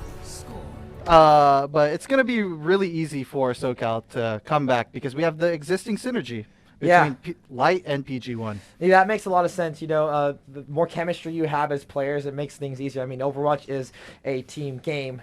And I'd hope so that they would play it that way. Yeah, but you know, Light, that 4K. That was pretty insane. And I think like that made a big difference because like since there's not a lot of coordination coming out from NorCal, you can get a Widowmaker like that, and that pick can just completely dissect an entire push, as well as give you a nice little Twitch clip. So, you know, benefits for Light on both ways. No, usually you never see that anymore. Those Widow 4Ks or just a kill streak like that. But here, look, a Bastion coming out. Yes, let's go, Bastion! Riveting gameplay, sitting down and spraying. Kind of doing nothing here, Pokella. But, you know... I equate, you know, Bastion gameplay to sitting with an Odin in Valorant on Ascent. Except you can't shoot through the walls. Except you can't shoot through the walls. Yeah. I miss the days when Bastion ultimates were just insane. They're just all right now. But I love that all of these picks are coming out. You know, these players are just here to have fun. Let's see if anyone can get that kill onto Suarez. You know, SoCal here down 2 players, and no one actually captures the point here, Pokella. Yeah, that's what happens when you're disorganized. So looks like no, it doesn't matter. Oh, maybe it was a bait. Maybe they just wanted them to think that they weren't capping point because that's a free point now for NorCal. Yeah, and the reset comes through for SoCal. Yeah. What do you think SoCal can do against this Bastion? I think they have to dive it, to be honest. Well, I mean, with little coordination, as you said, it's going to be really hard for SoCal to convert onto this Bastion here that's just sitting for free. Yeah, well, it's pretty much just like competitive Overwatch right now. Everyone's kind of just trying to pub stomp. PG1 actually making a good play, getting out of the way, distracting this Bastion. That's pretty solid for SoCal if they try and make a move, but everyone's pretty stagnated. There's not really direction to go. I guess Suarez getting that opening kill is going to be huge. Oh, the big ult coming out from Cassidy might get a kill or two. Gets one in the meantime. And the Ahmed is just staying alive this whole time. Coalescence not really working out for the blue team on site. It's going to be up to Theodore to brawl it out. D.Va self-destruct there as well. Doesn't get anybody, no. And it's going to be SoCal cleaning things up for the rest of it. Yeah, I'm not sure if this was intended, but you know, the No. one way to counter Probably not. But the one way to counter Bastion is to play inside the point where he doesn't have the sight lines. I see. Yeah, that's Yeah, smart. so I'm not sure if it was truly intended, but you know, maybe it was little bit of game sense. Yeah, a little bit of game sense. So there was some intention. Yeah, some intention. I think these players know enough to not challenge the Bastion unnecessarily. But there is a good read here by Mekju. Might able to get that Tracer, but the recall is going to let him escape. Theodore not going down yet. And SoCal is about, 23% in ticket. Yeah, the ult economy here for SoCal is actually quite a bit compared to NorCal. And I think the ults here from SoCal will be able to counter this Genji Dragon ult as we Blaze! talked about right now. Yeah, look, it's a perfectly placed and time transcendence. They Maybe were that's just why waiting. Genji's such a bad character right now, you know? Yeah, I think so. I think that's why we never see anyone play it. And I don't think this Oh, and Bastion's he's really dead ever right gonna here. he's gonna get caught out! What? He doesn't die? No way! Oh no, now SoCal isn't gonna be ready for this. The Ahmed is just shooting down the gallery, but PG1 has something to say. The ulting Bastion could be dangerous for the SoCal squad, but they have now officially tied the game. It's gonna be hard for NorCal to make any moves onto site until they get 6 members. You know, it's really hard for the Bastion to convert anything with his current sightlines, and everyone, it looks like a lot. Oh, and there's the counter Bastion as you see. But you know, it's really hard for NorCal's counter Bastion. Yeah, NorCal's Bastion to actually do quite a bit, especially when SoCal already has the point unlocked, and it's going to be hard for them to continue or to just have any damage. Yeah, and this is just so cheesy. Look, SoCal is just diving the top side over there with the suppression what a fire from coordinated Light. fight. Light just showing off the tracking skills so much. And, you know, SoCal, they have so much control right now. I don't think there's much NorCal can really do. They got to contest. Yeah, it seems like the game is going to be over here, Pakela, but hopefully, pretty much. here, you know, hopefully NorCal here, they have quite a bit of ults. They have the D.Va, they have Coalescence. Here, they're most, wow, they actually get the point flip somehow. And honestly, NorCal is up in the ultimate, so they actually have a solid chance of outplaying SoCal right here but and Light does go maintaining down. control. Yeah, Light goes down. And honestly, it almost was a Bastion diff in my opinion, but I guess not. It's not going to go that way. SoCal is on the back foot as NorCal but pushes the them. Coalescence comes out. Yeah, very good Coalescence. Very good Coalescence. Actually, I beg to differ here because the SoCal's Brigitte ult was able to, you know, counteract it, and here they were able to stabilize the fight. But now SoCal actually has the big ult differential here because, you know, Genji's ult's not really an actual ult; it's just another ability. But Basically, it's another ability that takes a long time to cool down. Up There's and here Mekju. it comes! Yep. Oh my goodness. Oh, Mekju he looking to get a dashed out kill. to the health pack! And that's gonna be. Oh wait, they won! You know, maybe that was just a zoning ult, Pakela. What do you think? I don't know. I don't know much about this game. If I had to say, it was just wow. They were just trying to go for a Twitch clip. That's just all I got to say. You know, I'm just really amazed there. They popped all the ults. Maybe they did that just to scare them away from the point. What do you think? No, this is what I think, Algo. Like, these players, they get to play in a game where their Twitch clip is casted by two, like, solid casters. So they get to share with all their friends and feel like they're in Overwatch League, you know? So that's it's like really exciting. So instead of it being 5 head, that's like 10 head. Yes, 10 head. Oh, wow. No, I'm just kidding. But I actually do think that these players are just having a good time going for those highlight plays. Like you said, though, that Genji ult is so easy to shut down. It doesn't do anything. It can't really damage through the Transcendence. Yeah, you know, if Blizzard just did a little bit better on the balancing, maybe he could be doing more than that. But here, the game starts again. The Bastion does come through for NorCal. They continue. Oh my gosh, yeah, and this is it, folks. Best of one. It comes down to this. NorCal versus SoCal. Overwatch. Light getting that first kill. Oh, but immediately kills the Bastion. Yeah, and that's going to be unfortunate for NorCal. They're not going to have a good time now they have to reset, lose a player. Actually, you know what? They're not going to reset. They're probably going to fight this right here. Ooh. And here's Light showing off the tracking skills, finding themselves in a really good position to deal damage, but Mekju has something to say about that. Getting that headshot onto Light. Theodore trying to put some work onto the NorCal front line. Are they able to get a kill or at least do some damage to pressure them off? It looks like that's going to happen, but then that Bastion is is just going to put so much pressure. Oh, it's a shooting gallery for the Amin. And oh my gosh, this is just a very chaotic mess. Yeah, it seems like Light here is sweating quite a bit by you know, picking the echo here. Oh, Theodore killed himself. Oh, that's quite unfortunate. That's Maybe flammable. we might That's need flammable. a replay for that one. But you know, I think NorCal here actually gets the point that I'm quite surprised. Yeah, man, as I said, you know, Theodore killing themselves, that's pretty flammable. I can already hear it in chat. SoCal gotta make something work. I think you gotta really depend on here, Light. Light actually gets the copy. Oh, he copied the Genji. Oh, that deflect was nuts. Gets the kill on the Mekju. And Oh, here's the here, highlight now play. it's somehow Oh, a the Genji Dragon Blade is differential. off for Light. Light gets one. And goodness. it goes nuclear. That's pretty insane. Oh, Light. That's gonna be pretty cool stuff coming out for the SoCal squad. Wow, Taking the point. the 10 seconds there for him being Genji was already a Genji death. What do you think? Yeah, I agree. That deflect was actually insane against the Bastion, and I was surprised that the Amin actually just kept like shooting. But here, NorCal actually has a really good shot of retaking this really easily. They have both support ults and both tank ults here, Pokella, and another ability ult, the Genji ult. But yeah, you know. Yeah, they have so many things in the war chest. SoCal's got to play this really smart or like make an advantage happen for them. Theodore, Hinge getting some kills, and it's really smart for SoCal to actually push the initiative here because they want to make them use those ultimates super far away from the point, and you know, just to spend those resources.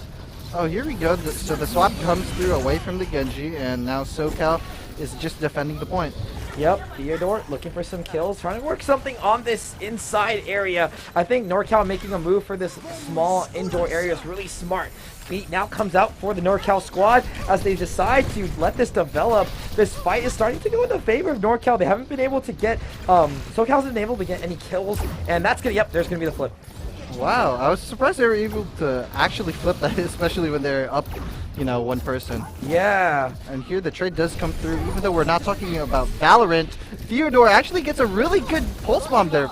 Yeah, that was really good. Got a kill right there. Trying to find the Moira in the midst of that. Unable to, but Light is there to actually clean things up. Some good comms coming out from the SoCal side. Just being consistent with who they're focus firing. And this is just going to be textbook Overwatch, I think. SoCal going to flip the point, back the NorCal squad off, and continue pushing their lead. Wow, that's actually pretty good there for NorCal. If SoCal did keep the point there, Pokella, it might have been 80 or 90% by now. Yeah, you know, Theodore just got a 2K, so that's pretty... 3K? Yeah, that's pretty insane. I don't think NorCal has much to say in response to this as SoCal continues to push the initiative. I believe there's only 1 to 2 fights left, to be honest. Who do you think Light's here, or who's Light gonna copy here? Dude, Light's gonna copy whoever's fun. I think it's gonna be the Doomfist. Oh yeah, for sure. But if it's Troll, he'll actually do the Moira. Oh yeah. Here, Light actually pressures the Kawani quite a bit here by just using that left shift. And here we go. The Doomfist! The Doomfist. Well, but right out to the immediately Cassidy. shut down. Yeah, gets shot out, but Ro gets that kill. Beat now out for SoCal. NorCal looking to make a move. They tossed out a D.Va self-destruct of their own. Coalescence out as well for the NorCal squad, trying to keep the sustainability and the damage while they're in the mix of things. Main support putting in a lot of work for the NorCal squad, but it's not going to be enough. SoCal's just destroying them. There's so many kills rolling in for the side of the red team, and there's not too much they can do. Kawani's trying to make something work, but there's just not any ground given up by the SoCal team. There's another ultimate popped out. That's going to be a big beat coming out from NorCal, and things are now going to slow down. SoCal definitely wanting to fight for this point as they are hitting the overtime bar. Yeah, big beat, but not big enough. I don't know if NorCal is going to sustain themselves here. Yeah, I mean, SoCal is definitely going to back off sometime soon. The numbers are just too good for SoCal, I think, in terms of ultimates and in terms of just positioning. It's going to be really hard to get some momentum on their side, especially when you have a Lucio on the defensive instead of the offensive. There's Light grabbing that kill, pile drive down in. NorCal scrambling for some peel, but they can't quite make it work. And now PG1 sitting so close to an ultimate, pretty much on the verge of making a big play happen. There's the mines down on the ground. Can Theodore do something in the meantime? And he gets one right there. Yes, he does. He gets the kill onto the man. PG1 gets the kill with the mines. Light charging up that ultimate so quickly as the overtime bar is still ticking away. SoCal not giving up an inch in this fight. And there's Light showing off the tracking skills, trying to get that ultimate charge up, but it's not going to happen anytime soon. Mines are out for SoCal, but the overtime bar is going to tick away very soon. Oh my goodness, Pokella, how long is this fight going to take? Yes. It's still scrap fight. I think it's been already 2 or 3 minutes. I actually don't know how to cast this, Michaela. It's okay. I do. I'll go. Oh, look at the point this flip. They flip it. Okay. Wow. You know, like that was like casting stellar Ghosts. Overwatch. Right So that there. was like casting Ghosts, right? It just happens for like 5 minutes. For like 3 or 5 minutes, and then you, as soon as you just don't know what to say anymore, it's just like, oh, the fight's over. Yeah. Exactly. But here, SoCal actually has quite a bit of ults here in the tank. Yeah, and Light Light picking does up the compensate Diva. for that. I love that pick actually because now you can toss out the self-destruct. You can be a pretty big presence on the field, and it could get a couple kills in the meantime. I actually think it's not going to get anybody, or I see it doesn't get anybody, but Light is there to get somebody. Beat now out for SoCal. We see this happen so many times. Doofus ultimate out for NorCal. Unable to get out of that though. That's going to be the man going down as SoCal stays really strong in this backline. That Reinhardt defending and peeling so hard. But NorCal, look, they do have the points in their control. So SoCal's got to win the fight and flip it. It's down to this, folks. SoCal with a couple kills to start things off. Oh, the pin from Wow, back! quite a little bit randomness right there. Yeah, that was... I was trying to hype it up like it was on purpose, but, you know, if it was on accident, then, hey, that's not up to me. Looks like SoCal wins here. Yeah, SoCal's going to take it, and, you know, Southside superior. That's all I have to say. Wow. So who do you think is your MVP here, Michaela? Well, let's see who's MVP or gets to play the game. Theodore. Oh, that 3K. Yeah, honestly, I guess Theodore would have to be my MVP. I mean, there's only one game. Not much was going on, but Light and Theodore were going at it. I don't think there's much else to say. Oh, for me it would be, you know, Light. Because to see those 4 kills reminded me of a dear friend of mine, you know, Fed. So it was just really nice to see her, and it was pretty refreshing. Yeah, okay, that's cool. Definitely some bias there. So, no, but to be honest, I think Theodore would have it for me. NorCal came out pretty strong, but I mean, but also like those highlight plays from Light on the Widowmaker. Man, you do make a very good argument. Yeah. You may have converted me. So what do you think? You Light Thinking MVP about Light now? You know what? Okay, I'm gonna confirm my MVP vote for Light. Ago did convert me. Oh, yeah, and mine would be Light. Okay, cool. So we're gonna let that get tallied. But that was a lot. Oh yeah, for sure. Yeah, you know, like whenever you watch a movie and you're like, what happened? Or like, you know, you go to like your math lecture and you're like, what happened? Like, that's me watching that game. I was like, what happened? I know, there's just so much that was going on. Even me, a previous player, couldn't even understand what was going on right there. Yeah, I know. You didn't understand anything. And neither did I. I was like, oh my gosh, if Algo doesn't understand anything, I'm just going to pretend like I do. Oh yeah, for sure. But I mean, I would have actually liked to see these players play on another map. Oh yeah. A fun one would have been King's Row. Oh, not me though. I don't want to watch anymore. You don't want But you know, it was good to watch it, but I'm not sure if I could watch more like type or more fun type of Overwatch because it's not really my cup of tea. You know? That makes sense. I mean, it's hard to cast. It's hard to understand what's happening. That was kind of Especially fun if for it's the short too spurt random. that it was. Huh? Especially if it's like too random. Yeah. I definitely think that was just for fun and bragging rights. So it's totally just 1v9 for everybody. Everybody's trying to carry. But yeah, we're just waiting for those votes to come in. We'll figure it out soon. In the meantime, what did you think about the grand finals today?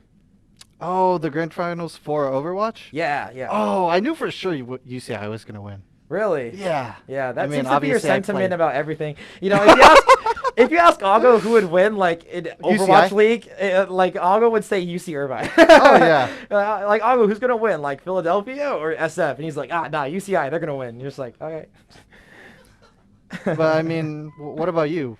What about your prediction for the? Obviously, there was no My prediction. prediction. But how's I the mean, Carpe? I thought UCI was going to come into it stronger than not because they were playing less games. Carpe definitely made a good point about the fact that UCI was playing more solid, more strong. So I mean, obviously, I thought UCI was going to win. I'm glad they did because that means I don't get flamed on chat. So that's cool. Alrighty, so we have the votes in. If we get a quick drum roll at home for all of you guys, our MVP for the Overwatch match is going to be the man from NorCal. Oh wow! Woo, thank you.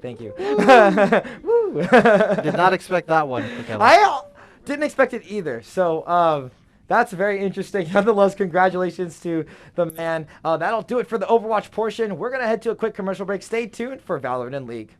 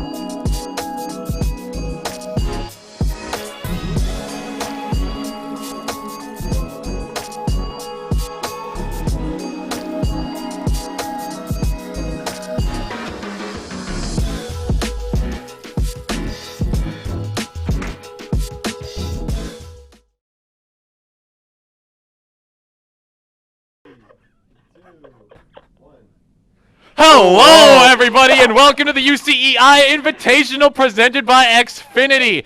I'm Spencer Ultravox Cameraman. This is Jamel Aceman Hopkins, and unfortunately, our producer said no swords, so we're going to be lacking in that department this time. However, though, we are going to be bringing you an exciting all-star match of League of Legends between NorCal and SoCal. The two squads are going to be duking it out on the Rift very shortly. Yeah, I'm very excited. It's a nice little show match. You know, time to relax. Pick out all the picks you don't get to because your coach is saying no. So I hope we get some exciting things. What are the exciting picks you're looking for? I'm looking for the AD Scion. I think that's one of the ones that's going to work really well here. I'm looking for the Wind Brothers too. Maybe like the Yasuo Yone bot lane together or something. I think that'd be pretty sick. I want to see somebody play Rammus and ruin everybody's fun. Just like, you know, be the guy that says like, "Oh, you're not allowed to run in the hallways." You know what I'm saying? Like that the kind of guy. Malphite, the Rammus, the Lissandra. Yeah, those the kinds of hall picks. monitor characters. You know what I'm saying?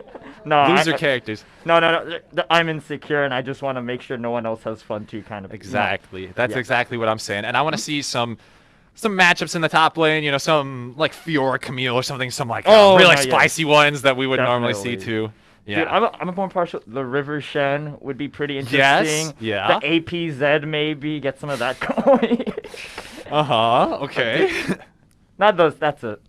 Okay, well, you know, maybe we see APZ, you know, maybe people want to play the game. I'm not really sure. Dude, why would you want to play the game? You're already playing League. So I don't know, you know... It's already... The evening's turned for a worse already, so... It's crazy. Some people have fun playing this game, right? You know, the minute you find someone like that, let me know, and I'd like to talk. It's me. I love League of Legends. I love this game. This is a great game. We caught him. We caught him in Forky Borough. On camera. Right here. On camera. Anyway, what's the timeline looking like? Are we starting soon? Are we drafting? All right, I've got the voice in my head telling me that SoCal is discussing some secret strategies.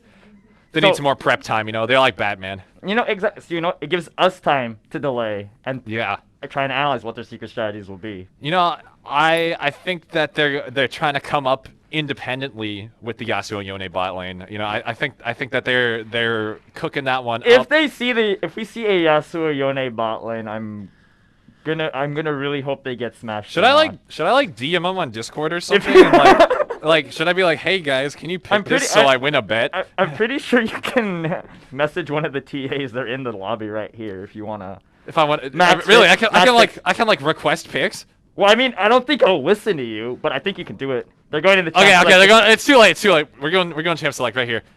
All right, we got oh, which side is which? Red. NorCal's blue side. Okay, gotcha. NorCal. You see, I'm hoping they spell something out with the bans mainly. Yeah, we've got okay, Middle Eagle Blanc taken away. Hecarim on the other anything. side. I don't think that spells anything yet. HB. HB. That doesn't spell anything either, unfortunately. They're just banning stuff out. I see on the SoCal side, we got Lemon Tart Dreamer, big player, coming up from the other day. Recognize that name. Unfortunately, not recognizing a whole lot of other players here.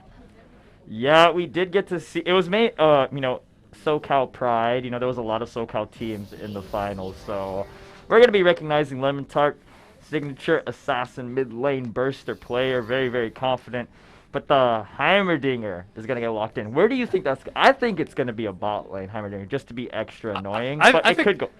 It's Heimer top. That's what I'm reading. But that's I think it's Heimer boring. Top. You know what? It's a quad flex pick, actually. You could pentaflex it if you're really trying that hard. So they've got a lot of options. You know, you could do pretty much anything with a Heimerdinger first pick. I really like this. You know, even in like a general sense, you know? Bro, why are you gonna pick Jinx in the show match? Jinx? Okay, so we're trying to win the game here. So maybe not anything quite as memey as Yasuo Yone bot lane, unfortunately. But Jinx, still a pleasure to watch. Love to see those resets. Yeah, Jinx does offer lots of table, very, very strong on this patch. You see a lot of Jinx, you see a lot of Jhin usually. Just because they offer a lot of consistency, Jinx will just scale and become an issue the longer you wait. These guys are trying! Yeah, they actually are. They're trying? Wow. Okay, very cool. Yeah. I think that's where you get the value in the Heimerdinger flex pick, because you could choose to flex it into the troll lane, or you could actually play the game, show your opponents decide to do the same. So yeah, and you know, I like seeing the Heimerdinger. It makes it really easy to draft around because all you have to do now is just not pick dive, right? You just don't pick like Aurelia or Rengar or something, you know, that'll just jump back in there. Mhm. I like the Zac. Zac. That's great. That's really great. Zac, super flexible pick. Great ganks. Yuumi. Okay. Yeah, okay. Interesting. If we're considering this like these are actual series just right, Yuumi into this lane is actually pretty good just because it scales pretty well. Karma can't punish that Yuumi early game, and then you can attach that Yuumi to even if they do want to pick a Yone, that combination is devastating. Any sort of diver would be really good with the Yuumi. So overall, good way to just sort of not show your hand bot lane, but still give you a really nice late game menace here. Viego kind of standard in the jungle as well, just very strong. Unfun to play against, but can really start to snowball. Yeah, and I think it punishes the Zac really well too. Invading on Viego versus the Zac is just going to be Any meta jungler Viego punishes Zac, honestly. Zac is one of the abusable characters, unfortunately. That's what happens when you play a tank jungler in the early game. But as long as you can survive that, you can still have a lot of powerful ganks. Scale up to be unkillable later on in the game. Caitlyn ban coming through, another prevalent laner. You see it often paired with the Karma, with the Lux, but those are off the table respectively. I wonder if they're going to respect with a Jhin ban, or if they're going to try and target some of the other lanes. Akshan was very prevalent. We got to see Akshan into Jace very often. So maybe taking it off the table shows that that could be a Heimerdinger in the mid lane. Try to put Jace top if they really feel like they need to ban out that counter pick. But Jhin going to actually get off the table as well. So lots of the meta bot laners taken away. Yeah, surprisingly very respectful towards the tournament meta so far. Everybody's watching the grand finals, I guess, so I like to see it. Will limit the 80 carry picks if that really is a Heimerdinger bot, though. That's not really an issue. Looks like they're reading that it's not going to be a Heimerdinger bot, though, since they did double ban 80 carries. Interested to see what's left on the table. Maybe you want to play like an Ezreal with the Yuumi or something. You get kind of like a free lane. Versus Jinx, though, maybe they pick like a Kog'Maw or Vayne, you know what I'm saying? Victor, that's going to be really tough to go into. Ooh. They banned a lot of ranged top laners, so I'm curious if they're going to try and play something like a tank or a melee matchup that would obviously end into one of those picks. They might go for the Jace still, but I want to see them pick something something we haven't seen before, essentially. Get some new blood going on the picks. Draven, wow. Yep, Draven top. We've been waiting for it for years. I'm so hyped up. I've seen Draven mid actually be decently popular. Okay, we got a Twitch. That's good with the Yuumi. Much better than Draven with Yuumi for sure. No, yeah. It's gonna see some space gliding, you know, like the rat eye reels. Let's see that come through. The Yasuo. Okay, all right. I love. Is it gonna be a lock? You got 10 seconds left. That is a. Yasuo into Victor is rough. It's good in late game though because Yasuo will completely turn off Jinx and Victor in the team fights. Plus, he got great follow up on the Zac E. So really like it in this comp. I think this is one place where it could actually work. Yeah, I mean, you do have a good setup with the Zac. It's kind of similar to the idea with the Diana we saw in that game earlier. Yeah. You do get the knockup, and once it's scaled up, Yasuo gets a free execution. But the Kiana on Lemon Tart, that is something we've seen a lot of as well. I'm pretty sure he wants to make a highlight reel of his own. All right, well, hey, you know, that's going to be pretty good. Victor top. Into the Heimerdinger, into Heimerdinger, yeah. They're playing the mid lane matchup, a little bit of arcane spice as well, heading into there, so gonna be cool. I do think that Lemon Tart is ultimately gonna be heavily favored in this mid matchup, though. Yeah, that Kiana lane can be devastating. I think Lemon Tart has shown overall he has really good solo kill potential, and if you combine that with Viego either being aggressive onto the Zac, I think Lemon Tart can answer that aggression with just roaming the lane. Whereas Yasuo, even if he is able to push the lane back and roam, he just doesn't have as much utility as Kiana in those roams. That's true, yeah. Kiana roams much faster too. Just the passive move speed on the W usually gets the boots really early on as well. Just makes it a lot harder to play around too. I guess you could say that Heimerdinger is one of the harder lanes to gank just because of how it is with the turrets and everything. But, you know, Twitch Yuumi, now that is a gankable lane if I've ever seen one. So yeah. I'm hoping there's a lot of action going on there to shut down the early game, or the weak early games of both of these 80 carries. Yeah, I really like when Twitch players choose to roam and really take advantage. When you combine that with Yuumi too, and you can hit a recall, try to sneak really quickly towards mid lane and pressure Lemon Tart, which could be a key factor. And even that Yasuo a little bit more breathing room, especially because they just want to scale up and get their items before they start being strong, so they can, you know, come back with the team fight, go with the Zac, and maybe just have Heimerdinger, you know, play weak side, let him do his thing top. You don't really need to gank him unless he's super, super far behind. But that Victor, though, leaving him alone to scale up could be very scary just because, we've seen a lot of power come from Victor. It was a very popular ban, and the one time we did see it come through, it got a pentakill. Yeah, some sort rocking the Victor, right? Exactly. Unfortunately, we did not get to see more of him after that, but totally agree with you. It is going to be the Victor, and most importantly, it's versus the Heimerdinger, right? Which is something that definitely cannot punish it in the early game. Gives it just the free scaling, your free ticket in the late game, and I think it's going to be working out great overall for SoCal side strategy. Well, we are going to have a quick ad break. Don't go anywhere. We're going to have our MVP All-Star League of Legends matchup between North and South UCs. Don't go anywhere. We'll be right back.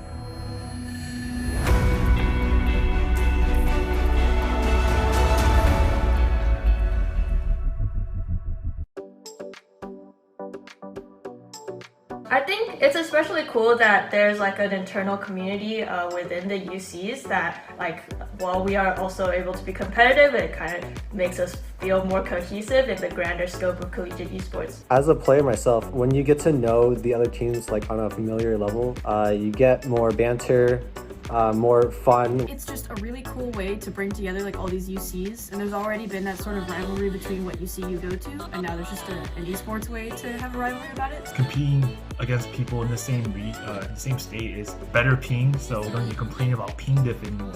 So you can, roll people.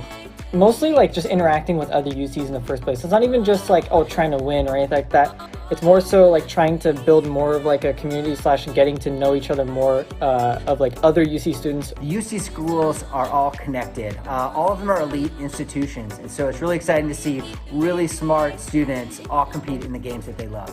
UC Merced Esports is pretty low-key to say the least, so it's really exciting to provide our club members with an event that feels collegiate level since, it's against other schools, but it still stays within the UC neighborhood. I would say it's just the opportunity to compete against other UCs in California because we're all part of the same system. We're all on the same team, I guess you could say. And so it's just great to be able to support each other like this. I'm really excited to actually have an event where we can bring all the schools together and really duke it out, just as UCs. So I think that's really cool and it's really special just for students to participate in as well.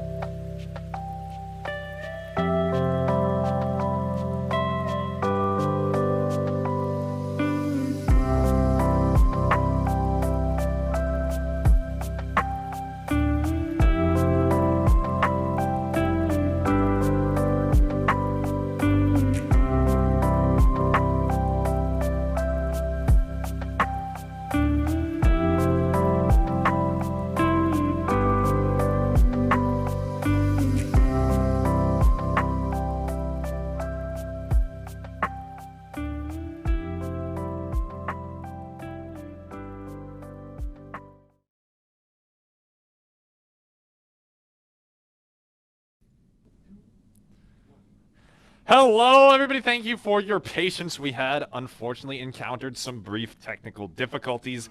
As a result of this, we're going to be starting the match just a little bit of the way in. It looks like we're about 3:10, and it's back off, so it looks like we're not going to be starting the match quite yet. I love... Okay. Oh, we're going back! And we're back! Oh, my God. Our production manager's just on something, you know, I don't know. But he has now put us in the game, and now it's 3:30. Look at the bot lane trade here. Dissimulate.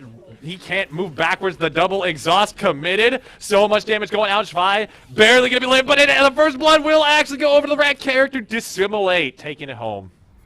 Oh, we already got another fight going, though. We're not done yet. Goosum Baby under assault by Doyu TV 14502. He's running back towards his team, and he's going to be able to slingshot out of there to the safe arms of his beautiful mid laner, Yasuo. Yeah, we missed a little bit of that early game. I'm interested how that Jinx got a longsword, refillable pot, and a Doran's Blade. But it's even more interesting that they lost the the early game fight there to the Twitch. But that stacking damage is going to be very, very sticky and an all-in. But here we got another gank. Yeah, there it is, going in onto Wonganator 0-2. Doyu TV going to be able to clear out that gank, finish that one out. It's an early lead for the... Actually, neither side. Oh, NorCal side has a slight lead, I guess you could say, but it's pretty even. Yeah.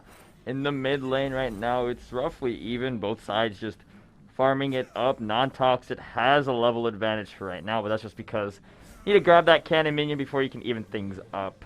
Looking at the map, we see a little bit of early game vision from both sides. Red side favoring the top side, maybe try to get a little more damage onto that Heimerdinger, give the first Poro more room to kind of grow and scale up. Whereas over on the bot side, Zach getting a little bit more vision down because of that River Ward here. Dissimulate, goodness. Invisible. You got to watch out, sneaky guy here. He's going to be going in on Jinx immediately. Gets a nice little trade there. Again, rooted out, standing on the field, taking a lot of damage, but Super Jason almost goes down. And looks like it's Yuumi taking some more rockets. The lethal tempo is stacked. Here comes Viego from the river. Jason's so low here. I was going to say before also, the reason they won that trade in the bot lane is because of the double combat summoners on Yuumi, both exhaust and heal. Yeah, Dissimulate's going to be the one running the ignite. And when you have the Yuumi, it makes a little bit more sense. But they're going back in for another trade. Shvi, just with no respect, this is the power of the Twitch lane. You always have to be aware. You can't rest even for a second, and that's why it's so annoying to play against. So many players hate facing this matchup, including me. Hey, I'm still going to say I'm partial to playing against the lane that's not Jinx, because Jinx, you get a lot of guaranteed value. And right now, with being a kill down, I think Dissimulate is going to be a little bit more risky. But in this mid lane... Oh, Levitar goes for the all-in, but it's a supreme display of talent that's blocked. Non-Toxic trying to trade back, and that's such a good way to receive that trade. Good job. Oh, and guess me. And here comes the Zach going into the mid, able to knock up Kiana, and now here comes Viego, flashes forward, but cannot land the stun onto Non-Toxic. Instead, they're just gonna be wandering around, just a little bit more damage onto Goosum Baby. He's got a flash out of Guess Me Baby, sorry, excuse me. And that's gonna be it for the mid, but Non-Toxic in a bad spot. He's run away towards the top side. Oh, he's gonna get pinged and chased down. Victor is starting to collapse on that top side fight as well. Yeah, he had to flash out of there, but he still might just be dead. Tries to run up to Wonganator on the Heimerdinger, but look at that. The Chaos Storm finishes it off. Chasing down Wonganator, not quite, and it will be an unfortunate death for our hero Yasuo. Yeah, Non-Toxic held on to that ult throughout the entire fight, even when Guess Me got the knockup. I guess they wanted to try and fight the 2v2, hoping a knockup would come that way, but it didn't pan out in the long run. Now we see already halfway off the cooldown for Lemon Tart and the Supreme Display of Talent. Ooh, a little bit of a sneaky roam. They might just be pressuring, making them think they're going to go mid, and they're going to go right back bot side. Yeah, there it is, invising into the lane, but they've got the control ward set up now. They were able to see that one coming. You just have to defend the control ward at all costs, but here comes Guess Me Baby. The Zach, he's got no flash, not even level 6. Wants to try again, though, for some kind of gank. Instead, he's going to back off towards the Dragon. Now, Non-Toxic going in again. Exhaust. Drops Exhaust onto the Limitar Dreamer. He's able to dodge out of the way, and it's going to be a little bit of a wasted Summoner spell, then. Yeah, very unfortunate, not able to get any more kill or pressure going. I see Viego hovering over, but I don't know if taking the fight this close to the turret was going to be fruitful, but Non-Toxic just walks up. Yeah, and Non-Toxic trying to go in here and is able to evade the gank. Now it looks like we got the NorCal team taking the Dragon, largely uncontested since TV has not been able to make his way down there. That's going to go over the first Drake. Yeah, the bot lane pressure from the Twitch Yumi has been so great. Every time they invis, you have to... It's like a Twisted Fate when they go off the map, right? You have to respect the space they're taking.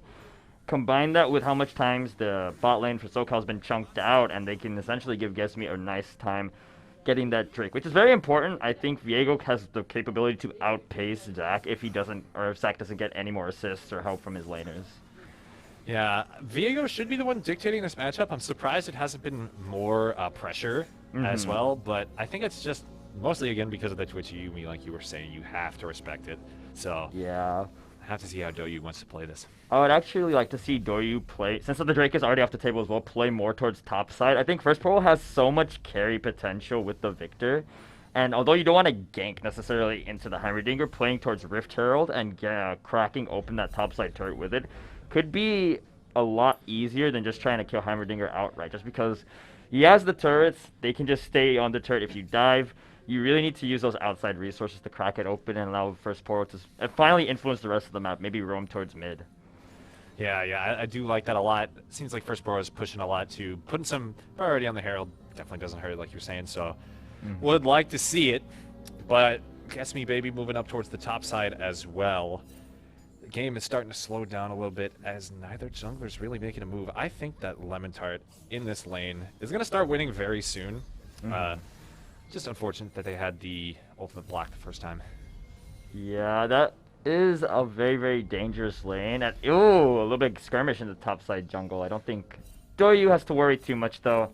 Lemon Tart gave him a little bit of support with the roam, but oh, that Twitch! He's in mid lane, though. Yeah, Twitch is coming back up, and Lemon Tart's just jumped right in. Supreme Display of Talent goes out. Heartbreaker over the wall, but Non-Toxic is doing his best to run away. But look at that, the last breath knocks up Doyu TV, and that's going to be a clean sweep for the NorCal side there. What a play. Yeah, NorCal are going to have a much, much easier time now. Getting that kill onto Twitch and Yas is going to be so, so nice. It's going to allow Non-Toxic to continue playing up and aggressive, pushing the waves in, and sort of force Lemon Tart to stay and babysit mid. Already, this Simulate's fighting bot now. Yeah, Shvai stayed a little bit too long, but look at that Ignite. Blocks the healing completely. And instead, it's the Twitch Yumi that came to the wrong house, fools. There it is. Shvai picking up the kills. And now the bot lane's going to turn around in their favor as they collect the plates. Yeah, I don't know how he loses that. He should not just walk in like... Okay, I understand mechanically why they lost that, but I don't get why they tried to do it. I guess maybe they wanted to trade and just get them off the turret while they were pushed up. Yeah. But you gotta respect that, especially when Lethal Tempo starts stacking, you gotta kind of give them their space, and 100%. they paid for it, yeah. It's also going to be the Grievous Wounds as well. That's going to be doing just a huge amount versus the extra Summoner Spell heal, and just Yumi's healing in general, so I'd like to see that. Yeah, very, very nice early pickup. I do have to agree with that. Doyu is going to have a little bit of a level advantage, being able to just clear so much faster, but he hasn't had as much influence on the map as Zach, I say, would feel. I guess Zach didn't get an assist for that fight earlier when Twitch roamed up. Oh, wait, that's right. He was just passing through. But we are going to see the lanes reset. That is a Gale Force on the Jinx already, so they're going to have a little more maneuverability. They can avoid those Twitch jacks. Yeah, and Lemon Tart gets baited again, trying to get out of here. Has to flash out of the way of the last chapter from Yumi. Now, it's really interesting to see that Shvai ended up going for the Gale Force. Usually Kraken Slayer is a lot more popular. And furthermore, the early acquisition of that is super good, but we'll see how it goes. Guess Me Baby going in here, catches out Super Jason, and now they're moving in towards Shvai as well. That's why you buy the Gale Force, I guess, so you can just yeet yourself out of harm's way. Yeah, I think with how much Fago... Oh, no, that fight's still going. Not over yet. Guess Me Baby going back in. Ties him to the turret. The Super Mega Death Rocket cannot finish anybody off. Now, NorCal, again, just so much priority. They're taking this game and running with it. And they are going to get vision on the Drake as well. I think this really sets the precedent going for that next Dragon fight if SoCal decides to contest it. But I think... Oh, they're still roaming towards mid. I don't think Lemon Tart gets to rest so easily just yet. Yeah, now he doesn't have flash either to get himself out of there. They're fighting in mid, but can't quite see it. Lemon Tart dropping down pretty low, trying to take advantage of the stealth and is able to get out of there with the Supreme Display of Talent. Hops towards the turret as well.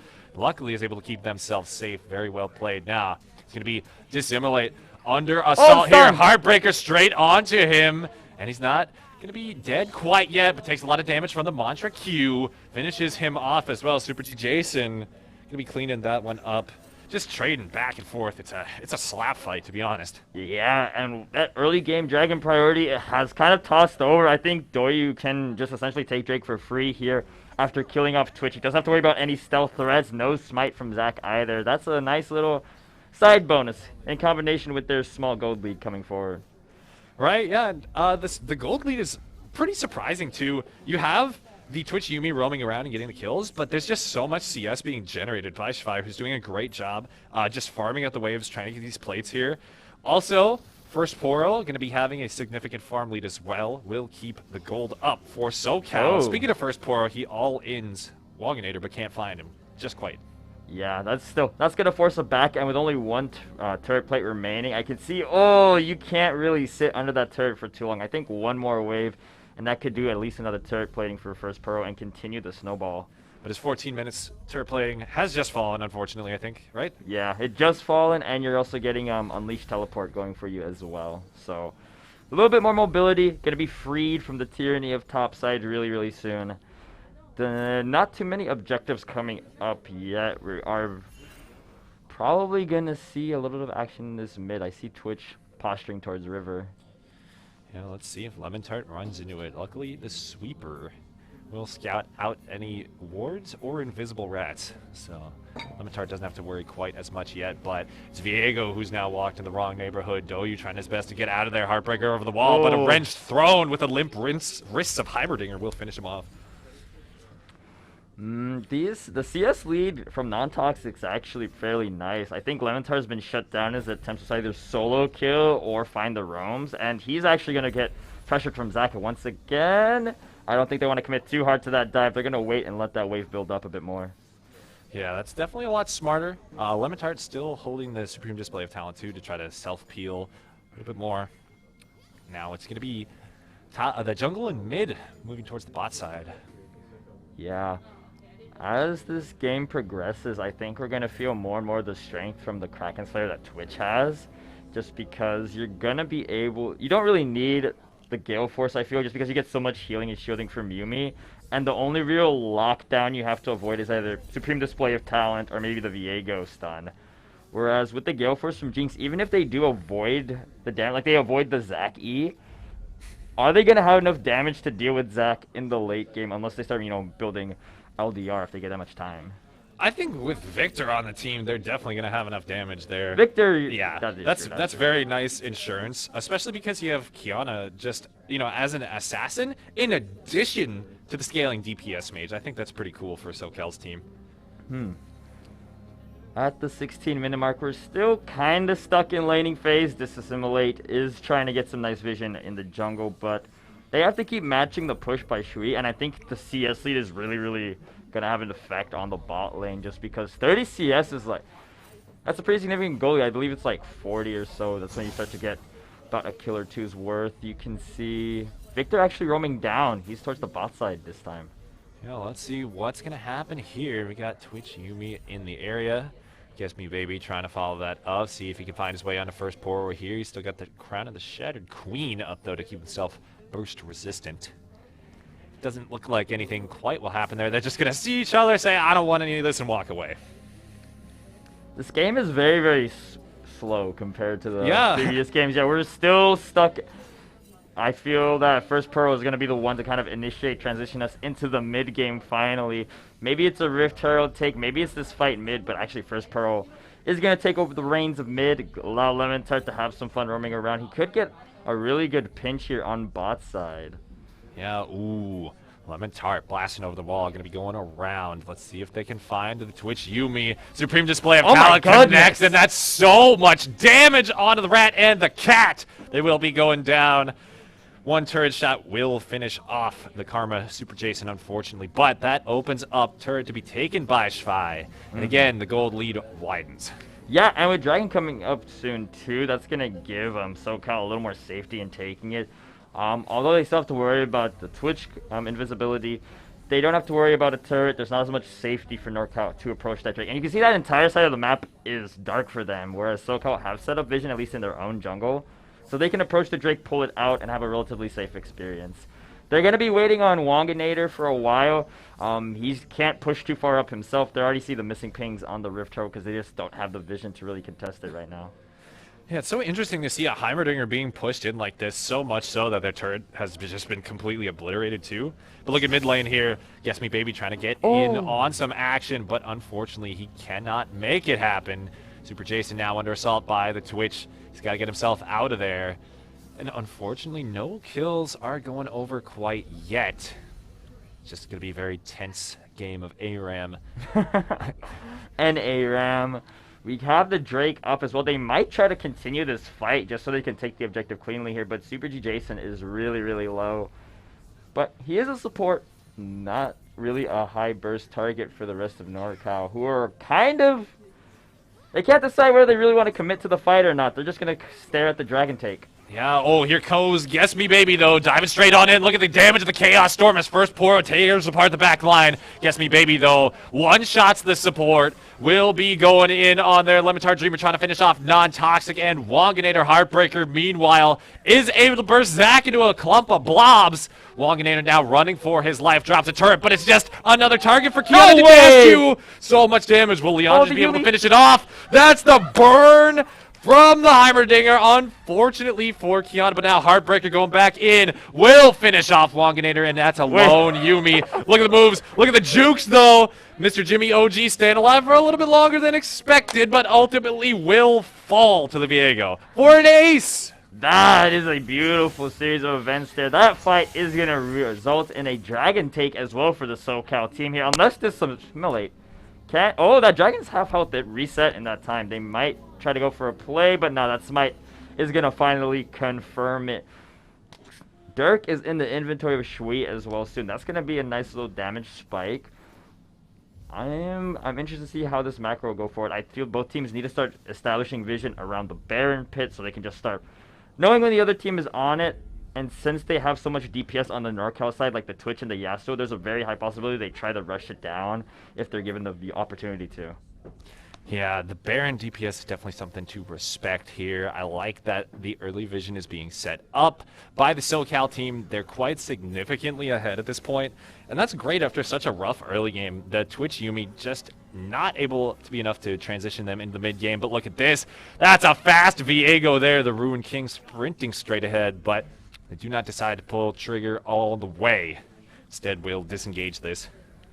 Yeah, both teams really like to sort of tease the... Oh, that's on the same team. They're on the same team! Yeah, no, okay, I panicked for a little second there, but both teams seem to like face each other, kind of pretend like they want to skirmish, and then go back to their respective lanes, not committing overall to the team fight. No objectives yet to fight over either, so I really like what Doyu is doing and the rest of SoCal. They got a lot of vision onto that Baron pit, but now NorCal is grouping up top side. They're forcing first Poro back, getting the side lanes reset. And actually, Lemon-Tart down in the bot side has done a really good job of forcing one of the NorCal members to respond.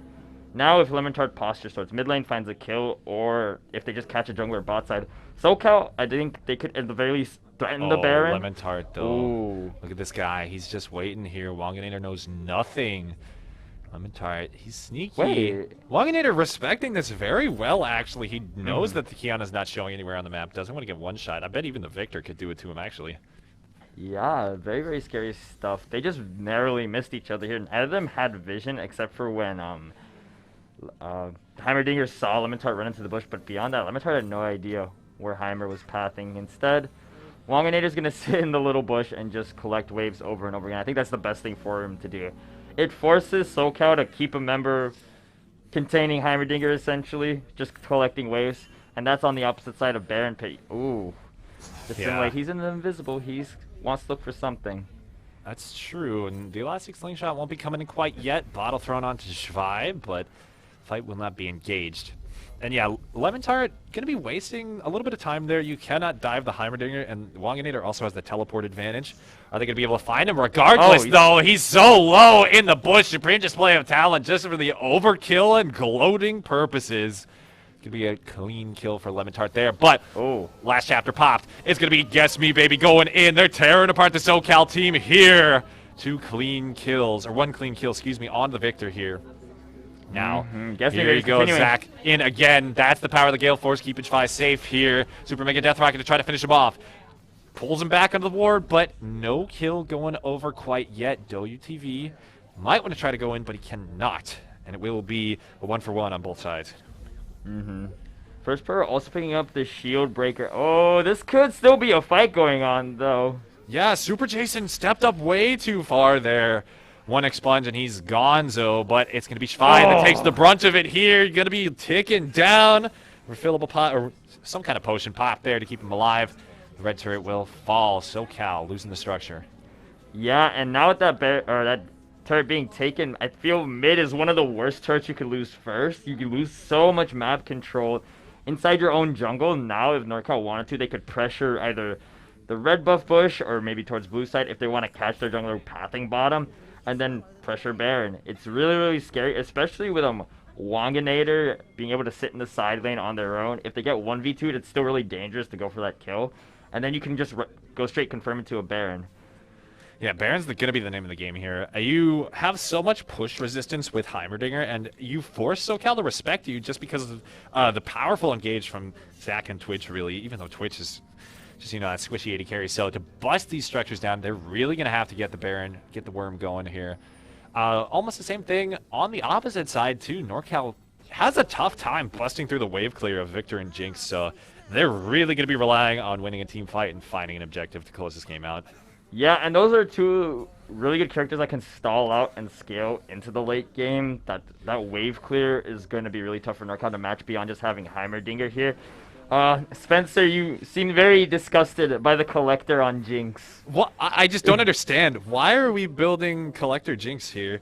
Not really sure about that. Maybe Shvi thought he was playing Jhin. If you're playing for the Gale Force Execute, Smile. Bro, oh wow. It might be for the Zap build, the ARAM lethality Jinx, but here goes Guess Me Baby trying to find his way onto Super Jason.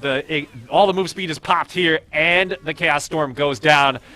Wanginator drops so low, stuck in the golden mode. DouYuTV tries to finish him off, and it's a heartbreaker that will do it. Now he's got the reset. He's in the body of the Inventor, but it's a shutdown from Non-Toxic. They're looking for more here. Are they going to be able to find it? Dissimulate is invisible. Moving forward here, trying to get in on the back line. Shvi drops so low. The Expunge cannot finish it off, and it's the Dragon taken by the NorCal squad. Guess Me Baby able to smite that one away. And again, a 1-for-1 team fight, but NorCal pulling ahead because of the objective. Yeah, this is such a better fight for NorCal, too, because you can see they walk straight to Baron. No jungler to contest it either, and that is going to be what breaks the wave clear potential from SoCal. They cannot stall as much as they can with the Baron minions, and I feel that Doyu had a little bit of a misplay because the idea behind Vega, right, you get your resets, you get your targets, and you just keep on diving in, but you still have the HP of a Heimerdinger in the middle of 4 people. Yeah. That does not work out for you well, and I don't know if flashing for that and giving up the Drake and the Smite is so worth it, but we're starting another fight.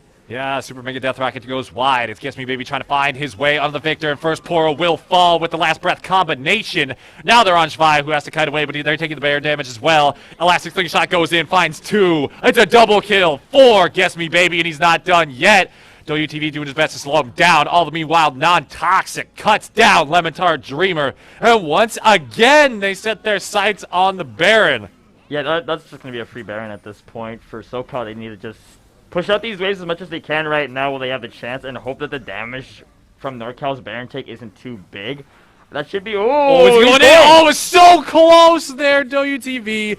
Ultimately throwing his life away in a very valiant steal attempt. Yeah, I think that's a very valid attempt, too. I mean, you're already going to lose, I think, the side lane turrets since the tier 1s are still up. Flashing for that isn't the... I'm sorry, just diving in for that with the ult isn't the worst case, especially when all your teammates are down. You're not going to be fighting anytime soon. Victor and Jinx are going to have a lot of PvE time right now, though. They're just going to be clearing waves and hoping to not get caught out by the Twitch Yumi combo, which is still something you have to respect. And I think SoCal really needs to pay attention to their vision to not allow them to get a really, really big flank from the Twitch. Yeah, oh, also, as an aside, what do you think of the Tiamat tech? The Titanic Hydra looks like... Yeah, it's a for fun match. That's all I can say. I don't know if You see, because I don't really play Twitch, I don't know if this is one of those things where you build it when you're super far ahead, or if you want to get more survivability. But I mean, if you are playing it purely from a survivability aspect, let's see if Super Jason can actually fake it out. Yeah, Super Jason trying to flash away, but the last breath will catch them. Non-toxic stabs the sword straight into his heart. Now Dissimulate trying to find Shvi as well. So much damage coming out from that Twitch. There is just not much you can do. Yeah. I mean, I do see the merit because since SoCal's roster is fairly squishy, you can kind of get away with doing a little bit less damage as long as you're surviving through these fights. That high burst from Viego, from Victor, and Kiana, it could work out. And since Kiana has the shield break item, getting more value out of your Yumi by just living longer is another added plus. But another fight is going to break out. That's true. First, Poro kept safe by Crown of the Shattered Queen. Turns around, puts some DPS into Guess Me Baby. Chaos Storm going crazy in the back line, but it will run out. Guess Me Baby slingshots himself out of there, and that's a clean turret from NorCal as well, capitalizing on the man advantage. Now, it's going to be just trying to reset your vision, trying to gain a little bit more control. Actually, SoCal's vision isn't the worst right now. They do have that really nice pink ward in the red ward. Sorry. Red ward, yeah. Red ward, control ward, sitting down there. They're also going to be able to push this mid wave back out. I think although they lose that mid lane inhibitor turret, they could have lost a whole lot more if NorCal decided to just 1-3-1 and push turrets out instead of going for that fight here. But Shvi needs to run away here. He stayed way too long. But I guess the traps are able to catch out the Zac mid-flight. Able to put some damage onto him too, and now all the while Dissimulate has been in the bot side. Lemontar Dreamer has his sight set on the Heimerdinger, but unfortunately Wonganator will not be vulnerable for him. Ooh, and a little bit of a counter attack from SoCal. They're gonna get a lot of waves pushed on into the mid lane.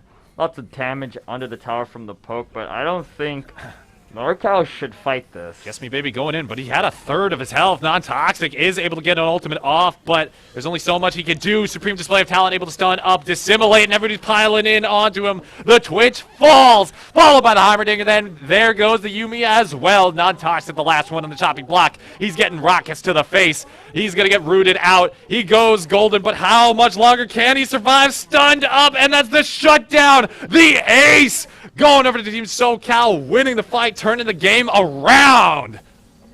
Yeah, Guess Me Baby through there. He totally did. Can you imagine the audacity to jump in with 1/3 HP? Like, sure, dude, you got your passive, but look, you lose the game. No, yeah, they just straight up lose. They just lose.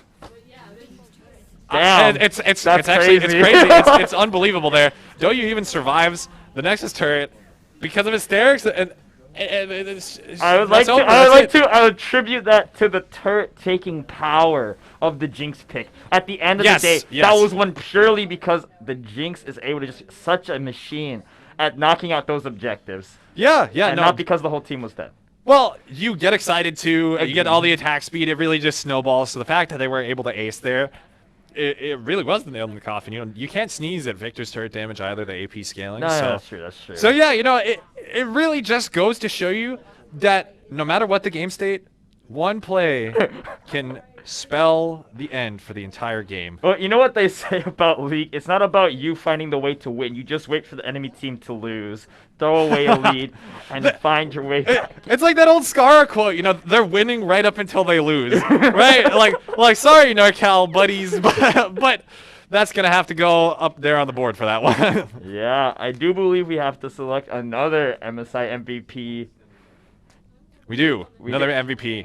I just got to know, like, production's talking out here. They're just saying Okay. random gibberish at this point. But I'm going to decode it and say we do have an MVP we have to discuss. What are your thoughts on that all-star pick?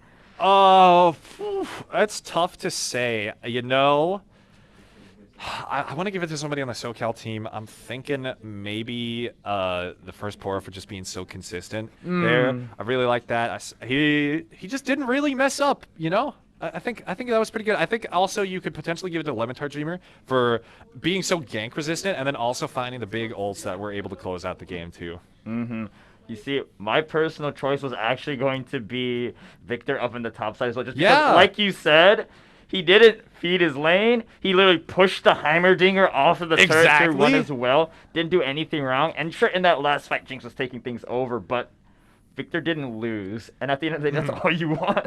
Yeah, we saw several times at the Dragon fight too. Like his Chaos Storm completely zoned out the entire backside, kind of left Zach alone by himself. I think that it was definitely fight defining. So, you know what? I'm gonna have to agree with you. The first Poro on Victor, you get our MVP vote for this match.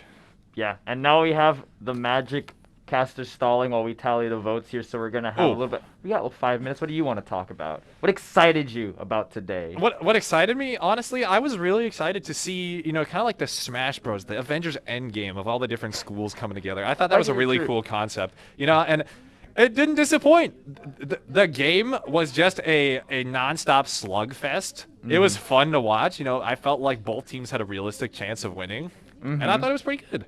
No, yeah, definitely. Yeah, it was I agree, honestly. I love having all these schools finally mix all the teams up together because, you don't get the coordination, you don't get the scrim, like all that good, clean stuff, but you get like an all-star list of players to fight things off in a final little duel.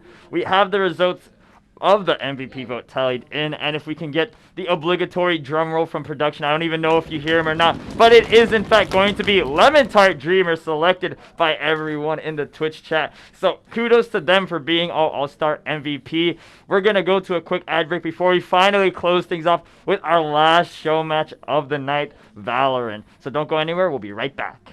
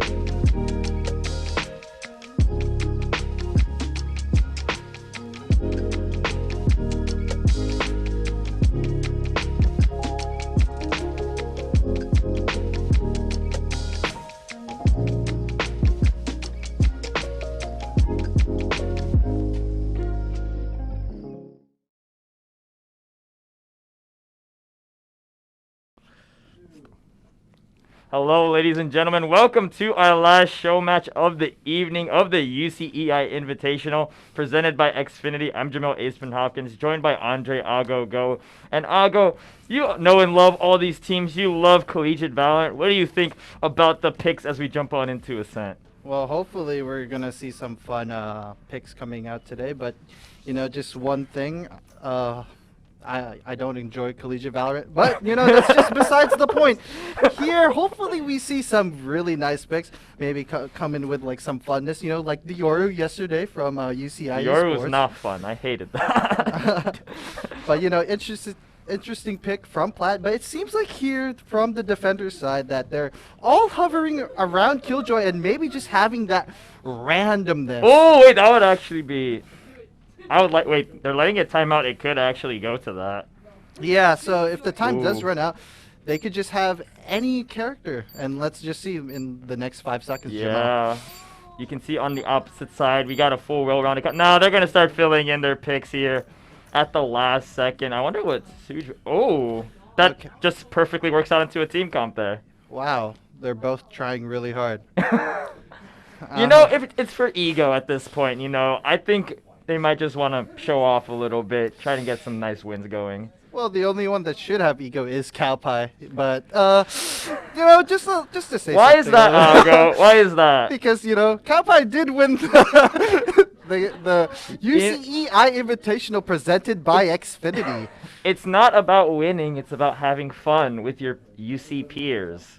Oh, but why didn't they just lock 5 duelists then? That is meta. That is meta. Yeah, I've seen it before in my ranked games. Okay, well, that is true, you know. Probably one of my favorite Don't do this with your mic. We're gonna jump on in here. You can see one of your favorites, Cowpie from the UCI Cowpie roster. on the Sova. I've never seen this before. They're gonna get a nice little default going their way. I'm excited to see how this pistol round goes, what shenanigans we'll see. But everyone looks like they're formulating a little plan. Or maybe they're just gonna stare at the spray, I don't know. Wow, Brad. I could call him Brad, by the way, because I know him. But, you know, seeing that he is on the Sova, hopefully he knows a little bit of the lineups that are coming up, Jamel. Maybe he's like Platinum. What do you think, knowing the nerd lineups? That's not a nerd. He literally just talks the lineup straight into mid. You never know. He's just methodically thinking about where it could be placed. Every single arrow, all the wind is going to be calculated into that. But I don't know if that calculation is coming in for Suj, but he's going to get 2 kills to open up the round. Make it 3. This Astra hold is going to be done. How is he getting 4 kills on the SoCal roster, which featured Cowpie, one of your favorite players? Oh, you know, he's just warming up a little bit. But so NorCal does pick it up. Wow, what a great play by their Astra player. Yeah, I mean, I wish we could see what exactly. I think they just, you know, headshot everyone. Yeah, if only we had a replay system, but, you know, just pointing it out there. Your production is fuming at Aga right now. I can see the smoke coming from behind his ears, but we're going to see a whole bunch of Ares purchases, and since we're in a for fun mode, everyone knows the Ares buy is a full buy. So we're going to see 3 on the side of SoCal, despite losing that first round. Wow, what a great force there. But hopefully we see a little bit more from the SoCal team. It seems like they're leaning towards the B side, and I'm not sure how this is going to go, Jamel. Well, actually, I do know how it's going to go, and first, the first pick does come out from Koki. Yeah, they're going to be trying to inch their way forward. The smoke is what's going to hold up the push right now. They do have Astra on the other side of the map playing Lurk. And it looks like Killjoy for the attackers is going to be looking for something here. But Jet versus Jet, unfortunately, Najin is going to fall. Cowpie looking to help scale into mid, but I don't think they're going to find too much contact here. Milchka just... Oh! Sojaboy actually peeks out from Catwalk here. Fortunately, we're going to have another person fall to the Ares spam. And now that arrow, Cowpie just walks right past. Wow. That is some interesting gameplay that we see from Cowpie. And he does get the bomb plant down. It's now a 2v2 scenario, Jamel. It's going to be really hard here for NorCal to actually retake this. So low on HP on Rekful. They do know where both players are, Jamel.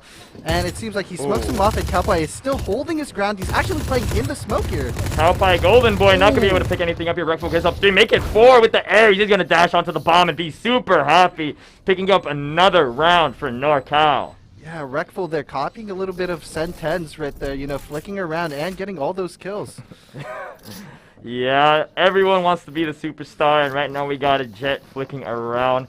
Now we're going to go into this gun round, but there was a force from the SoCal roster, so they're not going to be able to actually pick up any rifles. You think we'll see any sort of aggression since SoCal's on an eco? Or are they just going to sit in random corners? I think SoCal is just going to hold their angles confidently, of course, because they do have Cowpie, but... It looks like here, I mean, okay. No, continue. Oh, yeah, but I think the B side will still have the advantage, obviously, because they have the gun differential.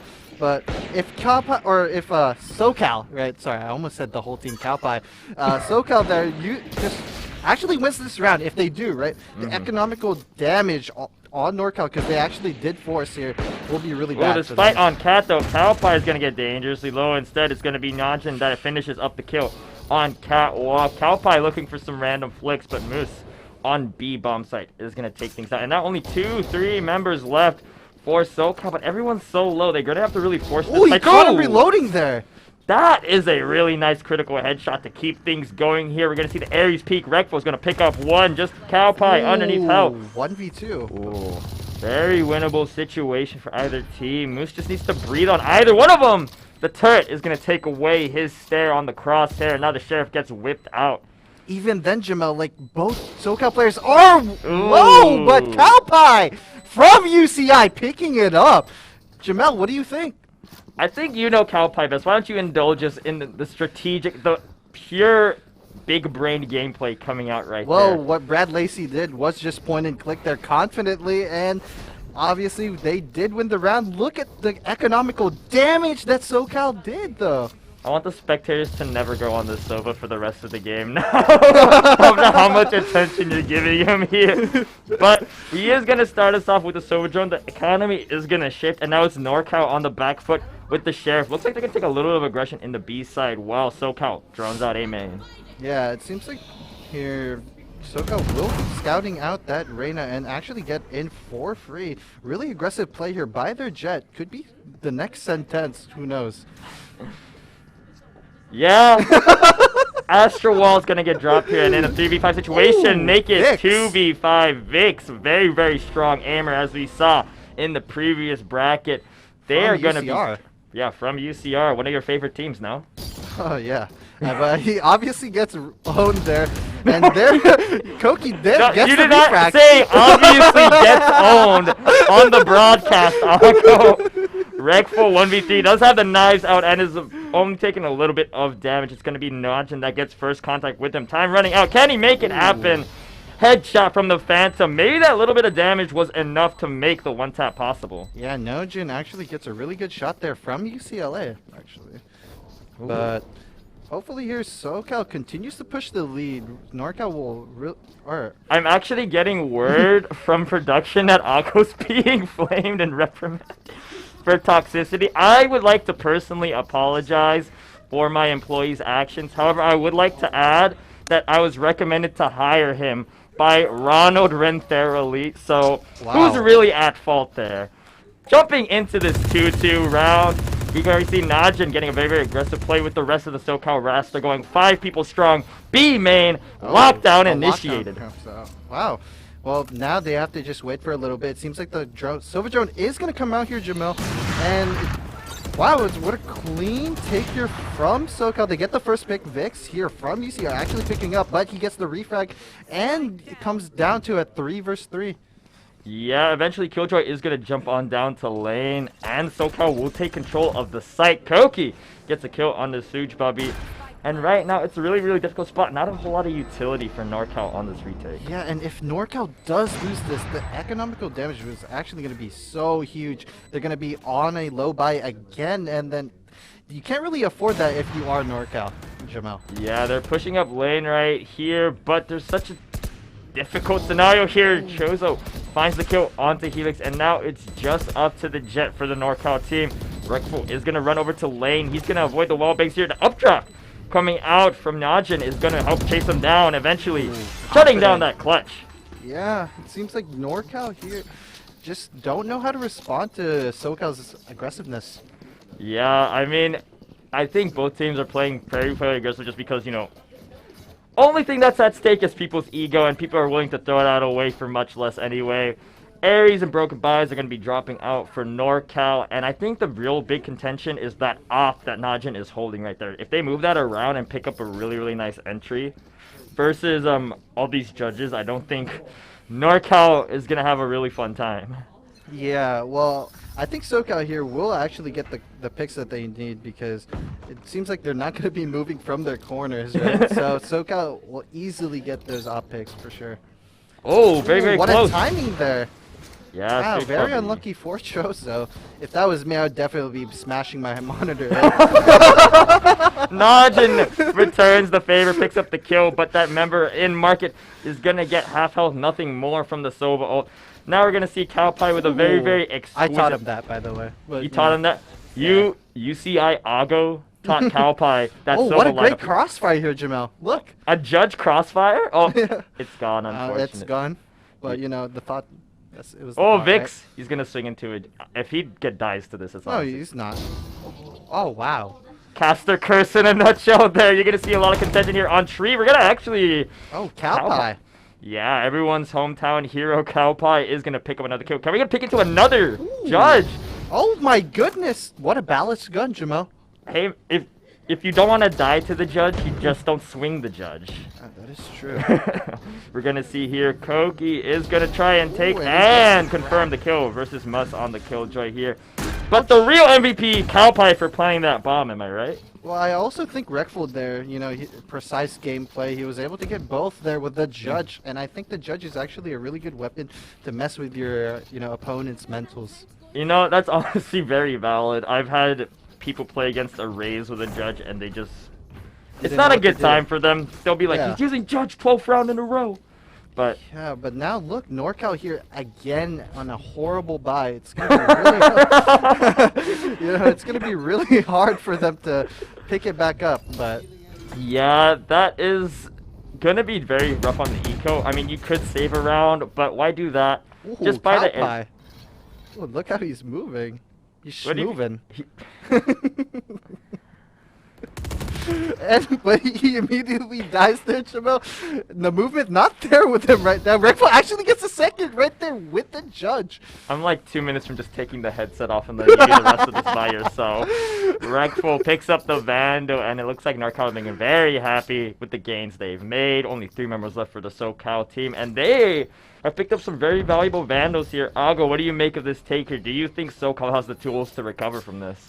Well, yeah, but what looks like a really bad buy from NorCal, right? Mhm. Now it's looking like an opportunity to actually take this round. And if he actually gets the timing right there, he should be going for the lottery tickets. Already, we have a 2v4 situation, but that flank from Jet is going to pay off. Rekful and Helix picking up 2 kills to solidify what was a really, really broken buy at the beginning, but now they got Vandals in their hands. I think that's very good on them. Never mind, they have a Spectre and an Ares from that round still. Yeah, but... Huh. Yeah, I thought they'd pick up, but you know what? It's just a tactical choice to use guns that are much more precise when moving. Yeah. Especially to, you know, aggravate the opponent, I feel. Oh, of course. But, it looks like here Killjoy will be playing towards the B side and looking for that wallbang kills, right? But now the read is off. Look at SoCal going towards the A side, Jamel. Ooh, this is going to be a hot point of contention. The drone is going to catch out everyone, though. They're just going to... Ooh, never mind. Helix is going to shut down that wide swing quickly. Astro Wall is going to drop, but they're going to have to give up and play retake on this bomb site. 5 members strong is for NorCal on the retake, but SoCal haven't even committed to pushing it. They're actually going to catch this flank coming out from Jet over here in A-Mania. They're going to make contact. Vix picks up the kill onto Rekful, and now it's Astra from Top Cat. Ooh, also gets Vix. picked off. Vix, what a monster. That's why he was my MVP yesterday. That is true, showing why he earned Ago's favor here. Helix is going to be the next one up on the chopping block. He's going to timing him with the flash throw. No! 3 kills, and the Empress ult is going to make them an unstoppable menace. Refresh, cooldown, and now with the NorCal roster split up 1-1, it's going to be really tough here. Vix making a lot of noise. He's okay, Wow, Send Teds going at it. Oh, look at that happy face. And the happy... You know what? I'm a Vix fan now. That just seals it here. Is he Oh, going to he's get the gonna get it. ace? Oh, no, no, if no, he no. dies Oh, to an repeat. Ares. No, no, no, no. Okay, 1 HP. Oh, wow. That is very, very close, but look at him go. Can we end the stream? I already know who my MVP is. We know who the MVP is, but we need to know who wins the series, unfortunately, in this best of 1. That is true. But yeah, Vix coming out big, more than doubling his kills that round too. That's going to be a lot. I feel he was able to just slow walk and get a bunch of headshots. Yeah, Vix's aim is really crispy so far. Those nice, crisp Vandal 1-taps here. Yeah, And- but Killer Cropped 163 looking for you know, looking for the shock dart right there. But Rekful actually in a really good position here, Jamel. Oh, but he does get Reyna blind, but even then they still don't know where he is, Jamel. And he Rekful- gets the first one. Dash is on the site here, but we still have Rekful in the smoke. They gotta know something's up here. Musk with the Odin trying to spray down Generator, but it's not gonna be enough to use the covering fire. Eventually gets the kill onto Vix, but not before getting traded away by the opposite yellow jacket wielder. And now Killer Crop they're gonna be cornered versus Cowpie 867. It's gonna be a duel to see who has the cooler numbers in their name right here. Has to get the bomb down here. Little low on the HP, faking the plant, but Cowpie isn't fully aware of where Sova went. Brad Lacey shivering in his boots right now. He actually doesn't know. He doesn't know where Killer Crop was. Why are you laughing? It's a very serious, tense 1v1 here. No utility for Cowpie right now. I think Killer Crop is 163 here. Actually, really good play, but Cowpie! Brad Lacey! Smarter. Wow. Also had more HP. Yeah. But going on. But you know, Brad Lacey couldn't do that without the sponsor, MSI. Really? Yeah. Really? Yeah. That's pretty cool. What's another one of our sponsors? No, Corsair. Of course. I love these Corsair headsets. Throughout the entire weekend, we've been using some nice, beautiful Corsair headsets. No complaints here. Absolute Wireless. dreams. Yeah, wireless. Absolute dreams. I cannot tell you enough about them. You should pick up a copy and see for yourself today. But we're going to jump on back into this. Aim X and Redful picks up the kill onto Chozo. And that's going to put a stop to this B main push. Yeah, without that MSI mouse that he's using, you know, he wouldn't have gotten that kill. 20% off code. 5v4 here in the B main. They do have a lot of members of NorCal pushed up next to Tiles, though, so they know SoCal is committed to this push. Vix Oh, with a little bit of a jump peaks here. Yeah. I think Must 1195 actually could get it. You don't have to read off the numbers. It's just funny.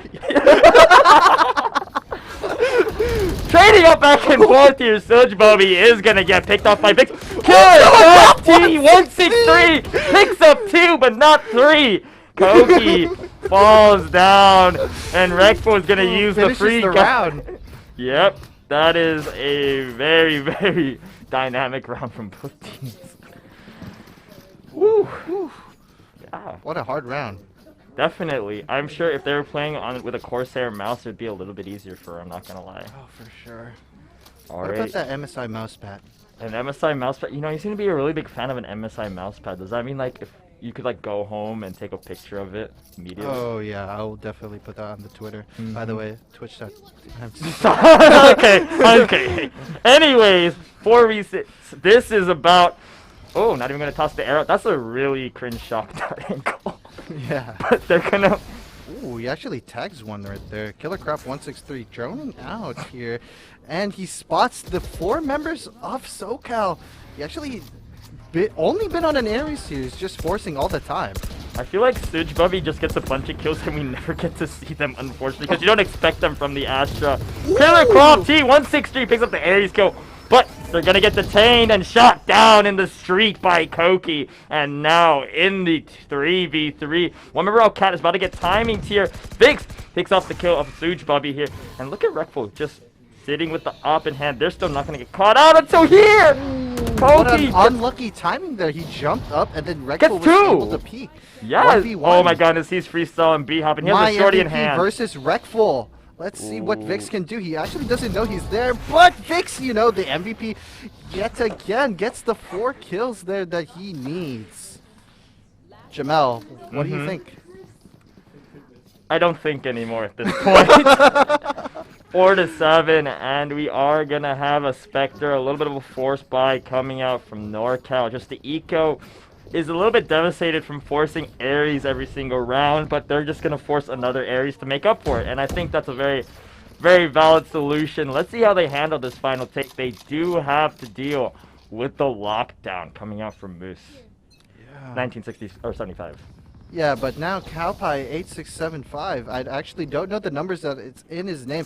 Actually has the Sova or the Hunter's Fury to counter the lockdown. Yeah, here, the Silverdrome does come out to Jamel, and Rekful actually gets the judge kill. So far, he's like 4 for 0 with the judge. Yeah, that's very disappointing to see. But they are going to jump onto the A side. So many members stacked up on a tree. The lockdown is what's going to initiate things here. Now but the Hunter Fury's coming out. The Hunter's Fury from the Sova character played by Cowpie637 is going to not pick up anyone other than the lockdown. Instead, we're going to see 2 members dropping out of the NorCal roster. And it's just up to the Reina to try and hit this retake. Helix not going to be able to make it happen. 4-8 in favor of SoCal. You know, Jamel, what's your favorite skin? That's a good question. I really, really like the Protocol Phantom that just came out. Oh, really? Yeah, but I think before then, it would... It has like an RGX vibe, don't you? No, yeah, I was about to say actually the RGX Vandal is one of my favorites too, just because of the red and white variation. How about you? Oh, definitely for me the Oni Phantom. You know, just really consistent for me, and of course what can I do without the Oni Phantom with the MSI mouse? You know, I just Yeah, perfect your combo. MSI mouse. Yeah, it's just a really perfect combo. But Does other MSI than make that- mouses? Yeah, I think so. Okay. I know Corsair has keyboards, and I actually like them. Yo, you see, since Corsair's the peripheral sponsor, I think Oh, yeah, really? you got to talk about their Corsair mouse Oh. with peripherals. You know, get those activations. That going. is true. But here now, starting a new round. They just ran through 4-8. market. Yeah, and Nojin actually has a really good gun here. Frenzy gets the first kill, Jamel, but Killer Crop 163 gets the refrag. Already got Cowpie hitting the refrag. 2 headshots, making it clean and making another kill. Trading back. Rekful, the demon with the deagle here. Now in the 1v1 scenario. Who's gonna come out top? It's gonna be Rekful on the jet. Wow, a little bit.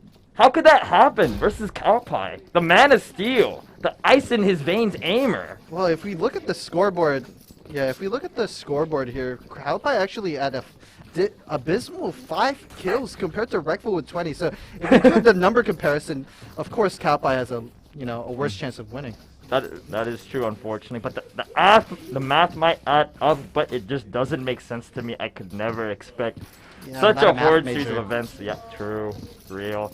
Already, the Ares are being forced. I don't even know who's on the save and who's on the bonus round, essentially.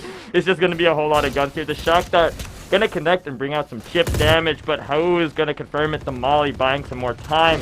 Members are at half health for the no-cower Wallister, and we can already see SoCal pushing out a B-main. Ooh, the dash is going to start kicking things off here. The Spectre, close range, devastating. He's going to chop down Chostov. Now we're going to jump up into the top side of the map. Taking out Koki as well. Tree, Cowpie is B-hopping. Almost with the Marshall kill. Make it 2, but nah, gunned down by the Sheriff. And now Vix, he's just holding the angle, waiting for his teammate like a good player should here, but takes a little peek. Swings and is actually going to get chipped down here. Not before getting running one-tapped by the Spectre. Wow, Rekful moving so quickly. He's actually just... And he gets the ace. That is devastation if I've ever seen it. Holy. Yeah, the quick pace of tempo. No, production just... You know how, like, every single game likes to go to 6-6 and then go to 12-12? Well, Oh. yeah, production's just reminding us of that fun fact that we might be able to see a nice lengthy overtime because they just, they love to see the game going. Yeah, hopefully Rekful doesn't drop more than 40 here. But, That would be unfortunate for the morale, but maybe it will if the game goes on long enough here.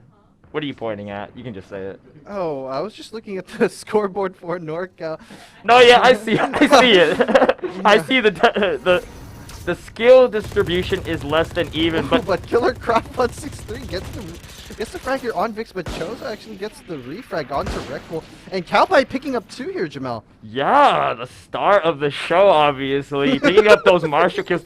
I've always seen Cowpie with a Marshall going at it. Now, you might not always be able to get a kill, but look at him go. Look at the movement. Look at the skills. He's already hit the A-main. Oh my From god. Ivy, out connector to get the headshot. That's some insane movement. That's a little bit of a silent shot right there. Ooh. Yeah, from FaZe. He should be trying out. Yeah. I'm going to be excited to see where Cowpie goes with his trick shotting career. I think he has a better bet with it, not going to lie. But anyways. A little bit harsh words there, Jamel. I'm- Would you I'm- like to elaborate on that? No, I would not. Going on, we are 6-9. You can see Najin with the Ares. Posted up, he's going to guess correctly about these B-main Ooh, players. Look, the but crosshair's actually on close to the head there. Oh, but he moved a little bit on the wait, right he's there. just walking. Oh. No a little damage. Bit unfortunate there. If he was cheating, he would have knew. Yeah, if he was cheating, he would. I definitely agree with that helpful piece of analysis. But Killer Crop here, 163. What do you think the 163 stands for? It could be anything. It could be his birthday, his favorite series of numbers. What is But, this? A dinner table here with me and you, Anyways, Helix here. It's actually a 4v5. This is a mental note to Ron, because I know you're in chat. I need you to help me review Helix! the employment history of one of our spectators here. after the game ends. Hunter's Fury coming from Cowpie. Yeah, coming from Cowpie, going to start reading out, and it's not going to find anyone at all, unfortunately. Well, that is a typical Cowpie ult, but as Vixie is actually crawling up here onto Killer Crop 163, holding the angle, and he's actually having the read here that he could be on the left side, Jamel. Oh, but Killer Crop 160 gets the better of him. Yeah, Killer Cropped 163 gets a 150 headshot. If I have to spectate a random piece of the map again, I will take the headset off. But spectators. did you see what I did they not. pointed out? Okay, what did I see? What did I see? So it was a trash can. Mm-hmm. What do you think the trash can means, though, in a cosmic sort of way? Well, from my overall opinion and my perspective as a player, I think what they're trying to say is... What do you think they mean by the trash can? Well, it could be ambiguous. It could mean a lot of things, Jamal. It could be if you're doing bad that day or if you're not having a good day, you know. But it could be anything. As we go back here to this match, Cowpie 867 actually, is doing quite a lot here for the SoCal side. Oh, really? Yeah, look at the 8 assists that he's contributing Let's here. see the lineup here. I guess we don't get to see the lineup. Yeah. Instead here... What an interesting movement to get out of the... Yeah, I personally would not bunny hop through the one way, but that I think is just a tactical... What the heck is that? He just running gunned him! Well, that's what I like to call precise gameplay. This is not CSGO. We're playing Valorant, a different game. It is a different game. You need to get your mind out of the old ways, and you can see two people stacked up into A heaven. Dropping a that is a dangerous headshot here, but Chozo gets the refresh. Scenario versus Killer Crop 163, but Killer Crop 163 gets the better of Chozo. Killer Crop 163 on 8 HP, killing in everyone and surprising you and me. Yeah, Wreckful. If I was Wreckful, I'd be way more or be more than mad here, because 27 kills, 12, but you're 7 and 10. What do you think, Jamel? I mean, obviously, if you were in there, right, it would be a 13-0, obviously. Of course. Of course, Ago. But unfortunately, you can't stack the roster too big, and I think Wreckful, although they do have a lot of kills, it's about the impact of the kills, right? And that dart, unfortunately, you're not going to see just what it picks up, but we are going to look towards A main. Ooh, what a shock there, but he missed by quite an inch there. That's a bit more than an inch, unfortunately, here. A lot of members are going to be stacked up on the tree as they start to break into the bomb site. NorCal, once again, getting... Oh, never mind. Cowpie with the flank play. 867. Oh, but Wreckful gets the refrag there. Now it's a 3v3, Jamel. They actually don't know that 1975 here is actually going for this lurk. Oh, Wreckful is going to pick up another kill here, and in the 2v2, Must does have the lockdown, but NorCal are going to try and play this out. I don't know if SoCal realizes if they need to rotate off or not, but that A main push is going to be huge. Yeah, it seems like they don't know that Vix is actually coming here very late. Oh! And Must 1975 here. Let's get taken down, but Wreckful, the MVP, can he do this? Nojin. You changed the MVP midway through, brother. You know, you gotta change to whoever is the winning. LeBron is. Well, no, whoever the LeBron is. Look, they're not even winning. That is true. Almost at match point. SoCal picking up a whole lot of steam. Looking at the purchases here, I think people have been first buying every round, right? Wow. So 30 and 13, Jamel. A little bit of big kill distribution. The distribution is high amongst the duelists just because they are contacting so many of the enemy team. But you see, Killer Cropped, although they have a less amount of kills, you pointed at the duelist, but it doesn't matter. I see Helix's score. Killer Cropped 163, because they are not a duelist, although they have higher impact, I feel, than Wreckful, do not have as high of a score. Knives trading back and forth. Wreckful finds two, dodges the concuss, and Helix is forced to suffer alone, abandoned by their jet. And now we can see the remainder of the push. Everyone just jump peeks everything because it doesn't matter. It's so funny. Oh yeah, but I mean that's just a piece of movement that you need to learn later on. But Killer Crop 163 gets the kill onto Calpie. And now it's left with the two best players on NorCal. Wreckful and Killer Crop 163. Can they do it, Jamel? Probably not. They've been losing the past couple rounds. I'd like to be wrong. Is this a... Okay. Ooh. Cool. What a unique way to clear that angle. Oh, I see. They actually might have been onto something with Koki.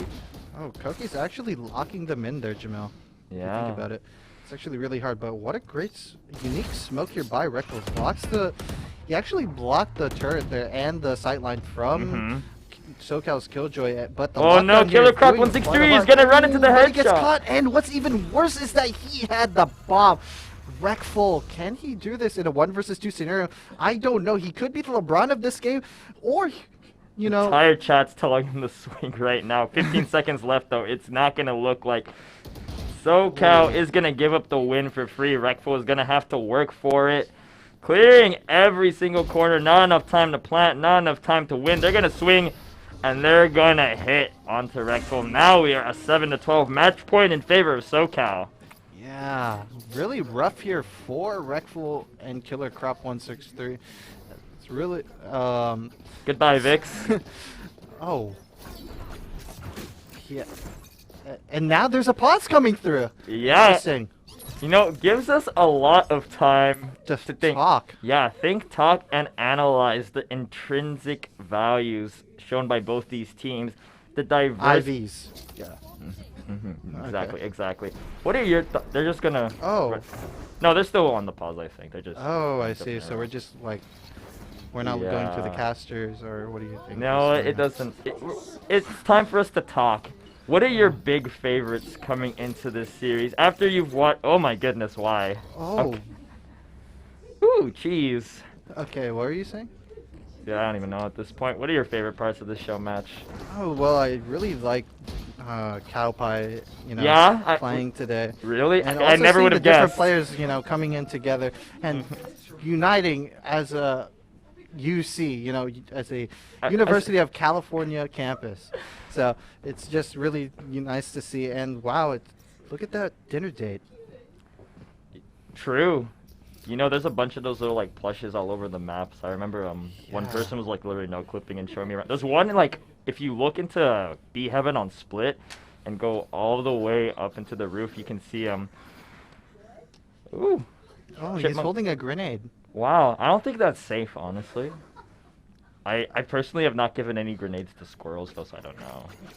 Yeah, oh, it seems like both players are ready. The pause time is off. Jamel, what do you think the result is? Do you think the round will, or do you think the game will end, or NorCal will come back? I think SoCal's gonna just win, but you know, that's just me. You know, to give us a little suspense, play devil's advocate, I think NorCal is gonna make the miracle run and then lose it in overtime. But we'll see. Wow. I That's a changed quick my kill. vote. It's over right now. Okay. No, okay, actually, no, Suits, we got so many kills just off screen. I feel bad for them. They like pick up random kills, and only to when we finally look at them, they die. Must 1975. Oh, Must Oh, and 1975 and Helix. Another kill from Must 1975, but the bomb is being planted on B bomb site. Two members of SoCal are still alive, Najin and Cowpie863. Dude, that's a really nice flank from Wreckful. I think Wreckful actually will get the timing here, Jamel. Oh, yeah. Oh, but Cowpie smelled it. Cowpie, honestly, I don't think you said Cowpie enough. He has been such a pivotal factor in all of these games. And for you to just ignore him throughout the entire series, I think is really rude. Look at him! Ooh. The highlights, the kills! The Hunter's he Fury knows, here he is knows. for the entire match But he right misses. here! He whips every single one that Raiders to Oh, point but B. now he's in a 1v1, Jamel. Do you think Cowpie can do this? He has the movement. He has the Ruin Dagger in his hand, but the time on the bomb is running out. He hits the top, but he's all about the kill, the headshot, and he doesn't even get that. A clutch from Helix to keep NorCal alive in the show match. Yeah, that was an MSI clutch there for Helix. He needed that round to keep it in the game. A lot of the eyes have been on the Jet, but Helix has something to say about that. I think this is the round where he starts to come alive. Yeah, hopefully, you know, you kind of needed to step it up. Especially, you know, especially if you're Fair. 8-12 here. It's quite a tall task. Hey, I'd rather go 0 for 30 than 0 for 9, because 0 for 9 means you stop shooting. So at the end of the day, as long as he keeps trying, looking for it, can you really fault him? As long as you don't die to this one way. You know, that's like the one language I speak, and that's just facts right there. Well, Such Baby here going for the Astro Wall. Jamel, what do you think is going to happen here? We see Reklo is about to entry. I think they're going to run in and play it like a pug like they do every round. Palpine picks up the kill on the Rek. Wait, what the heck? 2 kills coming up from Koki, though, to spice things up, getting shut down by the opposite Astra on the enemy team. No more lockdown. It's just a wall. Oh, this peek onto Vix is going to pay off. Killer Crop to 163, picking up the kill onto Najin as well. And now we are in a 1v2. Can Chozo make it happen? One edge. Ooh. And this is where it gets interesting here. You're going to have to... But it's Killer Crop 163. Oh, Killer Crop gets the info as well. It's just a matter of who wants to swing first. Bomb is on the opposite side. He's running for it! Chozo shuts down the run and gun Spectre to take it home for SoCal. Yeah, sometimes the run and gun doesn't work in your favor, and that's just that means you're just not lucky. Never lucky for me, it feels like, but worked out for them. SoCal are going to be taking home the All-Star match, but we still have to talk about who our All-Star MVP will be for this game. Ago, you had a very, very in-depth analysis throughout the entire match. What are your thoughts? Who do you think had the most impact, in your unbiased opinion, as UCI Valorant team manager? Whew! Oh, man, that's going to be a tall order, Jamel. But for me, in terms of the NorCal side, for me, it'd be Rekful. He was the LeBron. He dropped, 34 kills. That's amazing. I've never seen that many unless it was a ranked game. But, for me, it would be for SoCal because, even though we shouldn't be biased there, for me, I think Vix, especially, I played versus him. He's a really good player. He had really crisp aim, right? Basically Scream, and that's my MVP. Definitely. I see a lot of your reasoning there. Vix was just able to take an ace single-handedly. Very, very deadly with the Vandal, very precise with their aim.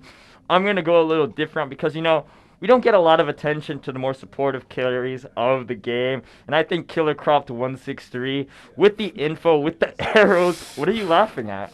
Do you have any comments? Oh, no, I just thought the way you said Killer Crop 163 was hilarious. But, well, let's continue your reasoning.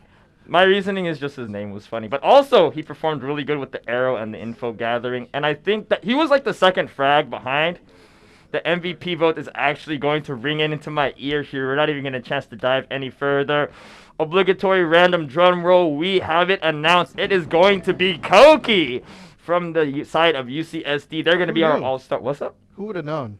Dude, I wouldn't have known, honestly. But obviously, chat feels they contributed. They were carrying the team on their back, and I can get behind that. That is going to close us out, though. Day 3, it's been one long ride. I am so happy for everyone that has joined us over this 3-day weekend. We have our little thank you graphic. There's so many people to thank. I'm not going to read all of that, but they are all super important. Thank you to MSI for providing us those laptops given the MVPs. Thank you to Corsair Peripherals. And obviously, thank you to Xfinity presenting this all. I'm Jamel Aspin Hopkins, joined by Andre Ago Go, and we'll see you next time. Thank you for joining us throughout this wonderful weekend.